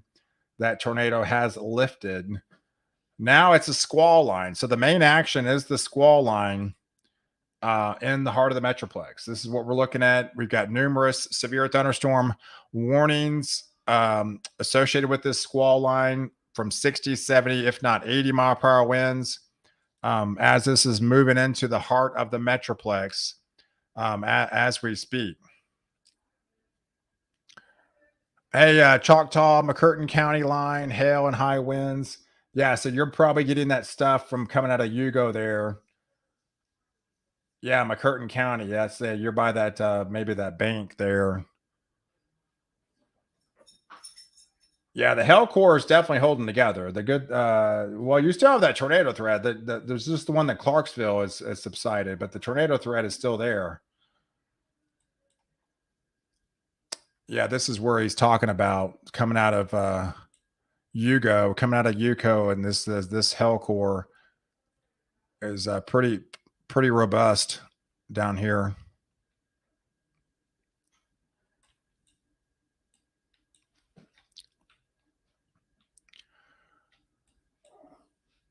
All right, so we're looking at almost 6 o'clock. So we're almost 6 o'clock now. So we're getting into kind of the heart of the action now, getting into the leading edge of this squall line coming across. So the good thing is there's no tornado warnings on this leading edge. There's no tornado warnings on this leading edge. That's a good thing for right now. So don't be surprised if we have several kind of light up this activity.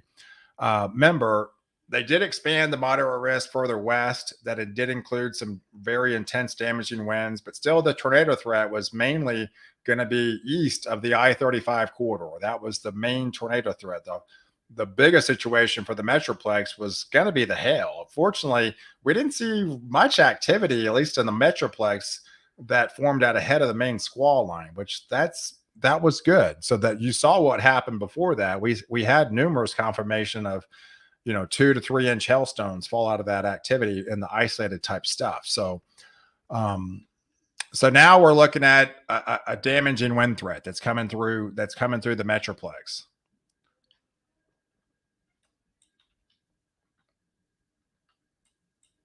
Yeah, so tornado warning, brand new tornado warning for Texarkana. So this is a brand new tornado warning for Texarkana. This is another isolated storm that was capable of moving, producing a tornado that was near, the Bridgestar area, or 9 miles northeast of Atlanta. 9 miles northeast of Atlanta, moving northeast at 50 miles an hour. So, yeah, that system is a brand new tornado warning near the Texarkana. That's near the Texas Arkansas border, essentially, moving into potentially Hope, Arkansas region of this kind of isolated cell that has some low level circulation to it that did warrant a tornado warning for that region.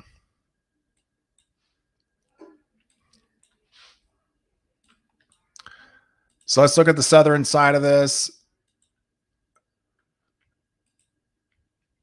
Yeah, this whole line is some 60, 70 mile per hour winds. Yeah, little bit more intense further south. 70 mile per hour winds coming into Breckenridge right there. That'll be shifting off into the Killeen area, heading into the Round Rock area, going into the Austin area eventually. So going into the Austin area, we'll eventually get hit hard with that straight line wind damage potentially.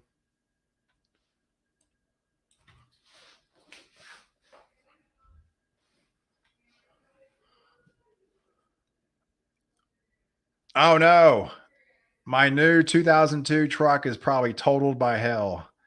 Man, I'm sorry, man. That's not good.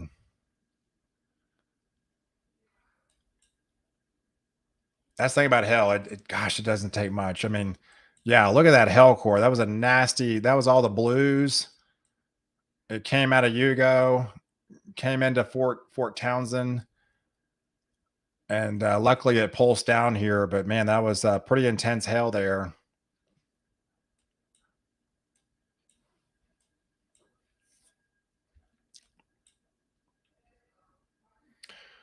All right, so we're just watching this main squall line. We're watching the main squall line come in into the Metroplex. We've got several tornado warnings out of the leading edge, out of into the open, isolated sector. And then the squall line's got numerous winds of 60, 70, 80 miles an hour. And there's pockets of larger hail associated with that. Anything in Blue Mound. So Blue Mound, yeah, it'll be heading your way in Blue Mound.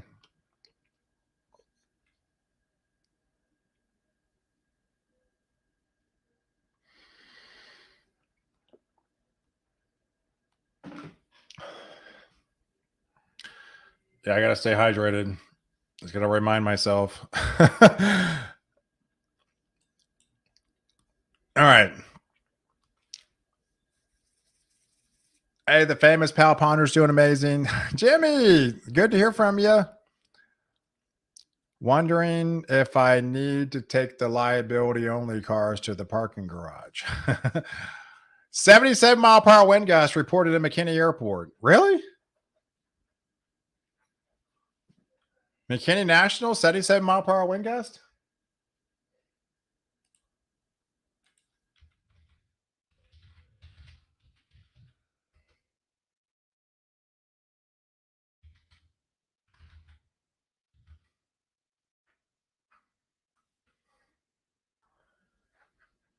Of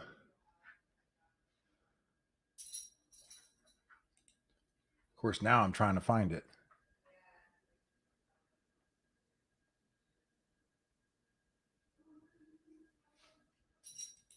McKinney National.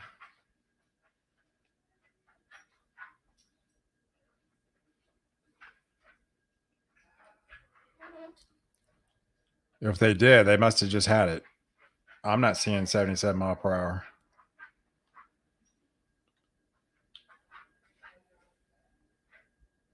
It must have been in the last hour, and it hadn't calculated yet because it's only 6:01. We'll watch the update here. Can you shout out my littlest fan? Is it Ronan?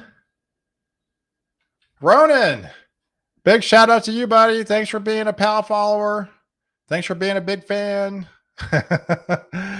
Thanks for watching live coverage.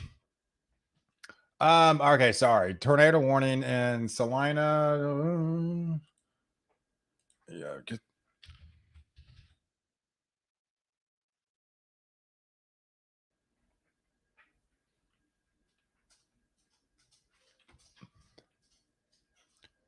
tornado. Any tornado? I'm not seeing a tornado warning in Salina.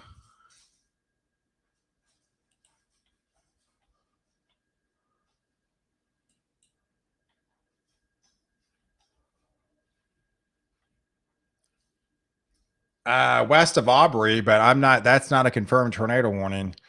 Yeah, there's definitely some circulation here west of Aubrey, but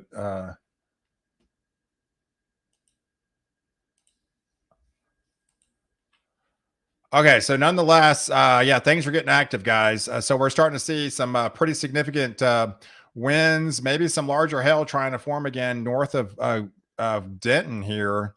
This is north of Denton. Yeah, there we go. So this is near Green Valley and Sanger. Near Green Valley and Sanger, that's probably some pretty significant hail trying to form out of that storm. This is all moving eastbound towards the city of Aubrey. So this is moving towards the city of Aubrey. Some pretty large hail coming out of that system just north of the Highway 380 area in Denton. So in Denton, they are under that severe thunderstorm warning. Some 60-mile-per-hour winds associated with that system, and that cell that kind of just popped up there has some pretty large hail trying to develop here. Hey, Melissa, thanks for becoming a member.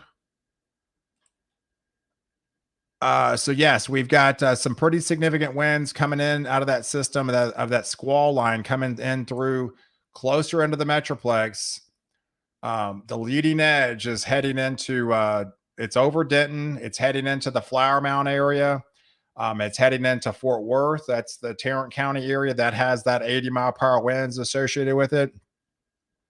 And this all moves southbound towards the Burleson area. So we're watching some pretty intense winds coming into the heart of the Metroplex now, as the main event is starting to come together now, with this pretty significant squall line moving into the heart of the Metroplex.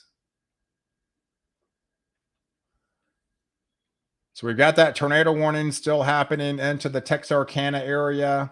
We've got several rotations. Nothing confirmed of a tornado or radar indicated tornado from these cells, but nonetheless, we'll be watching this activity. That came out of Aubrey. So this is this area right here that's coming out of the Aubrey area is definitely has rotation. So this is all right. So let's look at this. Let's look at in between south of Denton near Corinth. So south of Denton near the Corinth area.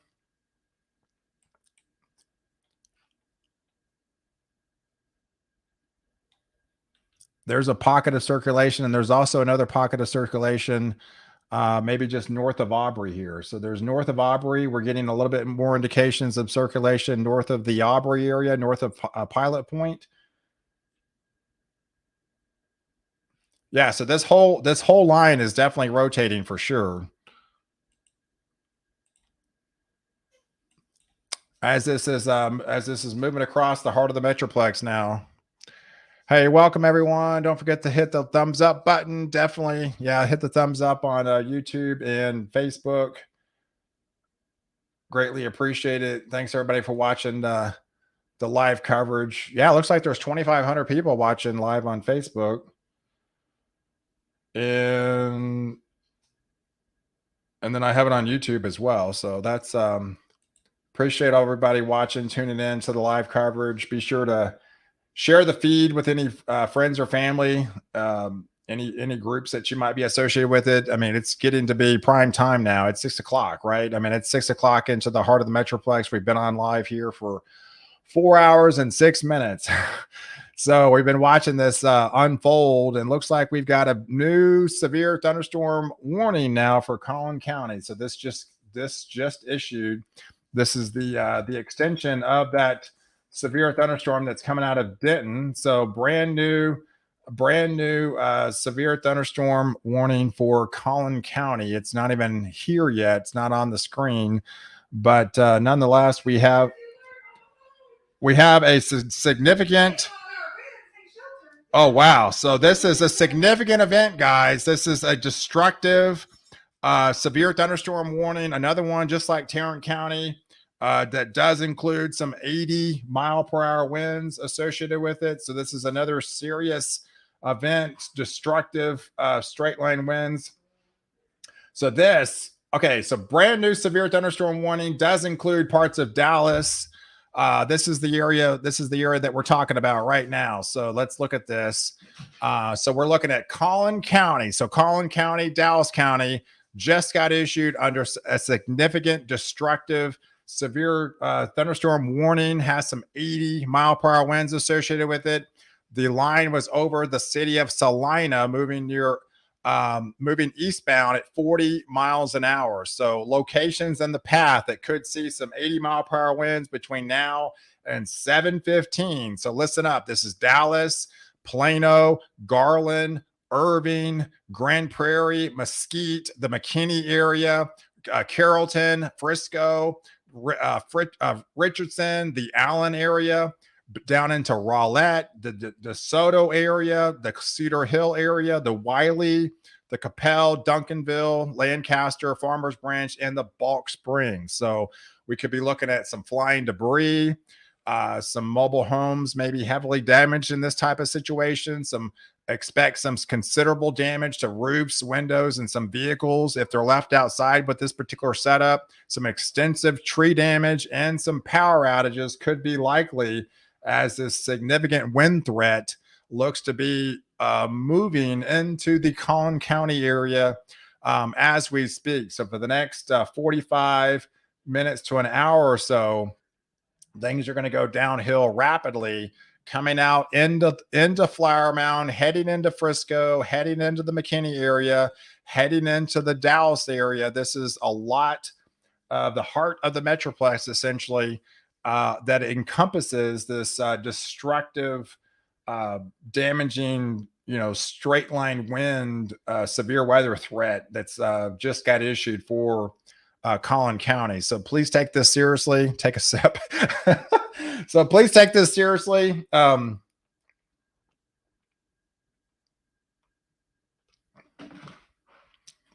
Yeah. So yeah, if you got friends and family not on live coverage now, they need to be make aware. It's not a time to leave the house. Oh, I got to go to the store real quick and go get something, go get some milk or something. This is not a time. So text your friends, neighbors, coworkers, anybody there that they just need to take shelter and stay home, right? It's not a time where they're just oblivious to something and they just go out in this and then 7 minutes later they're hit with these destructive winds and bad things can happen. So I mean, if you're home, stay home, and people that are home need to be aware that this is happening over the next hour or two, that they just stay home as well. They look outside, oh, it's fine, it's not raining, it's good, and they get in their car and they go to the gym or something. I don't know. So it's putting yourself out of harm's way is the best piece of advice. And if you're home, stay home. If you can get home, get home. And because this is going over the heart of the Metroplex, over the heart of Collin County, with some pretty significant winds approaching those regions. So let's put this frame in motion as we get through, so you can see numerous advisories lit up across Tarrant County, across Dallas County, across Denton County, into the McKinney area of Collin County. So let's hope I don't lose power. I'll do my best. I mean, I have no control of that, right? If I lose power, I lose power. I can't control that. But so we'll stay on as long as possible. Just know if I stop talking and if you don't see me anymore, that means I lost power. so let's hope for the best.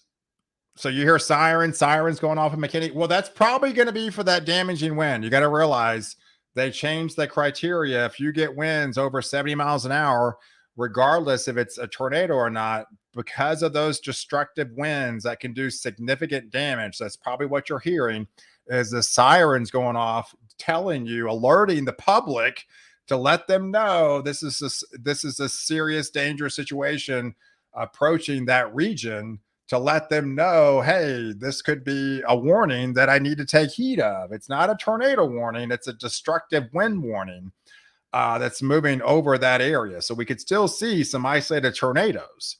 But remember, an EF0, EF1 tornado is just about the same type caliber of what you could potentially see over the next hour or so with this destructive line of storms coming through. So very strong winds in Crosswoods, rain and tips drops in seconds. Rumblings in the Decatur area. So rumblings of thunder in the Decatur area. So if you're just coming on live here, so we're doing live storm coverage on YouTube and Facebook. We've seen numerous tornado warnings. We've seen numerous hail reports, a large swath of hail. Now we're dealing with a damaging, destructive wind threat. You can see this nasty squall line that literally extends all the way into the Fredericksburg area, with some of those 60-mile-per-hour winds further south. So this includes a large area. This is almost like a derecho moving over the Metroplex. This is extending from Fredericksburg all the way into Oklahoma. That's a pretty good chunk of real estate, several hundred miles. And this is all a straight line wind event. So this is something to be taken pretty seriously, as this can do a lot of damage to trees, to some roofs, ripping off some shingles. And then and some power outages, hey, what about the hail? So right now let's look at this. Yeah, so we're still seeing a fairly decent hell core coming in over Aubrey. So we're still seeing a fairly decent hell core coming over Pilot Point and Aubrey area. Um,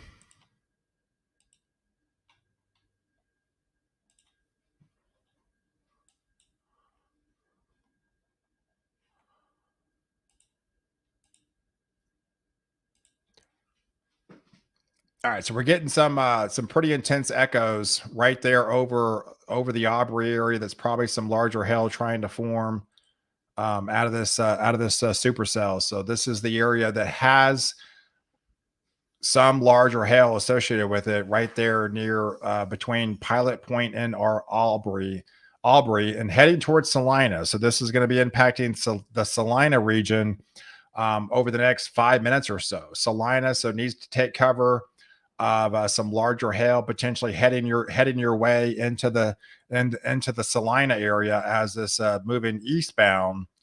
And if this holds together, it's going to be impacting potentially the Melissa area and even maybe the Anna area. So we'll be watching this closely.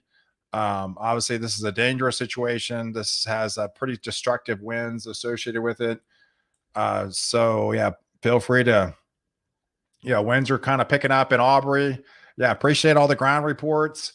Yeah, just let me know. Keep me posted. Keep posting, typing away. Let me know what you look at. Yeah, just recorded a 72-mile-per-hour wind at my place in West Prosper. Hey, Christopher, thanks so much for the ground report. That's pretty cool. Thanks so much. Yeah, so anybody that has reports like that, please let me know. This is vital information. We're getting ground confirmation that the warned area is warning for 80-mile-per-hour winds. We're getting some reports, current reports, 72-mile-per-hour winds, confirmation out of that. That's basically almost hurricane force winds, guys. You need to take this seriously. Some pretty intense winds are coming through the heart of the Metroplex. Yeah, alarms going off in Arlington. That's a likely probably the wind aspect from the system. Remember, they changed the criteria. If it ever included some hurricane force winds, they were going to be warning for that as well. Because again, it's like, hey, that's still prevalent as a potentially small tornado that people need to be made aware of stuff like that. So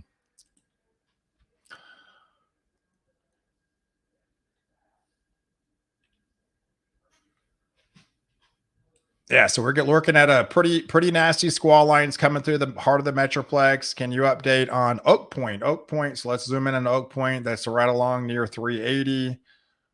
Uh, there's Gunner. Yeah, okay, so here's Oak Point. So yeah, so you're starting to get the initial line in the Oak Point area. Okay, now I hear the sirens. I'm hearing the sirens at my house now. So I'm hearing the sirens outside. Oak Point is getting yeah, you're getting the brunt of the storm right now coming into the Little Elm area. Oak Point is in the leading edge of the storm. Yeah, so the sirens, I'm definitely hearing the sirens now coming out outside. How is Alan looking? So Alan is part of that warning now. So this is Alan still included in that warning. Remember that was just issued for Collin County. So they will be getting potentially those 80-mile-per-hour winds at times as this system gets closer. That's probably why you're hearing the sirens, letting you know this is possibly a destructive event that you need to be making aware of in this area. So yeah, sirens going off at Colin McKinney.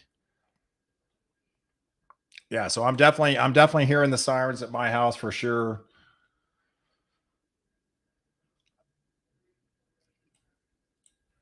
So we're not seeing tornado warnings on this leading edge. So if there's any saving grace, that's at least a good thing there. So but nonetheless, definitely some circulation still north of Aubrey. So we have to be concerned about um, a little bit of circulation still. Again, north of the Aubrey area, it's been pretty prevalent up here.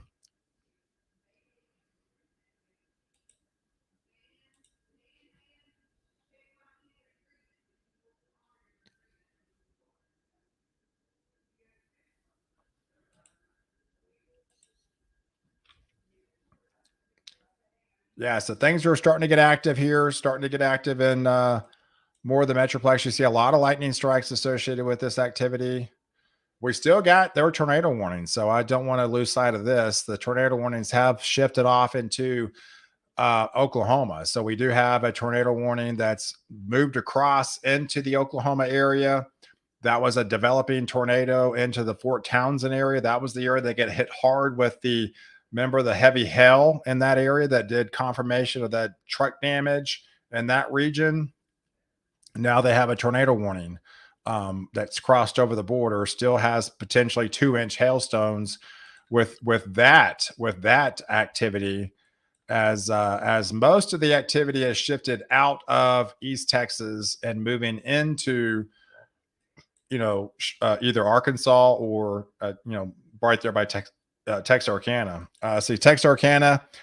Okay, so it looks like we have a confirmed tornado. That was at 6:12. Confirmed tornado in the Texarkana area, moving at 55 miles an hour. So we have a confirmed tornado on the ground heading towards Mandanville. That was at 6:15. So that was a tornado warning for the and around the Texarkana area for the next 10 minutes. So that goes on for the next 10 minutes or so. So back closer to the Metroplex, lightning 11 miles away. So again, I hope I don't lose power. So if I just happen to, you don't hear my voice anymore, that means I lost power. So we'll do our best here. Let's pray I don't lose power with this squall line coming through. But I mean, I live in McKinney myself. This is heading right towards my house. So I can't promise you I'm going to keep power on. So sirens going off in Fairview, sirens going off in Allen, tornado sirens in McKinney. It's really windy outside and yucky, 380 in Coit. So yeah, so the leading edge is essentially, yeah, there it is. There's the new update. So it's approached, it's in Salina, it's crossed over into Prosper. This is moving very quickly now. There's the leading edge of those intense winds. This is why the sirens are going off, warning everybody in these regions of these destructive winds that are coming out of this region, moving really quick. So the leading edge is in Frisco. It's crossing over the Preston area. It's going to be heading into crossing into Prosper now, going right over Salina. We got some deeper, darker reds even into Salina now.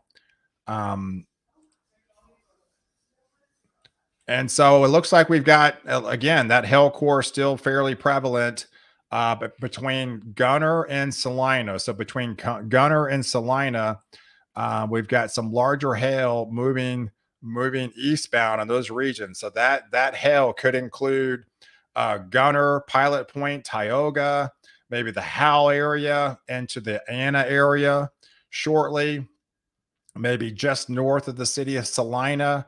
This is moving east along 3356 there, going to be crossing over Highway 75 in between Anna and Howell probably over the next 20 minutes or so. So that's some larger hail associated with that activity as this squall line's moving into more of Collin County now. So down further south into Dallas, they're also going to be experiencing some 80-mile-per-hour winds. So we've got two, top to bottom, significant severe warnings with 80-mile-per-hour wind gusts associated with it. That's the same system that came out of the Fort Worth area. So that came out of the Fort Worth area, heading into the Austin, Arlington area. Let's refresh that and see if I got confirmation. Yeah, I'm hearing the winds just whipping outside my window now. The winds have greatly increased now.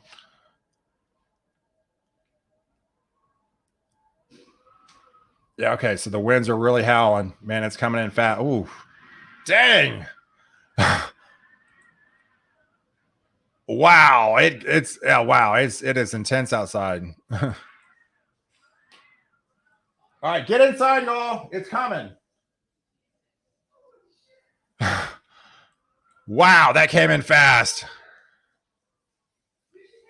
Okay, y'all get in the bathroom. He just blew all his head. Just go get in the bathroom.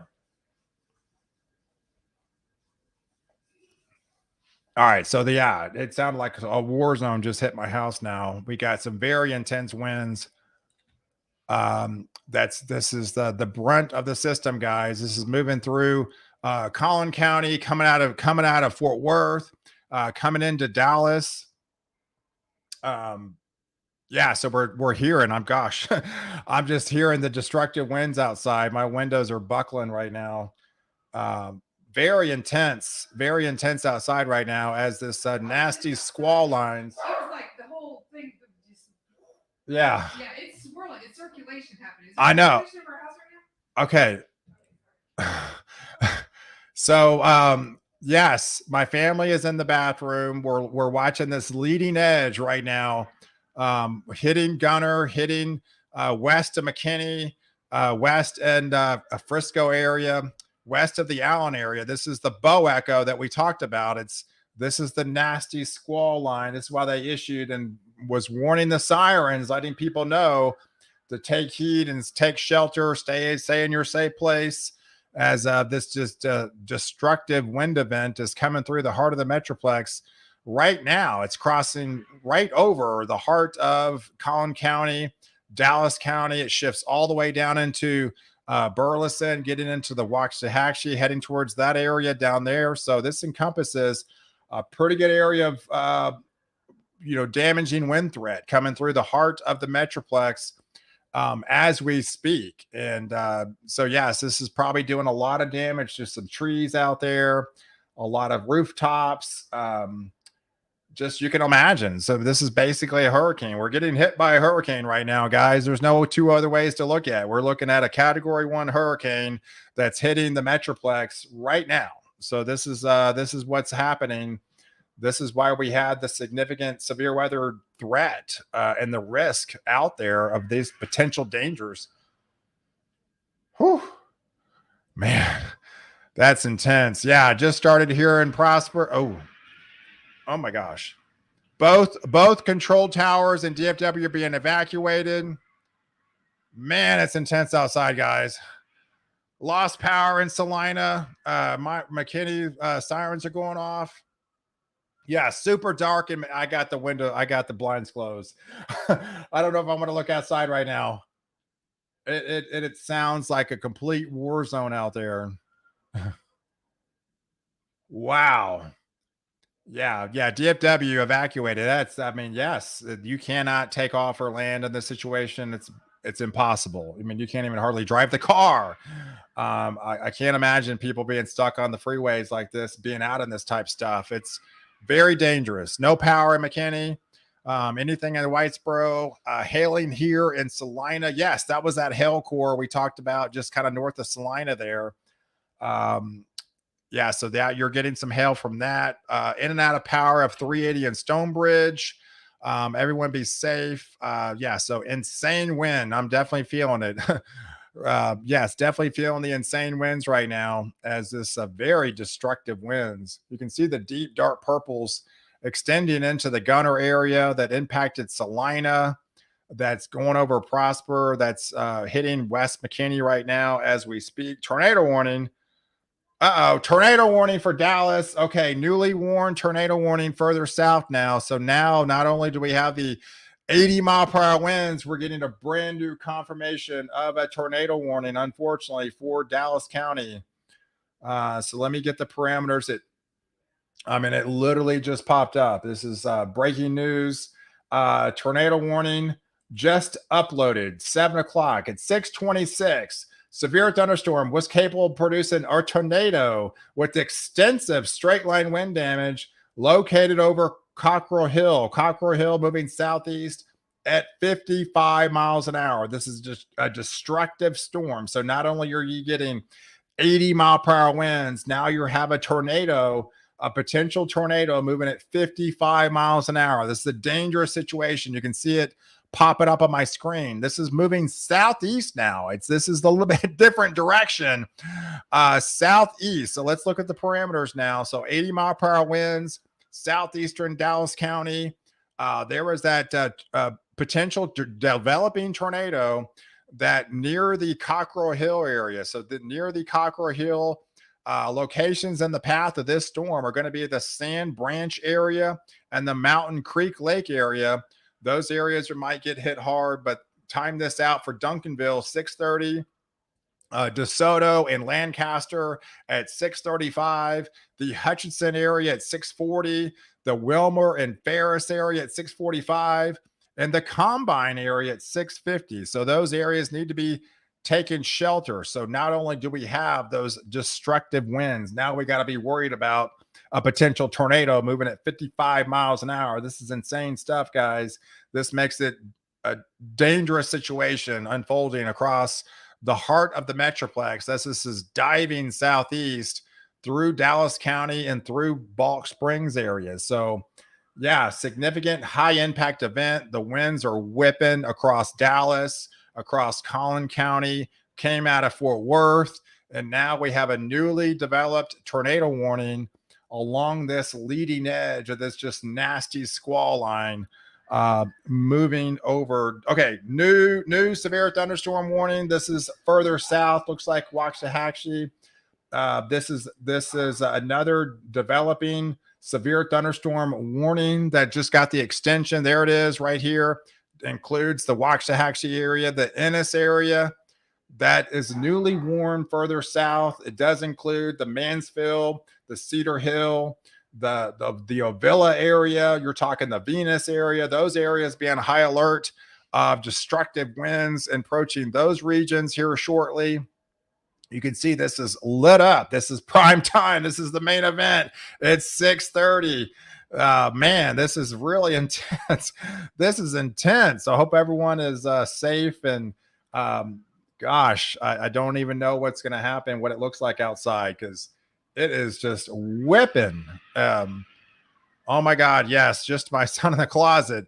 Yeah, my family's in the bathroom right now. I'm staying on live as long as possible, but the windows look like they're about to cave in because of the just intense winds that are just pounding the windows right now.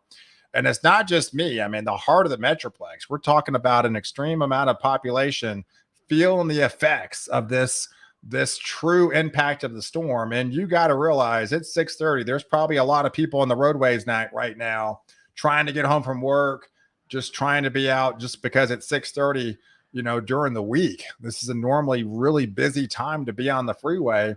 Unfortunately, if you're left out in this stuff, you're going to be like a sitting duck and you can't nowhere to go. It's going to be blinding rain, intense winds, barely going to be probably staying on the roads with these crosswinds like this. Just extremely dangerous situation unfolding. Now that leading edge just goes through Denison now. It's going to be hitting the Sherman area. Pretty intense winds going through Gunner right now. Let's put back on the hail core. And yeah, so Hunter looks like still getting Gunner still getting to possibly some hail with this particular line of storms. We had confirmation of hail in Salina, a little bit higher, a little larger hail over the city of Gunner. So that's going to be impacting moving east. Anna, Howell, Van Alstyne's going to be probably getting some hail from the system. And that is going to be moving into maybe the Tom Bean area. So if you live in Tom Bean, have the potential to seeing some hail out of this system. So yeah, getting pretty intense in the Van Alstyne area. So you're probably getting starting the leading edge of this squall line that's coming across. But yes, it is it is intense here. Let's see the wind gust. Okay, so wind gust at DFW Airport reporting 71 mile per hour wind gust right now. Light rain, but yeah, 71 mile per hour wind gust just reported at DFW Airport. You can imagine there is no planes flying out in that type of atmosphere right now. Everything's at a ground stop. Yeah, so pretty intense stuff that's coming through the heart of the Metroplex.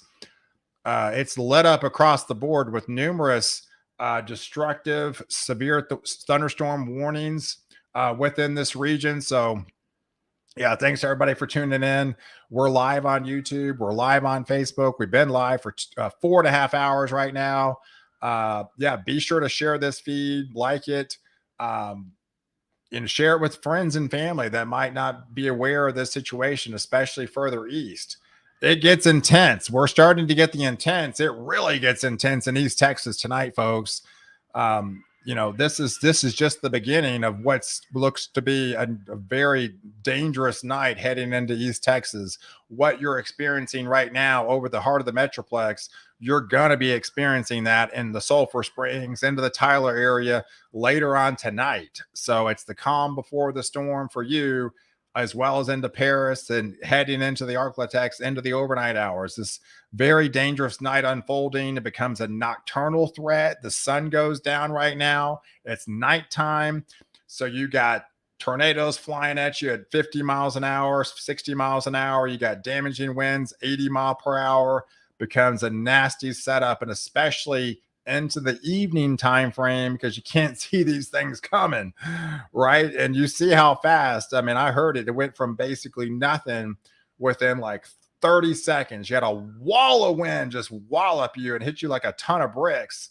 And that's the scenario that we're unfolding, and that's going to be moving. That's going to be really prevalent as we get into the nighttime hours, heading into East Texas, heading into Louisiana and Texarkana, and the Arklatex region. So this is a nasty night ahead, and it's really only the beginning of what is going to be unfolding across these regions.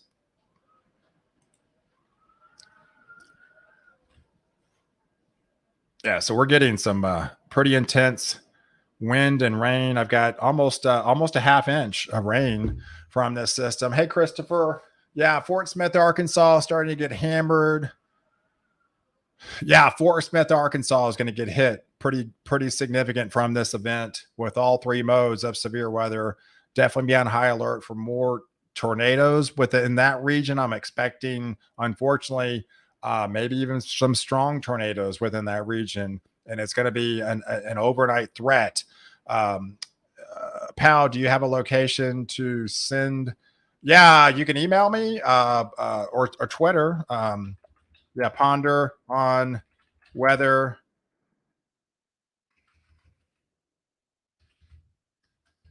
at gmail.com.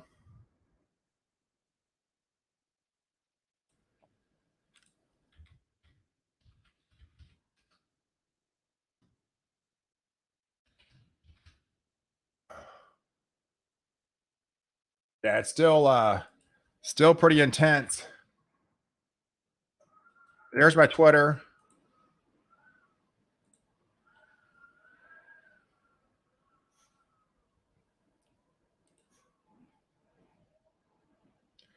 Wow. Yeah, so it's a nasty night, folks. It is definitely a nasty night. Gosh, it's still pounding the windows. All right, so let's look at the latest here. All right, so we got so this nasty squall line still coming through the heart of the Metroplex. Looks like the it's coming through downtown McKinney now. Downtown McKinney's taking the brunt of this into the Melissa area, into Anna. It's still got that hail core between Anna and the city of Howell, so it definitely expects some hail near the Van Alstyne area. Pretty intense winds right now coming out of Frisco, heading towards the Allen area, and that will shift off towards the Plano area. Intense winds out of Flower Mound and into Carrollton. Those will move into Plano here shortly, into Garland. It's about to get really active into downtown Dallas. So downtown Dallas is going to get hit hard shortly, with into Cockrell Hill. All that will be moving into the heart downtown Dallas Metroplex in probably the next 10 minutes or so. And that's where that tornado warning still is. It still has those 80 mile per hour winds associated with it. And it's got that tornado warning. So the new times and locations right now, it's near the city of Lancaster and Hutchinson. So that's at 640. We'll be in the Wilma area at 645, the Ferris area at 650, and the Combine area at 655. So those are the locations in this path of that potential tornado along that leading edge of this this nasty, destructive wind squall line. Is the wind whistling? Yes, the wind is whistling. Is that what I hear? Yes, that is the wind whistling. If you can hear that whistle, that is the wind whistling for sure. This has to be considered derecho. I mean, it's a derecho is basically a straight line wind event. Okay, it looks like there's a new tornado warning. Coming through Killeen. So new tornado warning further south into central Texas. This is for near the city of Killeen. So this is 7 miles northwest of Kempner, 7 miles northwest of Kempner, 9 miles west of the Copperas Cove area. That's moving eastbound. So locations in its path are going to be the Copperas Cove area at 650 and the Fort Hood area at potentially 655. So this is another dangerous setup. So we've got not only those, potentially some 60-mile-per-hour winds associated with it. We do have a potential isolated sped up tornado, when within this region here. So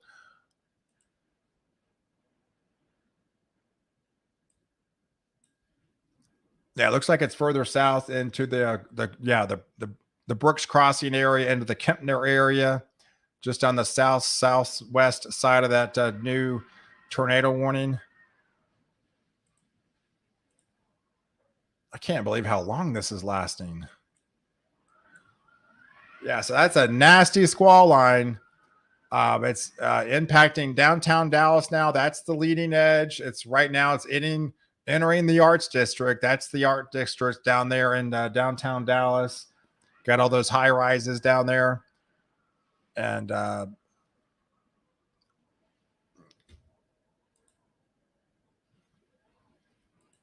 yeah, so the winds are whipping right now outside. There's no question about it.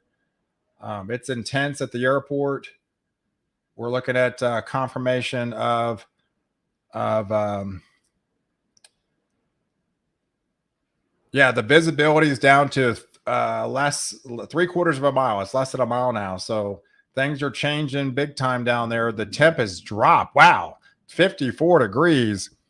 Wow, the temp has dropped from 77 to 54 degrees at the airport. So they're getting the cold side of the system and the intense winds that are coming out of this. So they're starting to see the transition of that colder rain that we talked about on the backside. And remember, just because this storm moves through, we're still under a wind advisory. These winds whip into the overnight hours almost all night long. We're under a wind advisory that doesn't even start till 8. So this isn't not even the wind advisory. This is all coming from the severe threat that's unfolding. So once that passes, then we have intense winds on the backside and we have a chilly rain. So those winds that are whipping are still going to be whipping, not as intense, but still you could still get some 50-mile-per-hour wind gust even into the 12, 1, 2, 3, 4 o'clock time frame into the overnight hours all the way into tomorrow morning with a chilly rain on the backside all night long. So wow, I got some good friends in McKinney and Melissa area taking shelter in Irving, Texas right now. Yeah, there's the thunder, there's the lightning. Yeah, sirens going off.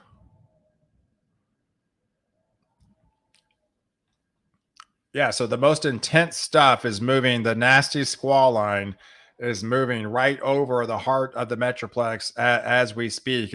It came out of Fort Worth, had those 80-mile-per-hour winds associated with that, and then just lit up across the board with 80-mile-per-hour destructive severe thunderstorm warnings across up and down across the heart of the Metroplex here. Is there a tornado in Irving? It might sound like it. There's a tornado warning in Dallas. Tornado warning in Dallas. Irving. Looks like there's some pretty intense rain for sure.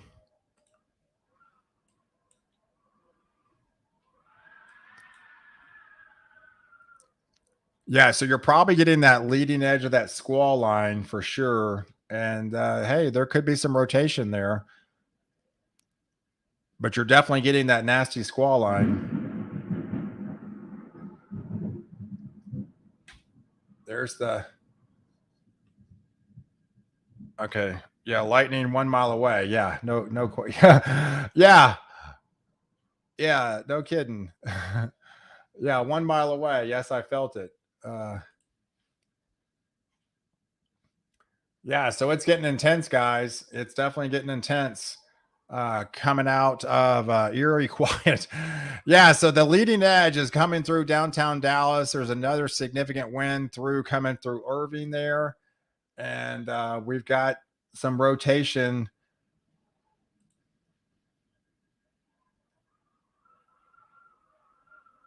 Yeah, it looks like the only rotation is north. The Van Alstyne area might have some rotation with that system to the north, in and around the Van Alstyne area. And also the rotation down there by into that tornado warning.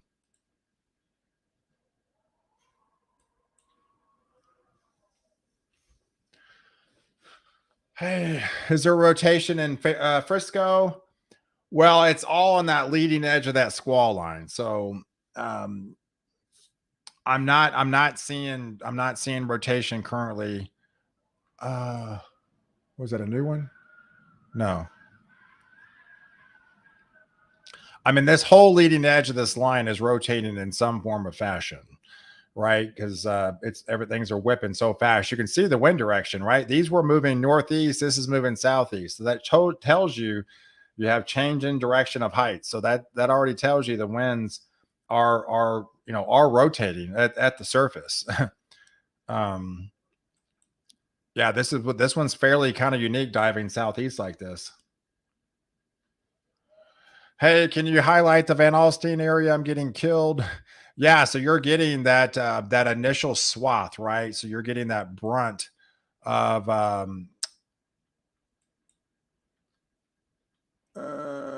there's Van Alstyne. So yeah, you're right along Highway 75 and Van Alstyne. You're over the red. So you're getting the most intense winds right now coming, coming out of that storm.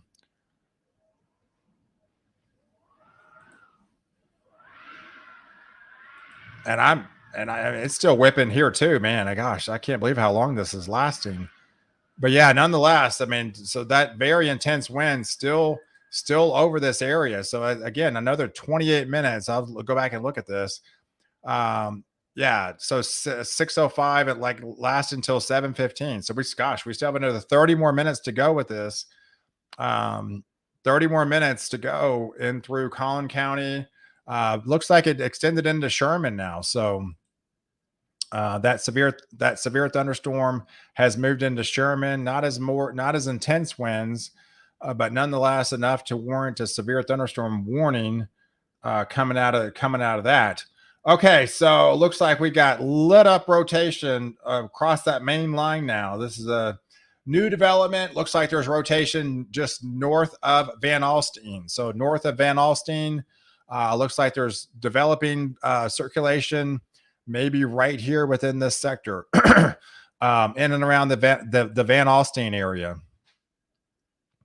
Yeah, it appears there's there's circulation right here, and into the Van Alstyne area, maybe just north of there, as this is moving eastbound. Again, this is that leading edge of that squall line, is showing a fair amount of rotation now along that leading edge of this squall line that's basically just draped across Highway 75 from Sherman to Howell to Van Alstyne to McKinney to Anna to Plano. This whole line is rotating on the leading edge of the storm.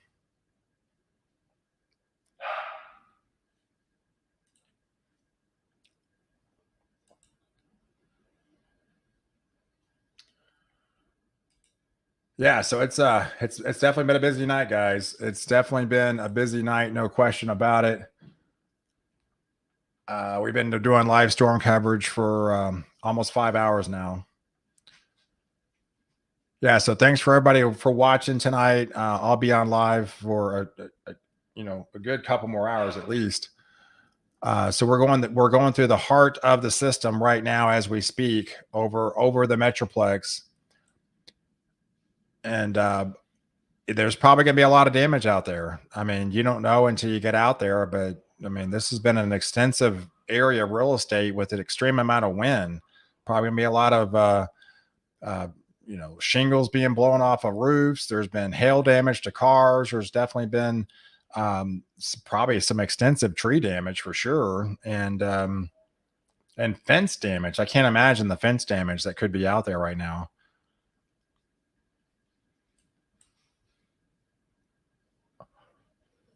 Hey, sirens going off in Rockwall. So yes, that the extension. You're probably hearing that the destructive wind siren. So which again they got extended. So this is for Kaufman County now. So Kaufman County, you're going to start getting into the action. So those 80-mile-per-hour winds that were coming out of Fort Worth, that were coming out of Dallas, now are going to be heading into Kaufman County. So it's over Trenton right now, near the city of Ferris, and that's moving 45 miles an hour. But you are, in fact, going to be getting the destructive winds here shortly. So, areas include that's going to be going downhill rapidly are going to be Terrell, Seagoville, the Forney area, the Coppin area, the Maybank area, Crandall, Combine, into Kemp, towards Cedar Creek Reserve. Those areas down here into Scurry, point southbound into Oak Ridge. All those areas could get hit hard with some just those destructive 80-mile-per-hour winds associated with that leading squall line. That is going to be shifting, out of Dallas County and moving into more of Coppin County, moving out of Fort Worth as well. Heading into those regions as it extends into the Coppin area, as it extends into the Terrell area.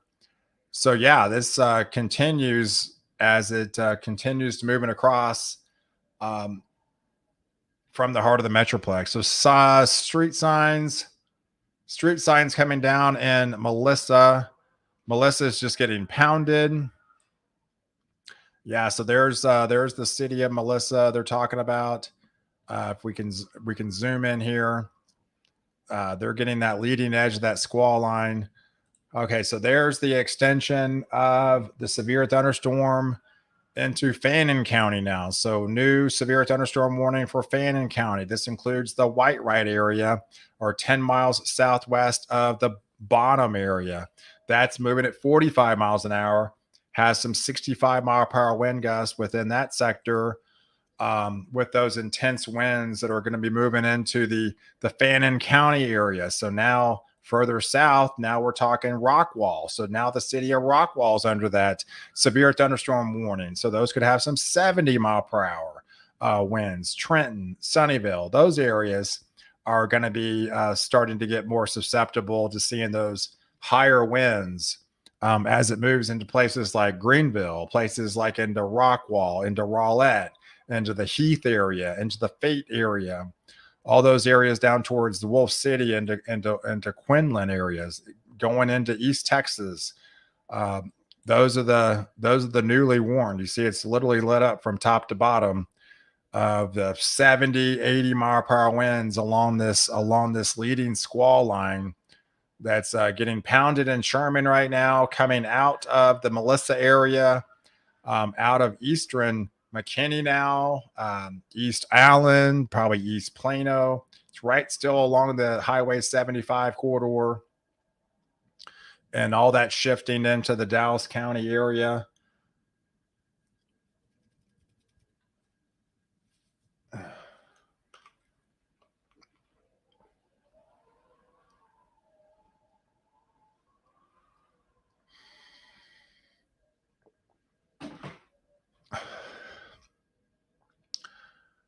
Water's good.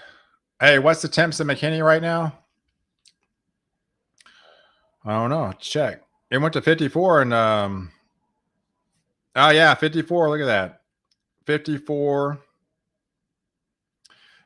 degrees. So it's dropped 25 degrees essentially. Well, no, it was 81 actually. Yeah, so it looks like the airport has dropped to 54 degrees. The wind, it looks like they peaked about 71 miles an hour there. They got about a quarter inch of rain so far. The visibility is still down to a mile. They're still gusting at 55 miles an hour. They're probably still having a ground stop at DFW. They can't take off and stuff like that. It's going to be a while. It's going to be a while before they can resume service down there. They got to let this. They got to let this calm down. And remember, we got the wind advisory starting at 8:00, so we're an hour away from the start of the wind advisory. So this is not the wind advisory. This is part of the severe threat that's coming through the metroplex here. How's Salina? My mom and sister are there. Yeah, Salina. So we had that destructive winds that came through.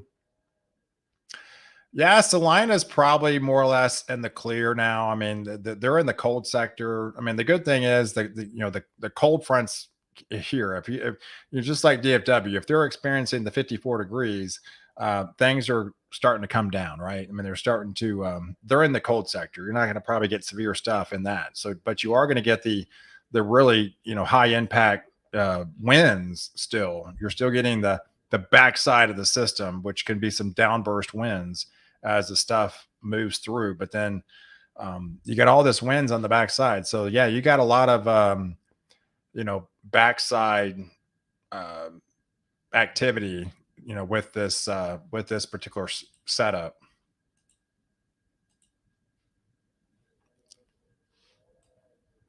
Yeah, let's look at the big picture here quickly. So let's take a look at the setup here, moving out before we expand the view.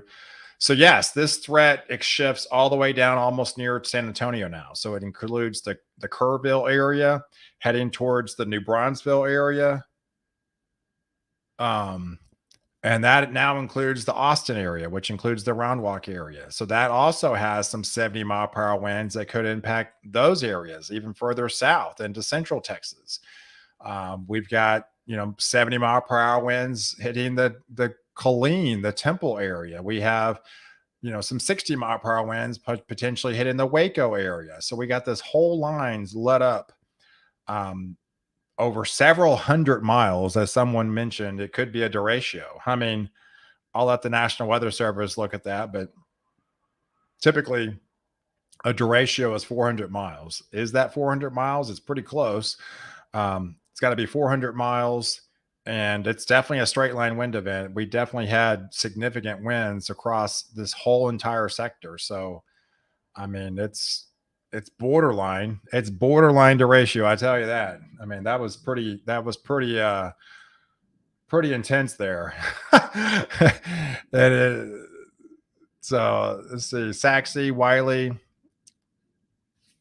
All right, so we still got that tornado warning for Dallas County for another 15 minutes. So that's still there. So it's still got 15 minutes for that tornado warning to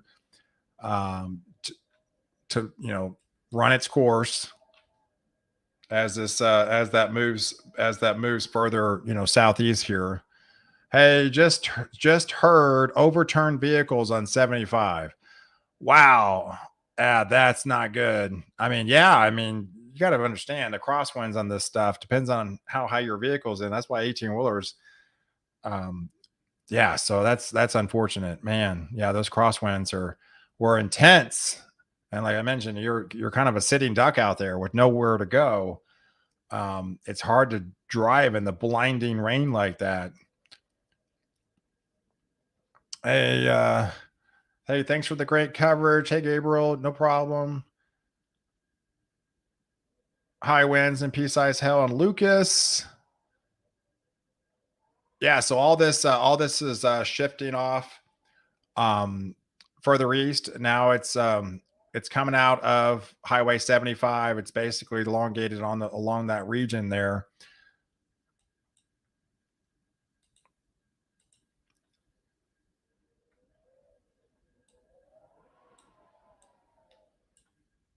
So a lot of intense lightning still, a lot of intense lightning.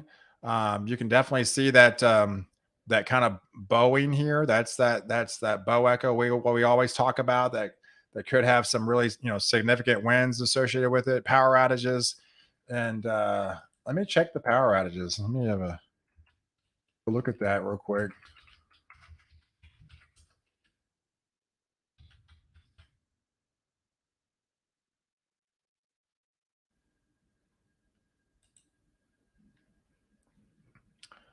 All right, so it looks like we've got 189,000 customers without power in Texas. Yeah, it looks like Tarrant County alone has 103,000 customers without power. Parker County, 13,000 customers. So, yeah, obviously those are initiated early. So I would imagine there's these power outages are probably going to be ramping up in Dallas and Collin County and down towards Ellis County here shortly. But yes, that's a direct effect from all the winds, the high winds in these regions that are impacting the area now.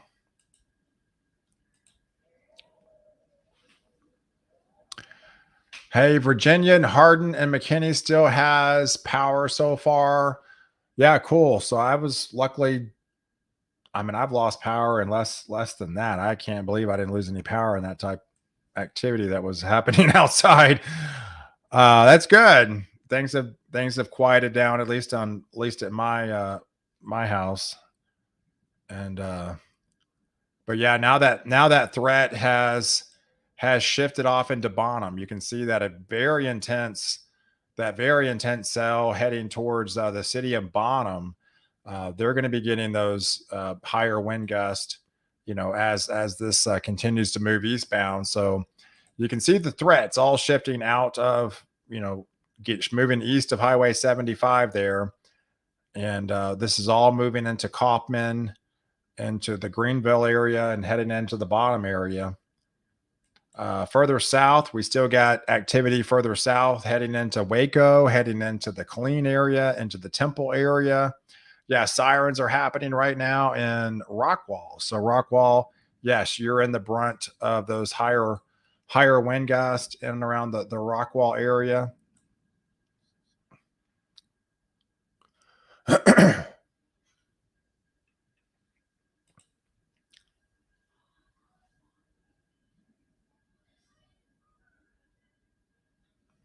Yeah, so it's been a significant event, guys. I mean, yeah, shout out to all my partners out there, my sponsors out there, especially Pronell Roofing and Solar, Dallas Dent Company, the No Sweat Experts, um, the coffee, Papa Rob's Coffee, and Infinity Loops, Apple wristwatch bands.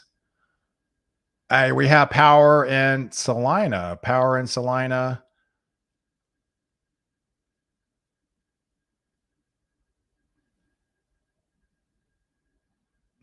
And also Woodruff Windows, family-owned company here locally. I just ran out of beer. Is now a good time to get more?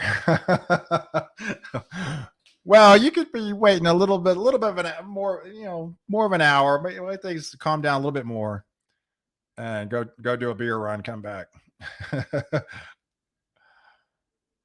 A Power and Prosper. A Power on and Anna. Yeah, that's a good thing. Yeah, I'm just looking at the power outages here. Oh wow, I just refreshed and now we're up to 289,000 customers without power. That's a significant jump. So yes, it greatly increased in Collin County. It greatly increased in Dallas County. 87,000 customers without power in Dallas County currently. So yeah, this updates every 3 minutes, and it greatly increased 101,000 customers in Tarrant County. So that's roughly almost 300,000. Those are customers, folks. Those are basically households, not people. So yeah, customers that are without power right now in Texas, and yes, the majority of them are basically primarily in North Texas because that's where the big threat is currently right now. So um, hey, that's good. No power. Who has no power? No power in Mansfield. No power in Mansfield. Yeah. So I'm getting a lot of responses. Some power, people have power, some don't. Yeah. Hopefully, they can restore it, quickly for you. Is McKinney in the clear? Yeah, I mean, if you're experiencing the cooler weather as far as like the most intense stuff, as far as the severe stuff, if you're feeling the cold front, if you feel the cold front, if you look at the temperature at your house and it's in the 50s, it's probably a good bet you're in the clear from this severe threat. Probably for the evening. So as this is shifting, doesn't mean you're done with the high winds, because the high winds still are prevalent into the overnight hours. You're not done with the rain. I'm talking about the severe stuff, just the severe aspect of alone. We're transferring into more of a higher wind, colder rain event on the backside of the system. So if you're in the warm sector, you're still 20 to 25 degrees warmer.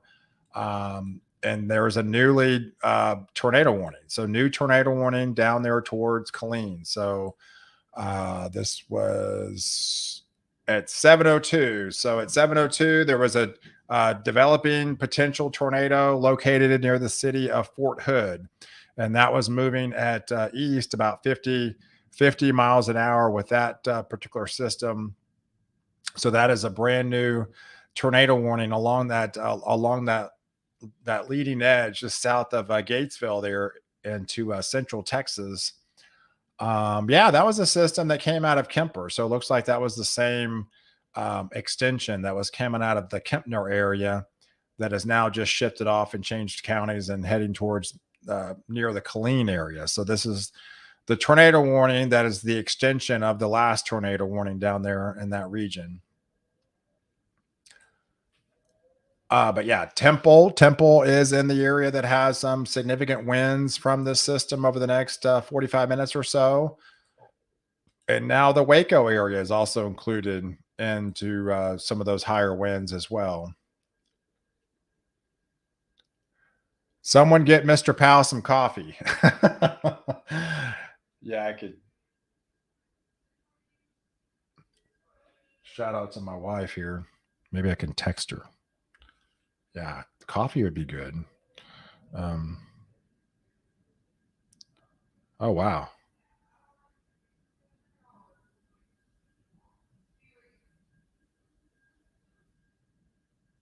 Um, sorry.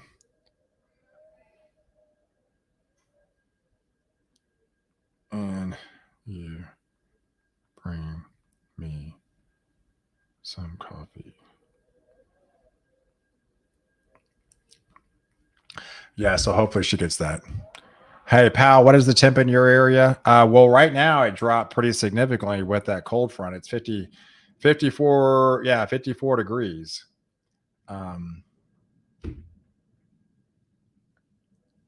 That dude. Hey, appreciate it.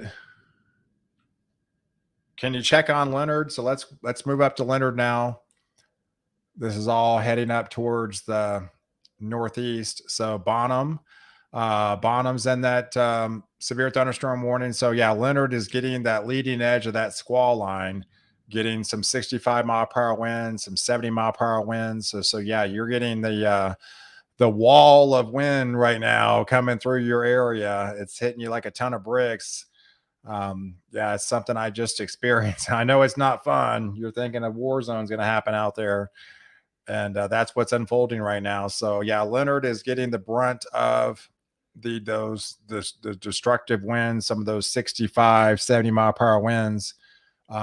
impacting your area.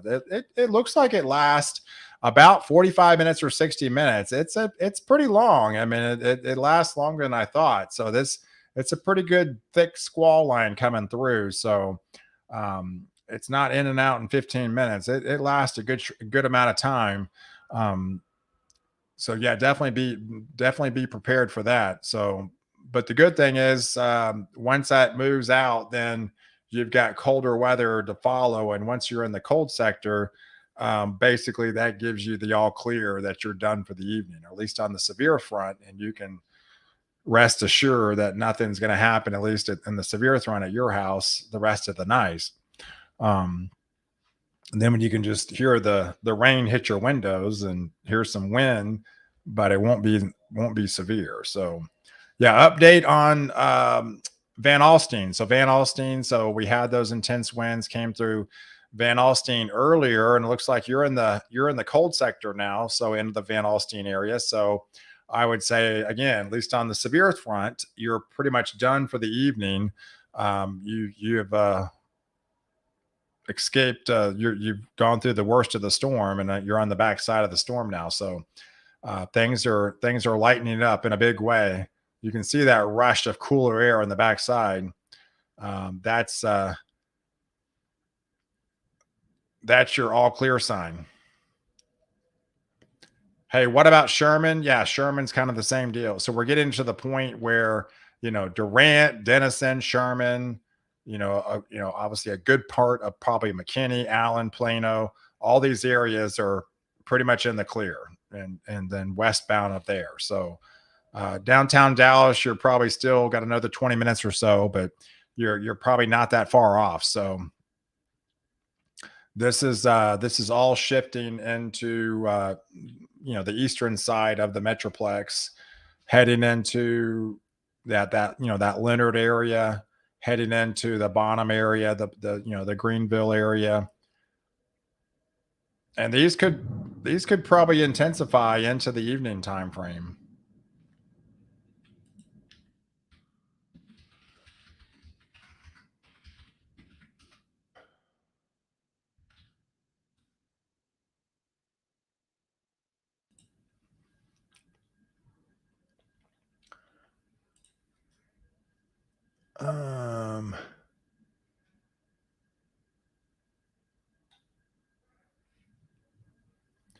Yeah, I was just looking at the update from the Storm Prediction Center.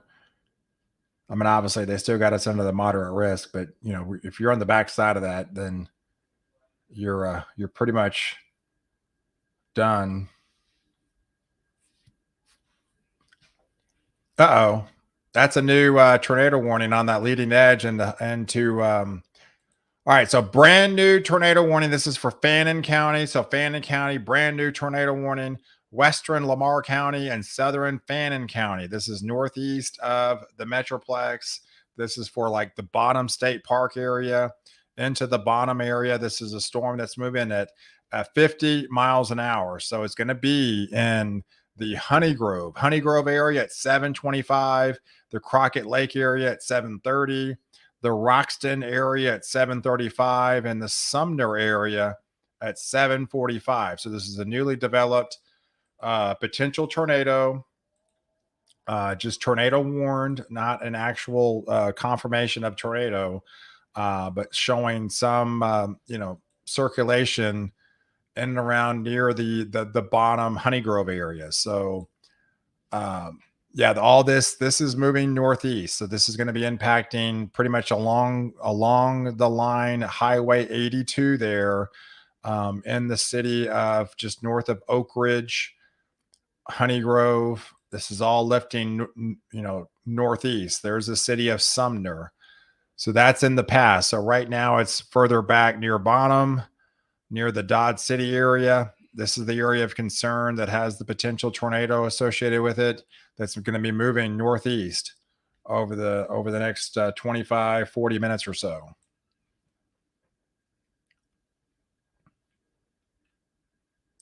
Hey, wind and lots of rain still with power. Hey, pal, do you think Do you think this line will weaken by the time we get to Texarkana? No, unfortunately, David. I think it's going to intensify as you get towards the Texarkana area. Yeah, all indications are that storms are going to be intensifying once they and become unfortunately more of a tornado threat. So we're probably going to be seeing the tornado threat really starting to ramp up heading into East Texas as we get deeper into the nighttime hour now. As this is going to be, I'm looking at the new update. We still got a massive 10% hatch risk that includes the Texarkana area, that includes the Little Rock area, it includes all those areas.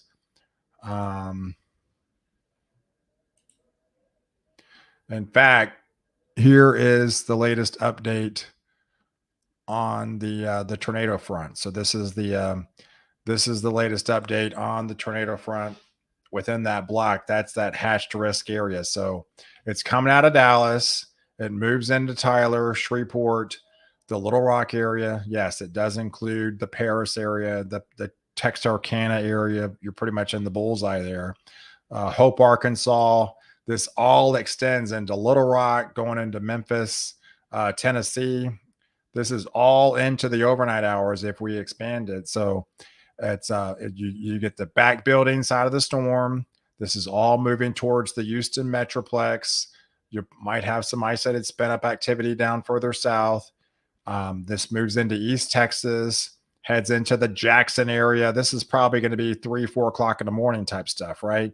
It might not even make it to Memphis until 3 or 4 o'clock in the morning. So Texarkana is probably more likely in the midnight time frame, something like that. But yeah, definitely a high risk, for tornadoes, definitely in that region, and extensive hail. So the hail just continues to be a problem as it comes out of Dallas.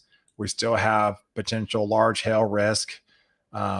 Really anywhere in this sector. There's no guarantee it's going to pop up in your particular city.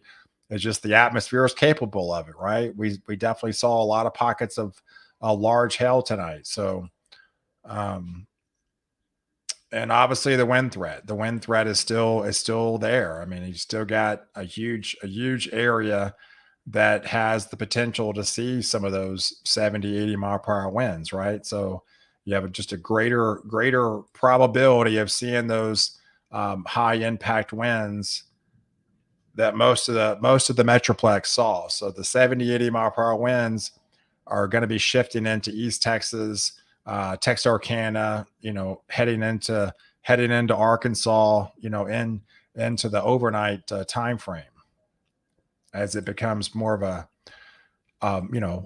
nocturnal threat, unfortunately, and into the evening time frame.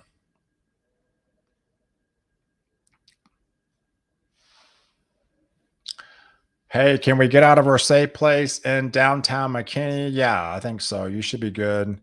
If we zoom in the downtown McKinney, you're likely in the cold sector here.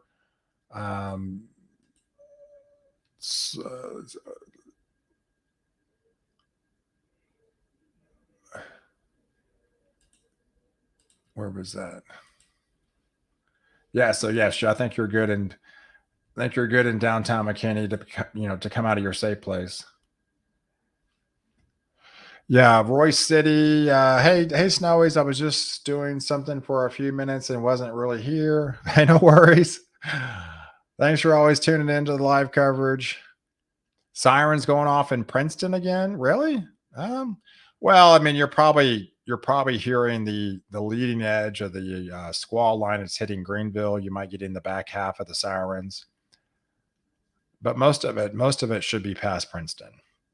Hey, we dropped to 57 degrees and Anna come out of our safe place. Yes, I think we're good. Yeah, if you're 57 degrees and Anna, I mean, really, we've come to the time and the event where if you live basically, east, if you live west of the Highway 75 area, then you're probably good for the evening, right? You've been through the brunt of it. You're done for the evening. So you can see this squall line, basically lit up across Killeen into Waco, into downtown Dallas, east of McKinney, east of Highway 75, heading towards east of Princeton, heading towards Bonham. This is the warm sector. That's why they still have a tornado warning, for another 41 minutes or so. For them, and what you're seeing is the beginning stages of flood warnings, and this is going to be a threat as well. So we have a kind of a massive flood risk into the overnight time frame. That's another concern. So let's look at this as we have a significant flooding event into the overnight time frame. So what we're looking at here is a moderate risk for excessive rainfall into the overnight. So as these storms form, they will be training supercell thunderstorms, intense winds, strong tornado potential, damaging winds, large hail potential, and very heavy rain. So a moderate risk usually implies you could maybe see some 4 to maybe 6 inches of rainfall coming out of northeast of the Dallas-Fort Worth area, heading into, Little Rock, Fort Smith, those areas into Jonesboro. So those areas could hit hard with very heavy rain and could be a nighttime flash flooding threat on top of the severe threat. Right. So that's another threat. And then hey, there's your snow. You got a winter storm watch in Chicago there. So yeah, that's the northwest side of that storm. So you could be looking at 1 to 2 inches snowfall rate. So where that low pressure center wraps up on the backside, yeah. So that heads into the Detroit area, Grand Rapids, Fort Wayne. Those areas are under those winter storm watch, where we could be looking at 1 inch per hour snowfall rates in those areas potentially. So that's the cold side of the storm. So there's almost like you got a severe threat to the south, you got a very heavy flood threat just north of there, and then you have the winter storm. So, and it's also yeah. So is Boston included in that? I guess Boston's on the leading edge of that winter storm watch. So yes, all those areas get hit in New England as well, with some heavier snow from the system. So yes, that's the threat going into the overnight hours as things get just kind of getting going. All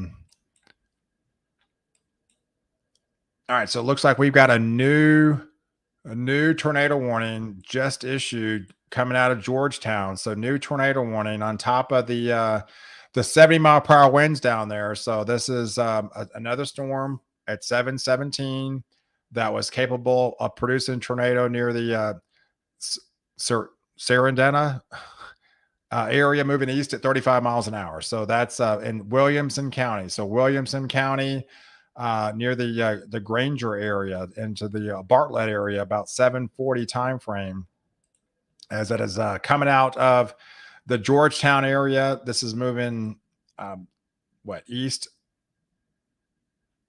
Yeah, east at 35 miles an hour. So moving east at 35 miles an hour with this particular storm. There's the city of Jarrell. Remember Jarrell? Was it 95? They were the last city that got hit with an EF5 tornado. It's been a while since Texas has seen like a very massive destructive tornado, which is a good thing. It's been over 20 years, guys. But yeah, the city of Jarrell stands out. They got hit hard that night.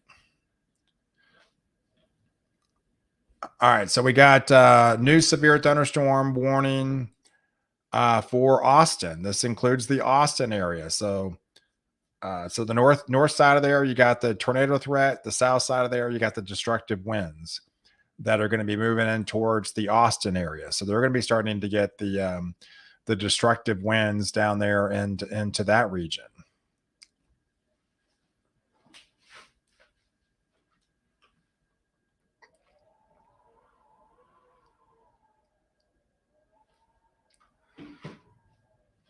Yeah, so the winds are still, they're still whipping pretty good. Looks like they've come down to maybe 38 miles an hour at DFW at the last report.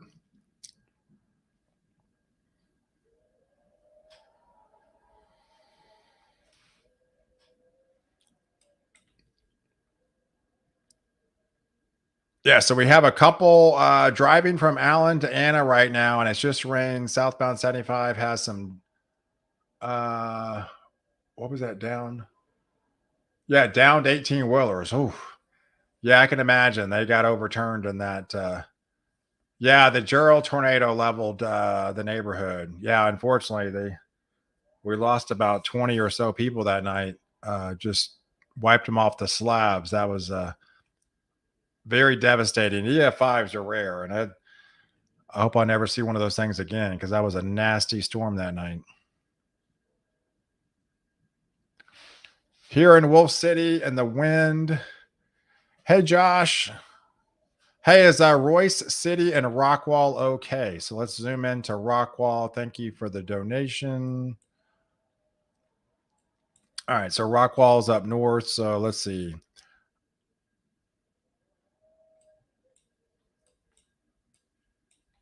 All right, so you're coming out. There's Heartland, Sugarville.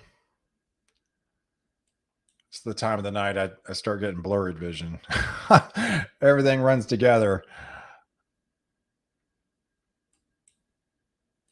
Okay, so there's Rockwall. All right, so not quite yet. I mean, you're almost there. So yeah, you still got about 30 more minutes. So 30 more minutes, you're still under that severe thunderstorm warning for Rockwall. Still some of those intense 70 mile per hour wind gusts. So I would say, once this warning expires about the 8 o'clock time frame, you can send the all clear in Rockwall. I think you're pretty much, done for the evening down there.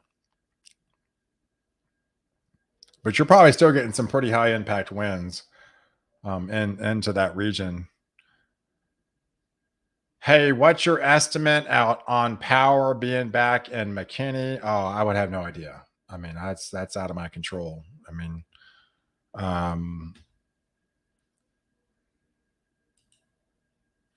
let's see. Yeah, I'm refreshing. Yeah, this just continues to go up. Power outages, 325,000 now without power customers, and 112 are just in Dallas County alone. So yes, they are definitely feeling the brunt of those destructive winds that impacted such a large population across the metroplex, and I mean, it might be a while before they restore it. Depends on the crews. There's a lot of aspects to come into that, but. Hey Meg, thanks pal, great reporting. Hey, thank you, appreciate it. Daughter in Flower Mound says starting to calm down. They are moving patients back into their rooms. Yeah, Flower Mound's probably good. Yeah, Flower Mound is you're I think you're pretty much in the clear. You're getting the cold side of the storm. So yes, I think Flower Mound is definitely good. So we still got that tornado warning for Honey Grove into the city of Paris that you got to be concerned about as well for the next uh, till 8 o'clock, until about 30 more minutes or so along that leading edge there along Highway 82. So that will be a problem for the next 30 minutes as we got an extension of that tornado warning that's coming out of Killeen that just got extended for the Moody area. So that has an extension. This is for Bell and Central Falls County down there in central Texas. This is also another storm that was developed about 12 miles north of the city of Belton. That's moving east at 45 miles an hour. So that'll be in the city of Temple around 7:30. So Temple in the next couple of minutes, 7:30. Looks like Troy or Moody around 7:40, and into the Lorena area at 7:55. So this is An extension of that tornado warning that was issued to the southwest and Colleen has now shifted a little bit further northeast towards the Moody area. And it looks like that's going to get fairly close to the Waco area here shortly. So definitely be on concern as you're still in the warm sector. So you still have to deal with the brunt of these storms. That's going to be along the I-35 corridor here, heading into the next hour or so time frame.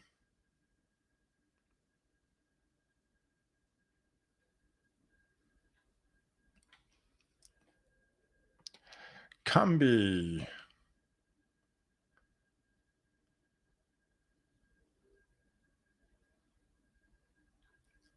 How's Princeton looking?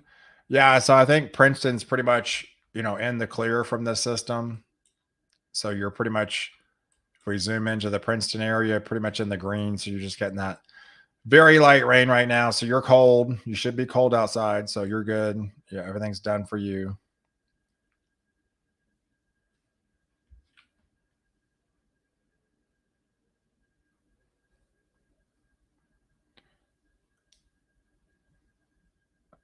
Need to make some. Okay. I was like, did she bring me my coffee? She said she needs to make some.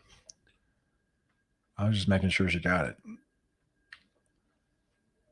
Plano. Hey, Plano good? Yeah, I think Plano's good. I mean, we're starting to see the transition. It's coming out of the Metroplex, right? So, I mean, if you're listening to me from the Dallas Metroplex, if you basically live, west of Highway 75, you're pretty much going to be in the clear the rest of the evening.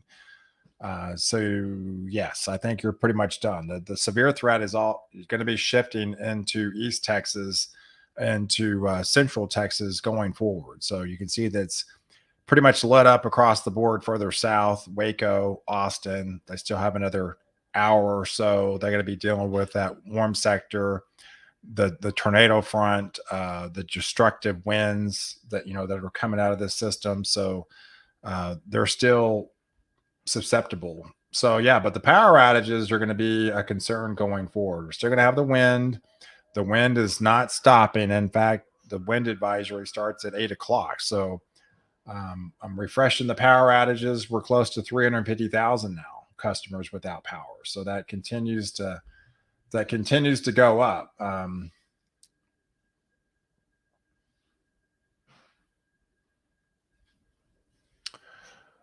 Mark, thanks, buddy.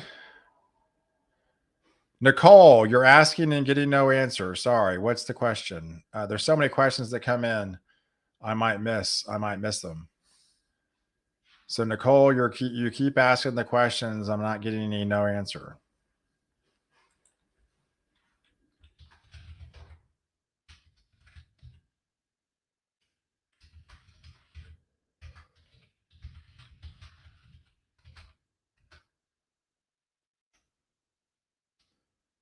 North Dallas. So North Dallas. Okay. So North Dallas. Yeah. So you're basically west of I-75, right? So, I mean, North Dallas, there's downtown Dallas here. There's essentially North Dallas by Highland Park. There's the the George Bush. So yeah, you're pretty much in the clear for the rest of the evening. Everything's pretty much, past your area. So yeah, you're definitely good to go. You can rest assured you're just going to get kind of a chillier rain for the rest of the night and some higher wind gusts from time to time. Just brewed you some fresh papa. Yay. So now I can stay up late. So, I brewed you a whole pot, dear. thanks, babe.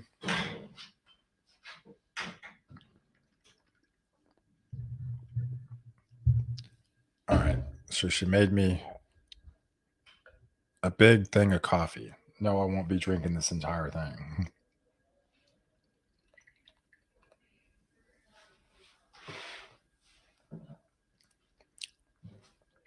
I definitely need a little pick me up though. I'm an early riser. I've been up since like 5. So I tend to wake up early and I go to bed early. So I'm not one of those ones that are 2 a.m. type guys. I'm too old for that stuff anymore. So I'm an early riser.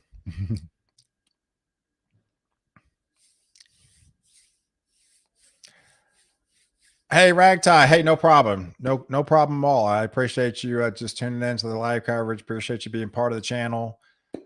Just appreciate your support. Hey, any delays at DFW is 45 minutes. Average delay at 45 minutes or so. Okay, well, that's good to know, Garrett. Appreciate the update there. How about Greenville near the Cedar House, Texas area? So, all right, so let's check out Greenville. So let's look at Greenville. So now you're still, so yeah, so you're getting that nastier squall line, right? You're getting those 70-mile-per-hour winds pretty much over the heart of Greenville right now. So you're hearing the winds whipping, the windows buckling. So you're going to be you're going to be impacted from those winds over the next 45 minutes or so. Doesn't look like there's a tornadic setup in your area, but definitely destructive kind of straight line winds moving through. But once that moves through, then you're on the backside of the system, and that expires in about 25 minutes. So you still got probably 30 minutes or so that you got to be concerned about with some of those higher winds impacting your area. But once that subsides, then you should be able to rest assured for the rest of the evening that things are clearing out in your area. Yes, McKinney is done on the severe threat. I mean, it'll rain the rest of the evening. Trust me, there's a lot of more rain coming. It's just not going to be severe, and there's going to be winds whipping. Somebody's probably going to be messaging me at 2 o'clock in the morning. Pow! It's crazy outside. Well, it's not severe. It's just those winds. Those winds are not going to be letting up. You're still going to be under a wind advisory pretty much all night long. So. Yes, expect higher winds. Those aren't going away. It won't be the 70 or 80 mile per hour, but expect some 50 mile per hour gusts for sure, all night long. So, hey, Joe, appreciate it. Need moisture, livestock feed, anything is getting in short supply. Just got eerily quiet in Killeen. So you're probably getting the backside, right? So there's Killeen. So here's Killeen. Yeah, there's your eerily quiet. The eerily quiet's actually a good thing now. That means the coast is clear, and you're pretty much almost done with the rain too. You won't get the backside stuff. You'll get clear, and you'll stay clear for the rest of the evening. Encore says they're working on Power and Prosper. Awesome, Michael. So you're saying we should chat you all night long, telling you about the latest wind speeds? Yeah. Hey, you laugh, but some people do that. Pow! It's 47 mile per hour winds at 1:40 in the morning. Like, I appreciate the update.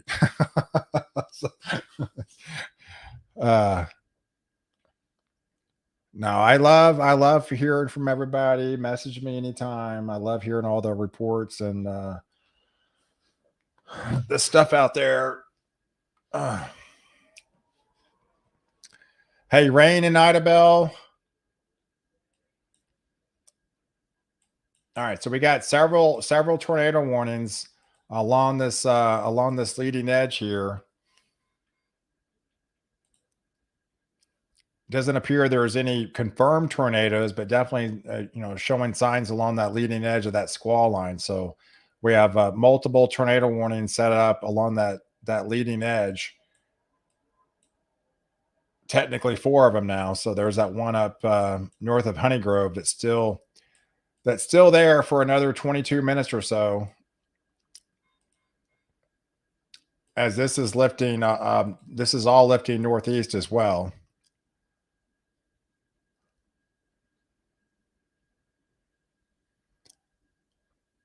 I have a question about the transition to El Nino through the summer. Could that result in an increased severe weather in April and May? Yeah. So yes, yeah, we talked about this is, when you're coming out of a La Nina going into an Enzo neutral, those are always typically a little bit more active than average. So I am expecting a fairly active, severe weather, season. I can't say just in Dallas. This doesn't just pertain to North Texas, right? I'm talking about the United States as a whole here.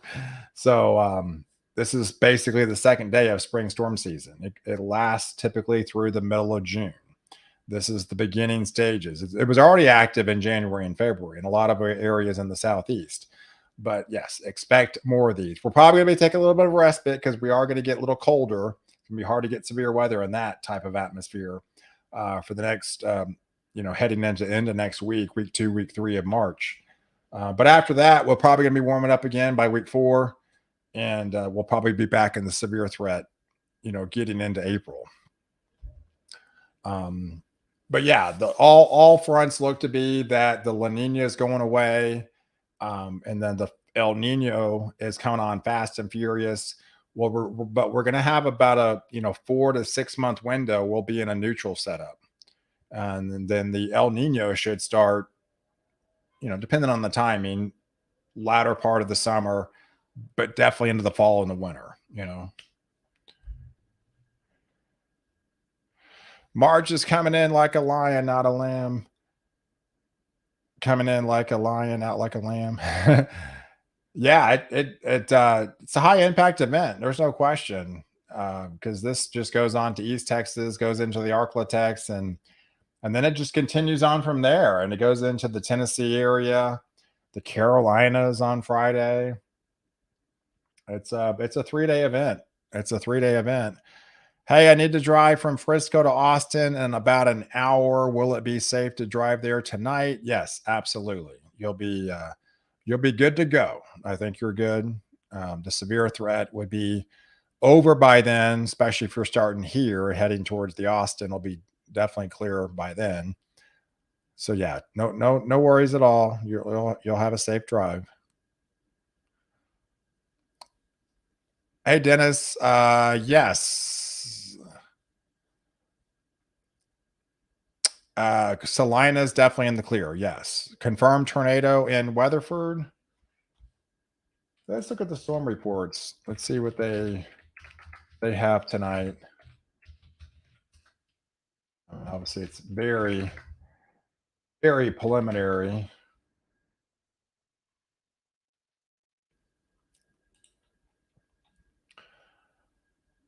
All right, so today is 3/2. So 3/2, there are 6. Looks like 6 potential tornado reports. So far, this is very, very early.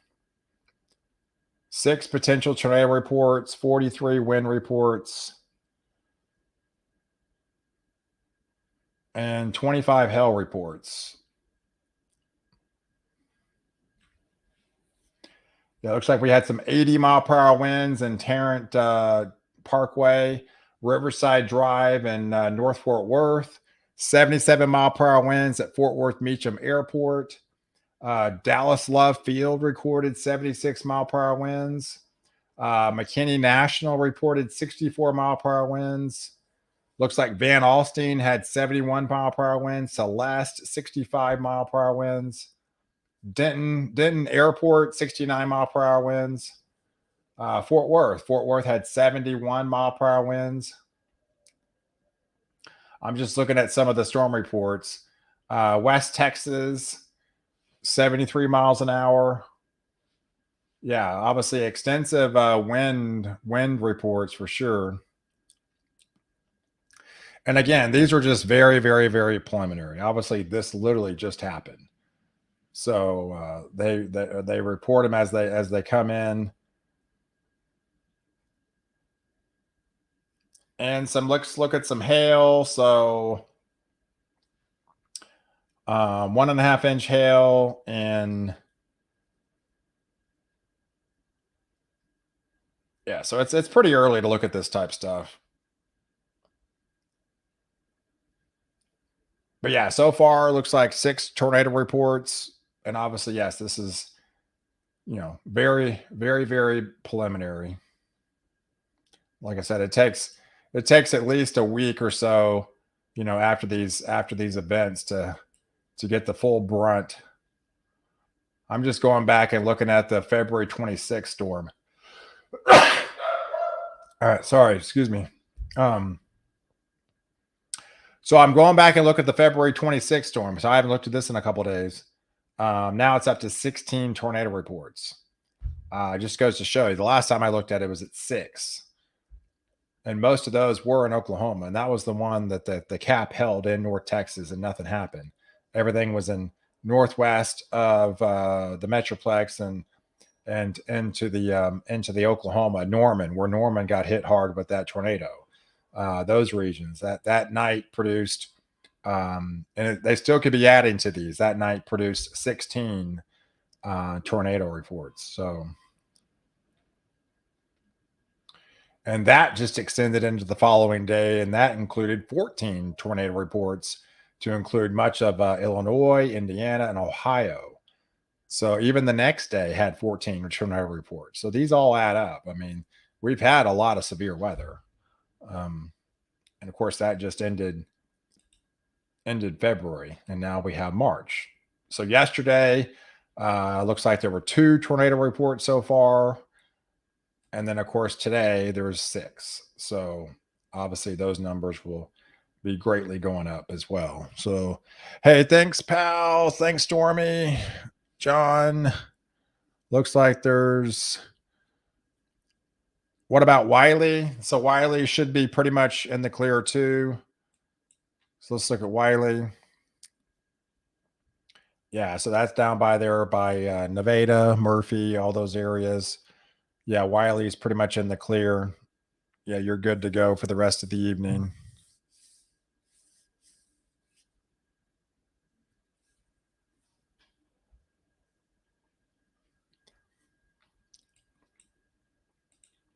Yeah, so this this severe threat is going to last obviously all the way into the evening. You know, this is going to be this is going to go on until the Carolinas, until Friday afternoon.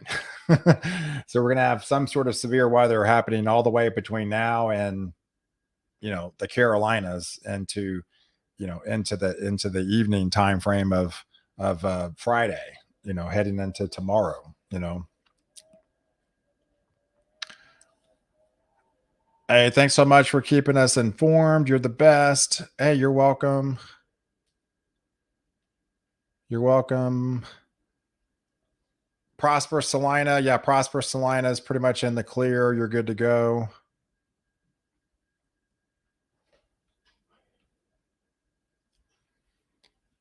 So yeah, the severe threat has shifted into East Texas. So now areas include, you know, that leading edge is in Sulphur Springs now. So look how fast it's moving. It's moving pretty quick. That's moving fairly quick across into East Texas. So now into you know, coming out of Greenville, heading into the Sulphur Springs area, heading into the Mineola area. All those areas are going to be starting to feel the effects of those destructive winds. The Gun Barrel City area, of course, Corsicana, those areas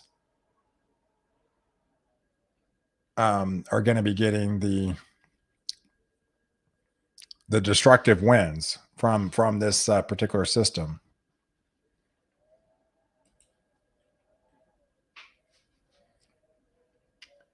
Yeah, it definitely got intense there for sure. It definitely got intense there for a little bit as this squall line was moving across the heart of the Metroplex. And still, we've got numerous tornado warnings along this leading edge. Or even right now, we've got four tornado warnings along this leading edge. Nothing confirmed, but definitely isolated areas of rotation, which is fairly prevalent, known for these squall lines to produce leading edge, you know, maybe quick spin ups. Sometimes these can go undetected and have a brief touchdown for a couple of minutes or so that it's not detected, at least real time, when found out afterwards. Hey, wind has calmed down, but sadly there's no power. Yeah, I have Yeah, yeah, 338,000 still going up. So yeah, I'm sure unfortunately these power outages are going to be an ongoing issue for the rest of the evening as the winds aren't going to be really dying down. They're still going to be pretty elevated. And then we're going into the nighttime time frame. So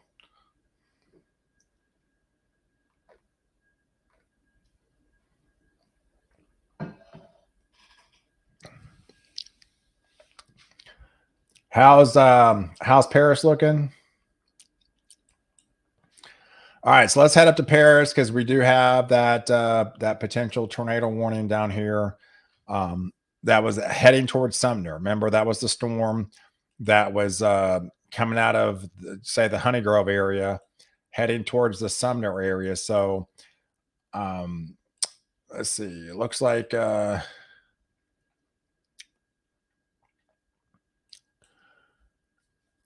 there's if there's circulation, it's near the Toco area. It would be near the Toco area at the moment, and that is moving northeast. So it looks like the circulation may be just north of the Paris area as that moves through.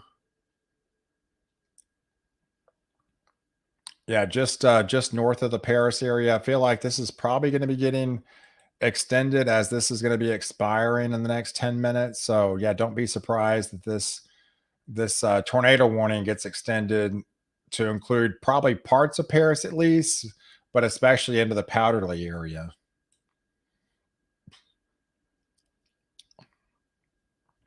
But yeah, the city of Sumner right now appears to have pretty much a direct hit with some very intense winds and into that region.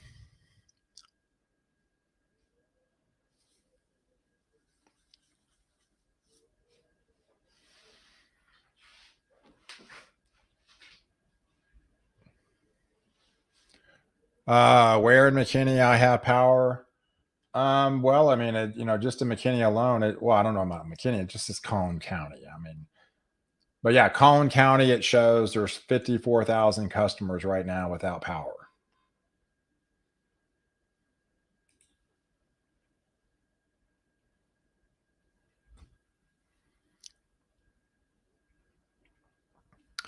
Oh, by Costco, there's no power.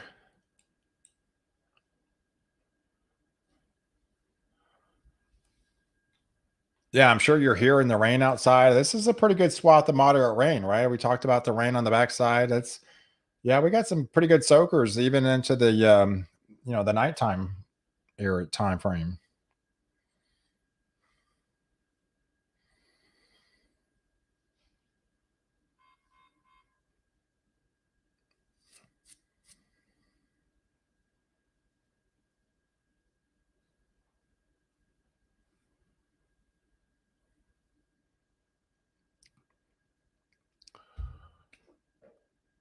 This live stream event by POW is a real treat. Lots to see and learn a lot here. Hey, Susan, appreciate you joining in. April, y'all don't let your pets go outside after the storm until you check to make sure your yard is secure. Assume part of the fence is down. Yeah, absolutely. That's a possibility. You could have some downed fences there, and you have no idea. I would expect a lot of fences down. I mean, I would expect probably a lot of shingles missing. I would expect probably some hail. You know, um, probably expect some dents in some cars out there for sure. Let's yeah,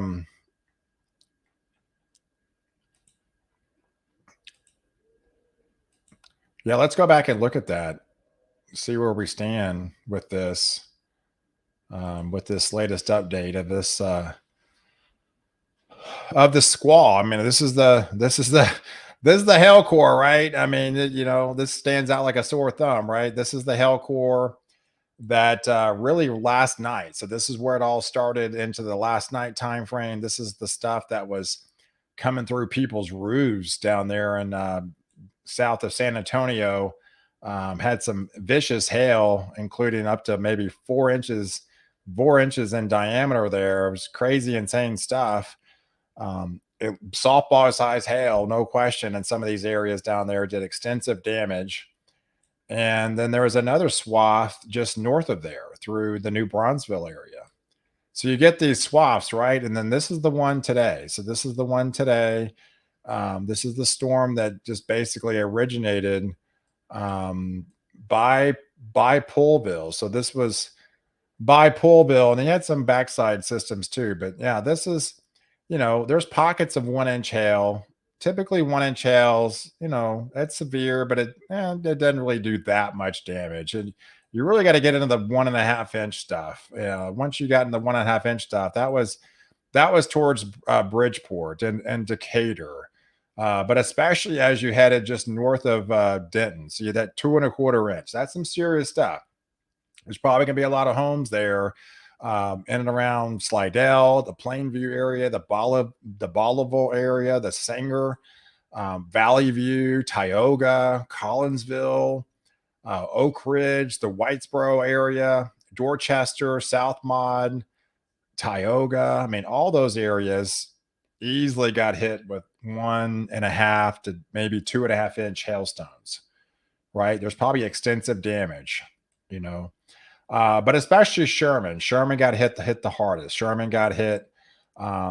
We had confirmation of windows being broken out on cars in the Sherman area because we got up to 2.5 inches, right? So that was the biggest hail of the evening that I found that unfolded this evening. It was in and around the Sherman area, and then this all headed northeast and continued a line north of Bells, the Ravenna, and this just extended.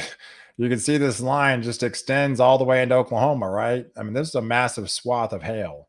So this was the hail core. Like I mentioned, once this hail started forming and falling, it didn't let up. It pretty much stayed intact, stayed together, and left a vicious swath of hail. And that's typically what you see with hail swaths. So yes, there was an extensive area that could see this bigger hail, but it was fairly isolated. Good thing it wasn't the popcorn variety. It looks like the cap did somewhat hold for that isolated stuff, especially early on, which was fairly significant. That could have been disastrous for the heart of the Metroplex. Instead, it was a little bit northwest, but obviously the cap was a little bit weaker. It broke up there. Obviously, there was no cap, which wasn't expected within that nasty squall line that we got, right? That's why it all broke loose. But it looks like the cap was at least strong enough, or at least some stability there, where the popcorn type stuff was starting to build there in Dallas, but pulsed down. It kind of wiped away, and that was a good sign that at least that was holding things back, at least in the warmer sector in the beginning. So you never know how these events are going to unfold. So, but still widespread coverage, widespread destructive wind event in the Metroplex, several, numerous tornado warnings, several tornadoes observed, and then the hail swath that came through, especially in the northwest side of there.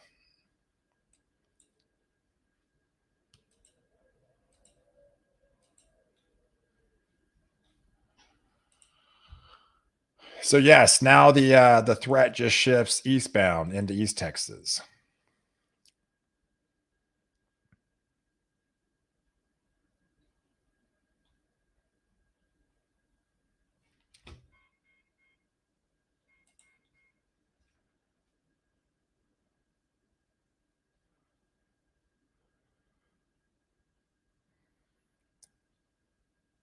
Encore gave me an estimate of 8:30 in the historic district to restore power.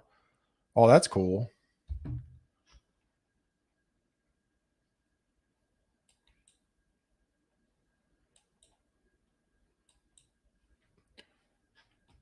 All right, I'm waiting, sitting on my porch, no wind at all. Guess no dinner tonight, no wind here yet. Gunbarrel City. Okay, well, you're not that far away. If If you're in Gun Barrel City, you're probably minutes away from the winds whipping at your place.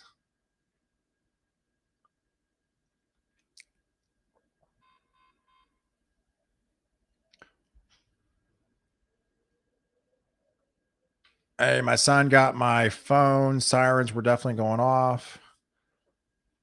Yeah, so the Tyler area. Yeah, so the Tyler area, there you're included in a severe thunderstorm warning.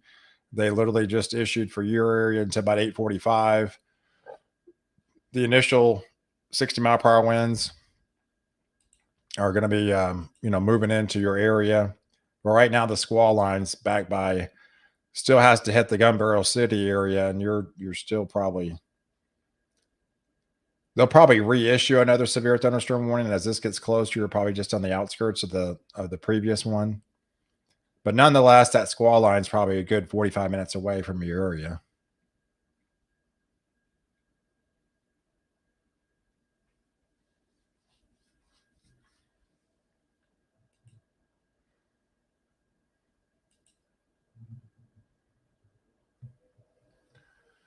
Yeah, so we're up to 347,000 people.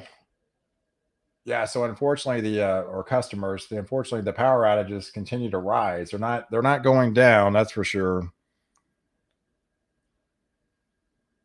Yeah, unfortunately, they're continuing to rise.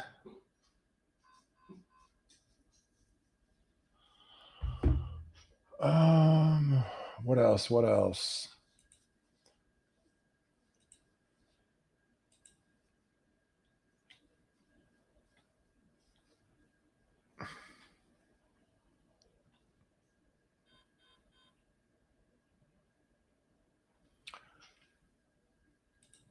Um,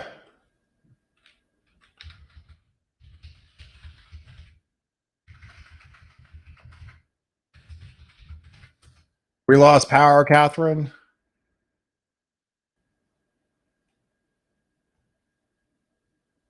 Yeah, unfortunately, there's a lot of people without power right now within the Metroplex.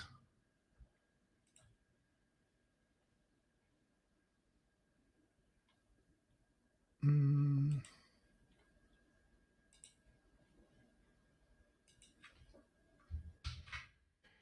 Yeah, so I have a second channel. It's Pal Ponder Ultra. So I do have a second channel out there. If you're not haven't checked that channel out, you can check that out and subscribe to that one as well. But yeah, it's just Pal Ponder Ultra. So I've got Pal Ponder on weather, and then Pal Ponder Ultra. So I put the link in the feed there, so you can just click on there and check out that channel with just more extensive coverage on the weather and education and everything. My daughter's house was hit hard in Leonard. Hey, Lisa. Playground structure that has bolted to the ground is gone. Yeah, I'm sure we're gonna hear about a lot of. Hey, thanks, Stormy. Appreciate the reminder.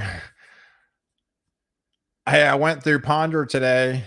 Yep, there in west of Denton. Hey, B, doing great. We survived the storms here. This is like the calming effect. But yeah, now everything's shifted off. East of the Metroplex, heading into East Texas into the nighttime. So yes, it definitely becomes a more serious nighttime threat. Power went out immediately when the storm arrived. Pretty intense. I can't believe I didn't lose power. I just can't believe it. It's usually flickers and something. It just didn't phase it. And it was really intense. Hey, Jakey, how long time no see, pal? Yeah, definitely. Nice to see you on here. Yeah, so like I mentioned, I think the storm threat really just goes into the overnight hours through into East Texas. This is going to be becoming a nocturnal threat into the evening time frame into East Texas.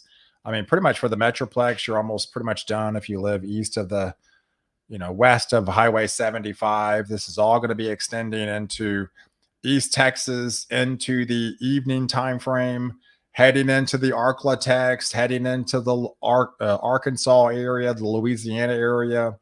And in fact, it's going to be towards maybe Jackson and Memphis area about, probably 4 o'clock in the morning, right? This is a continuation, and this just extends all the way through Alabama into Georgia for tomorrow, heading into tomorrow, lifting north into Tennessee, does include the Kentucky area.